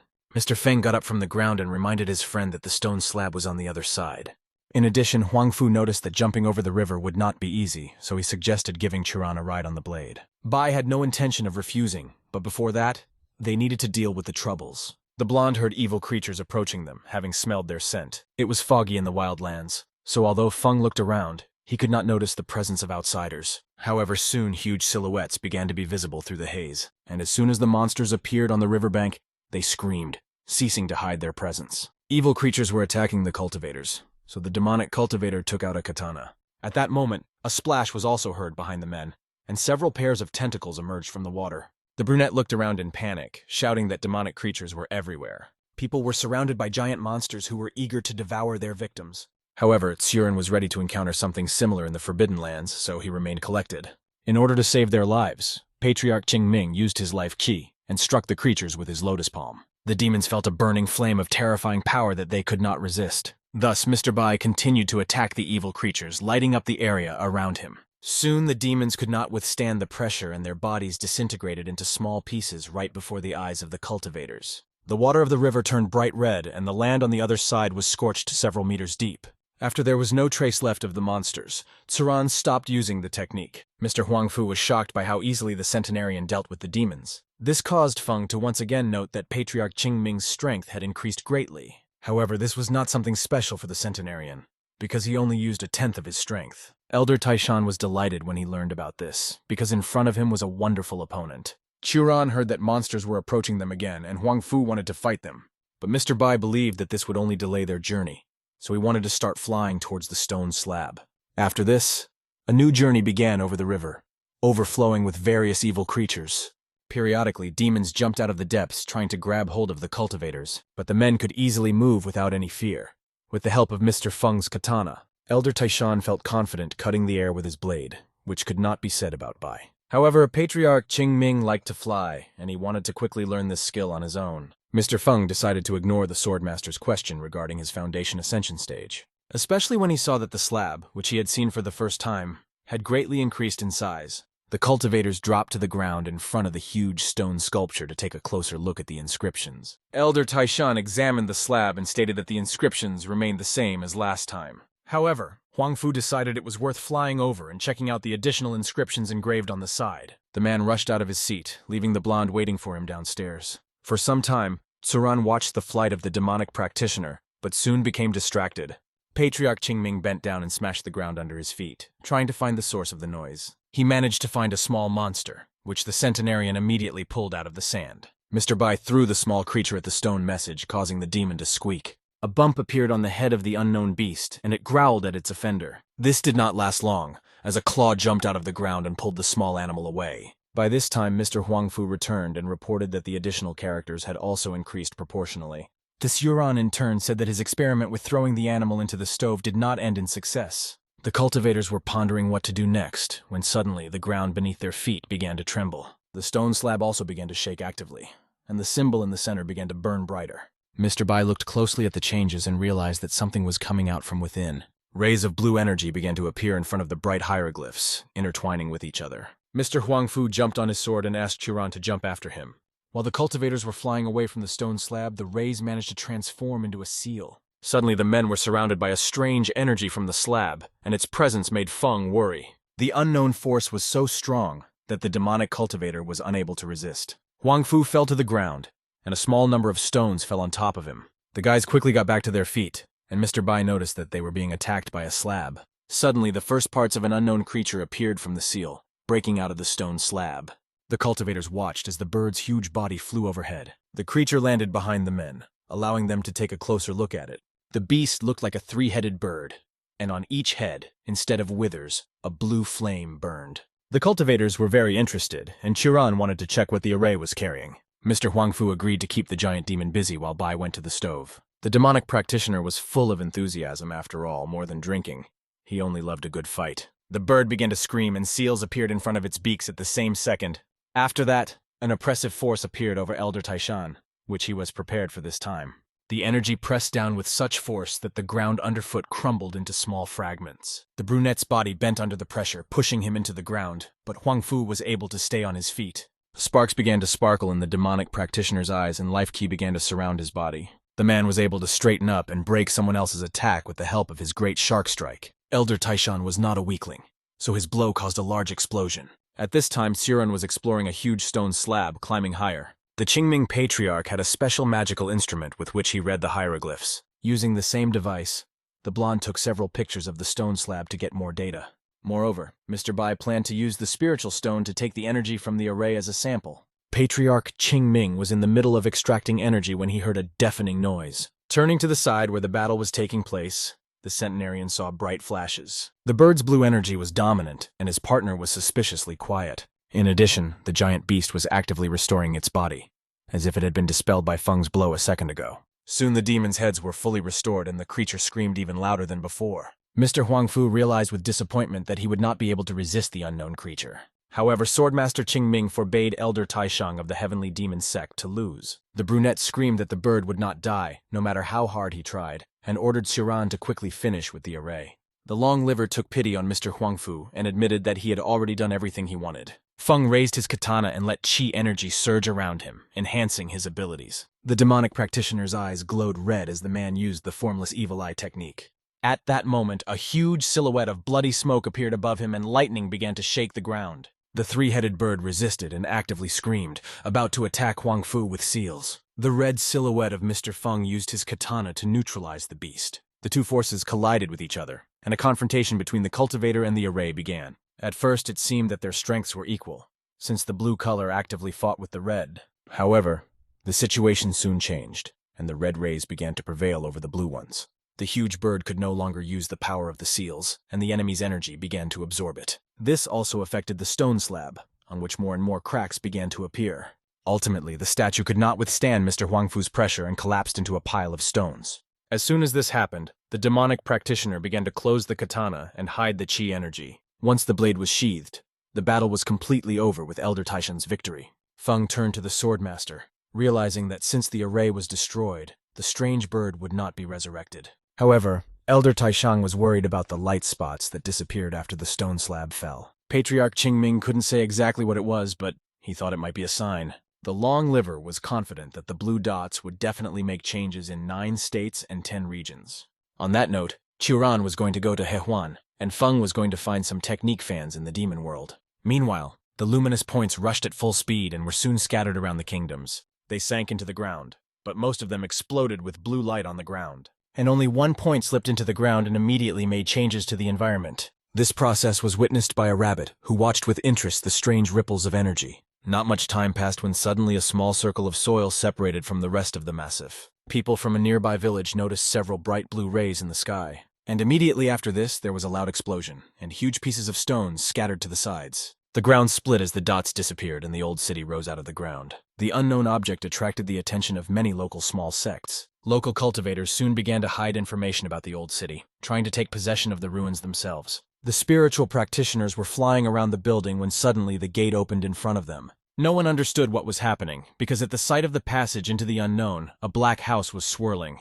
The cultivators began to panic, fearing the unknown, but the leader promised to check everything. The man used the demon eye technique to see what the darkness was hiding behind. The elder admitted that there was something inside that was blocking his signal. Because of this, the leader could not tell what was happening inside, so his followers wanted to see for themselves. However, they did not have time to do anything when suddenly a strange shockwave covered them. The cultivators did not have time to react in any way as the next moment their eyes glowed blue. The signal continued to appear in the air, subjugating more and more spiritual practitioners. One of the controlled people began to talk about killing the Green Emperor. After this, everyone present began to talk about the murder and the revival of the sacred dynasty. With this motto, the cultivators left the expanses of heaven, hiding in the absorbing darkness of the building. The sect leader was one of those who was controlled, so he flew after the others. The elderly man shouted that the emperor must be killed, and the sacred dynasty revived.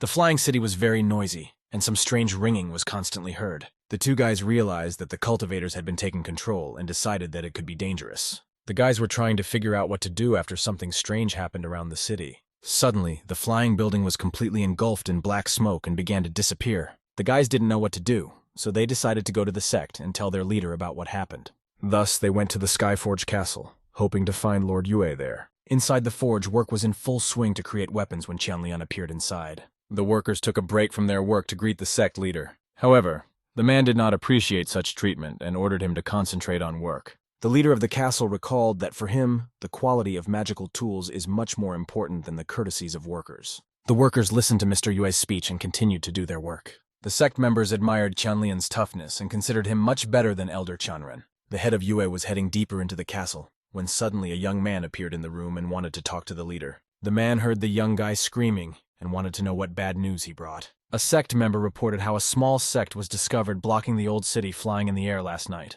Mr. Yue frowned, but continued to listen, wanting to know more details. Then the young man said that the cultivators were taken under the control of the old city and disappeared along with it. The young man admitted that he and his younger brother survived only because they stayed away.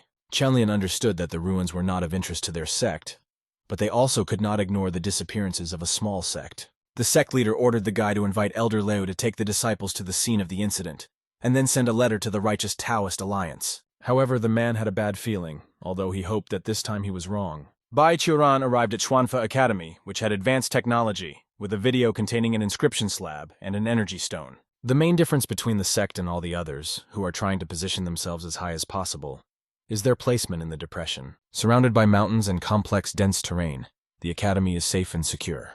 However, in the reception room, the man admitted that their dean did not have time for Tsuran's visit. Such an attitude towards oneself and neglect of an important matter greatly outraged the Qingming swordmaster. The blonde couldn't believe that the Xuanfa Academy student was telling him that the dean had no time for him. Mr. Bai remembered very well that the man was well versed in dowsing, but he asked him to send at least someone. Then the man said that everyone else was also busy with important research, which outraged the master even more. There was an awkward silence in the reception room, and the sect disciple did not know what he should do. In the end, the guy decided to admit to Surin that the dean simply did not want to see him.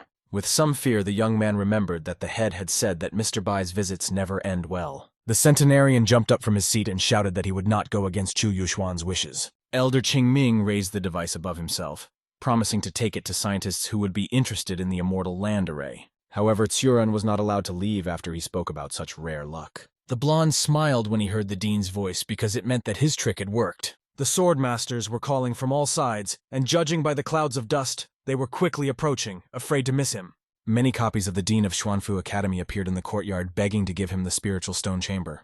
Mr. Chu tried to get the desired device, but Chiran was in no hurry to hand it over. With a smug smile, Patriarch Qingming reminded the dean that he had more important things to do. One of Yuxuan's copies laughed awkwardly and told Vila that there was no way they could refuse the swordmaster. The man even turned to the student to scold him for spreading nasty things. After that, Mr. Chu fawned over the centenarian in every possible way, wanting to take a closer look at the chamber of the spiritual stone. Dean Xuanfu's behavior reminded Chiran of how a dog asks its owner for a bone. Therefore, the elder took pity on Yuxuan and threw a small box to the man. Bai also showed the scientist a translation of the inscriptions from the slab, and expressed hope that the academy would be able to figure out the rest. Next, Patriarch Qingming took out a spiritual stone with energy that supported the operation of the array. The remaining copies of Mr. Chu immediately took away interesting items from the hands of the centenarian. The dean of the academy promised that he would gather the elders with the students and begin research immediately. At this moment, one of Xuanfu's disciples rushed to Yuxuan to tell the bad news. The boy handed the irritated Mr. Chu a note sent from the castle of the Heavenly Forge. The scientist opened the letter and began to read it, without hiding the contents from Mr. Bai's eyes. With every word read, the men's mood worsened, and it became clear that the news was truly terrible. At this time, in the Heavenly Demon sect, Huang Fu was asking the sect leader who among them had the best understanding of arrays and energy. Ling Yun thought for a while and admitted that they were usually busy training and fighting. Mr. Feng sighed heavily and began to tell the girl that they needed an expert. The brunette reported that they had found clues about the immortal land, and asked Ji to ask for help from other demonic sects. The girl realized that the matter was serious, so she wanted to go and send several letters at once. However, her attention was attracted by a small red bird that threw a small package out the window. Ling Yun recognized the message as an urgent letter, and opened it to read it with the master. The contents of the message shocked them, and the sect leader could not understand how something like this could happen. 3 hours later, a group sent by the Heavenly Forge sect arrived in the Qing region in the vicinity of the Siling Kingdom. Elder Liu saw the old city in the sky and stopped the city, ordering a message to be sent to the leader to change the location of the strange castle. In addition, the man ordered their research about the kingdom of the Eastern Hill to be sent to the sect. When this was done, Yunshin took out a small mechanical device from the storage. Elder Liu asked all nascent soul stage cultivators to take out their puppet. The man planned to get close to the old city, but the weaker members of the group had to do it with the help of puppets. The robots were developed by Xuanfa Academy together with the Forge. They were expensive, but great in combat. After all, the puppets were the main fighters of the Skyforge Castle and were stronger than the nascent soul stage. Thus, the strongest cultivators, along with the robots, flew into the air, getting closer to the building. Elder Liu looked around the old city, which at first glance there was nothing special about. However, when Yunshin used the demonic gaze technique, he realized that things were not that simple. Instead of seeing what was happening inside, the elder watched the pitch darkness. No matter how hard the group leader tried, the entire space of the old city was shrouded in haze. Yuchin summoned the lamp, realizing that the guys had not lied when they said that the wave of black substance was obstructing the view. Elder Liu used his strongest light dragon technique, causing fire to burst out of the lamp. Several fire dragons appeared above the cultivators in the old city. They growled loudly before leaving the lamp and taking off into free flight. Soon after, their bodies rushed towards the doors and walls of the old city. The bodies of the fire beasts passed through the wall, slowly disappearing into the darkness. The last dragon disappeared into the haze, but the cultivators still couldn't see any details. Elder Liu was upset when he realized that his idea did not work. However, a second after the animals disappeared, the gate leading to the building opened on its own. The people heard the ringing, and Yu Chen urged his fellows to be careful and remain vigilant. Just like last time, vibrating sound waves began to emanate from the flying city. They even reached the cultivators who stood far below, controlling the puppets. The leader among the weaker disciples of the sect called on his brothers to concentrate. In the sky, the situation was no better, and some cultivators were even injured. The gate was still open, but the human eye could only see impenetrable darkness. In addition, soon the people from the Heavenly Forge sect heard heartbreaking crying. A short amount of time passed before strange silhouettes began to appear on the threshold of the building. They resembled humans, but were completely black with white patterns all over their bodies. This was the first time Elder Liu had seen something like this and wasn't even sure that they were people. The unknown creatures had no eyes, but their heads turned towards sounds. An army of black silhouettes headed towards the group of cultivators, so Yu Chen ordered the others to conserve their energy. At this time, the man stepped forward and used the Dragonlight Wall technique to protect himself. Unknown creatures hit the fiery wall, but did not give up trying to break through the defense. Elder Liu admitted that he did not know how long he would be able to hold off the attack. In the end, many of the black silhouettes lost their powers and fell like stones to the ground. As this happened, a black haze began to disappear from their bodies, demonstrating their human nature. With a terrifying roar, the bodies of the former cultivators met the ground. However, the fall did not kill them, and people with still controlled consciousness began to get up. Elder Liu's assistant was horrified to recognize the attackers as the missing soldiers from the Eastern Hill Kingdom. Yu Chen sensibly estimated that he could only kill half of them, and was surprised that ordinary people showed such strength. In addition, the man remembered that there must be dozens of the strongest cultivators inside the old city. And while the soldiers, controlled by darkness, rose from the ground preparing to attack again, new opponents began to appear from the dark gates, people shrouded in black. Elder Liu called upon his companions to prepare for battle, and the cultivators drew their weapons. The next moment, the Skyforge sect group was attacked both from the ground and from the flying castle. The men rushed into battle, not knowing what awaited them, and whether they could resist their opponents. A terrifying battle began in the sky, and everything around was plunged into explosions and surges of life ki. The cultivators, along with the puppets, fought against the black silhouettes, but they knew defeat. Many robots were destroyed, and even Elder Liu had difficulty withstanding the pressure of new opponents. Yu Chen put all his strength into trying to protect the people entrusted to him. After a long time, the battle moved to the ground, and many bodies were scattered around. All the cultivators were severely injured and exhausted, as the darkness possessing their opponents could resist the true spirit. However, the most terrible thing was the fact that new black silhouettes continued to appear on the battlefield. Elder Liu knew that they did not have enough true spirit to break through. One of his comrades noticed a new wave of black bodies and shouted, warning of the approach of enemies. Yu Chen then decided to retreat and allowed his men to leave first. The cultivators left Elder Liu with a creaky heart, realizing that they were all running out of true spirit. The members of the Heavenly Forge sect ran as far away as possible while continuing to resist the overwhelming sound waves. Suddenly, the steps of some of the group began to slow down and the students began to fall behind their own. The cultivators running ahead realized that their younger brothers had stopped and looked back. However, instead of responding to the call of their elders, they began to recite the motto of the old city in unison. Elder Liu also noticed that his people had been taken control and it tore his heart. Moreover, he was now being attacked from all sides, and in his condition, Yu Chen could not afford to fight back. The man decided that they had to deliver information to the Alliance, even if it meant that only one would survive. Elder Liu was ready to sacrifice himself and ordered his brothers to flee while they could. The cultivators tried to save their lives, feeling that they had to complete the task. But no matter how fast they ran, the black swords were faster and began to block their path. The disciples of the Heavenly Forge sect were forced to stop as the weapons began to attack. The survivors looked at the wall of swords and realized that they were stuck in a hopeless situation.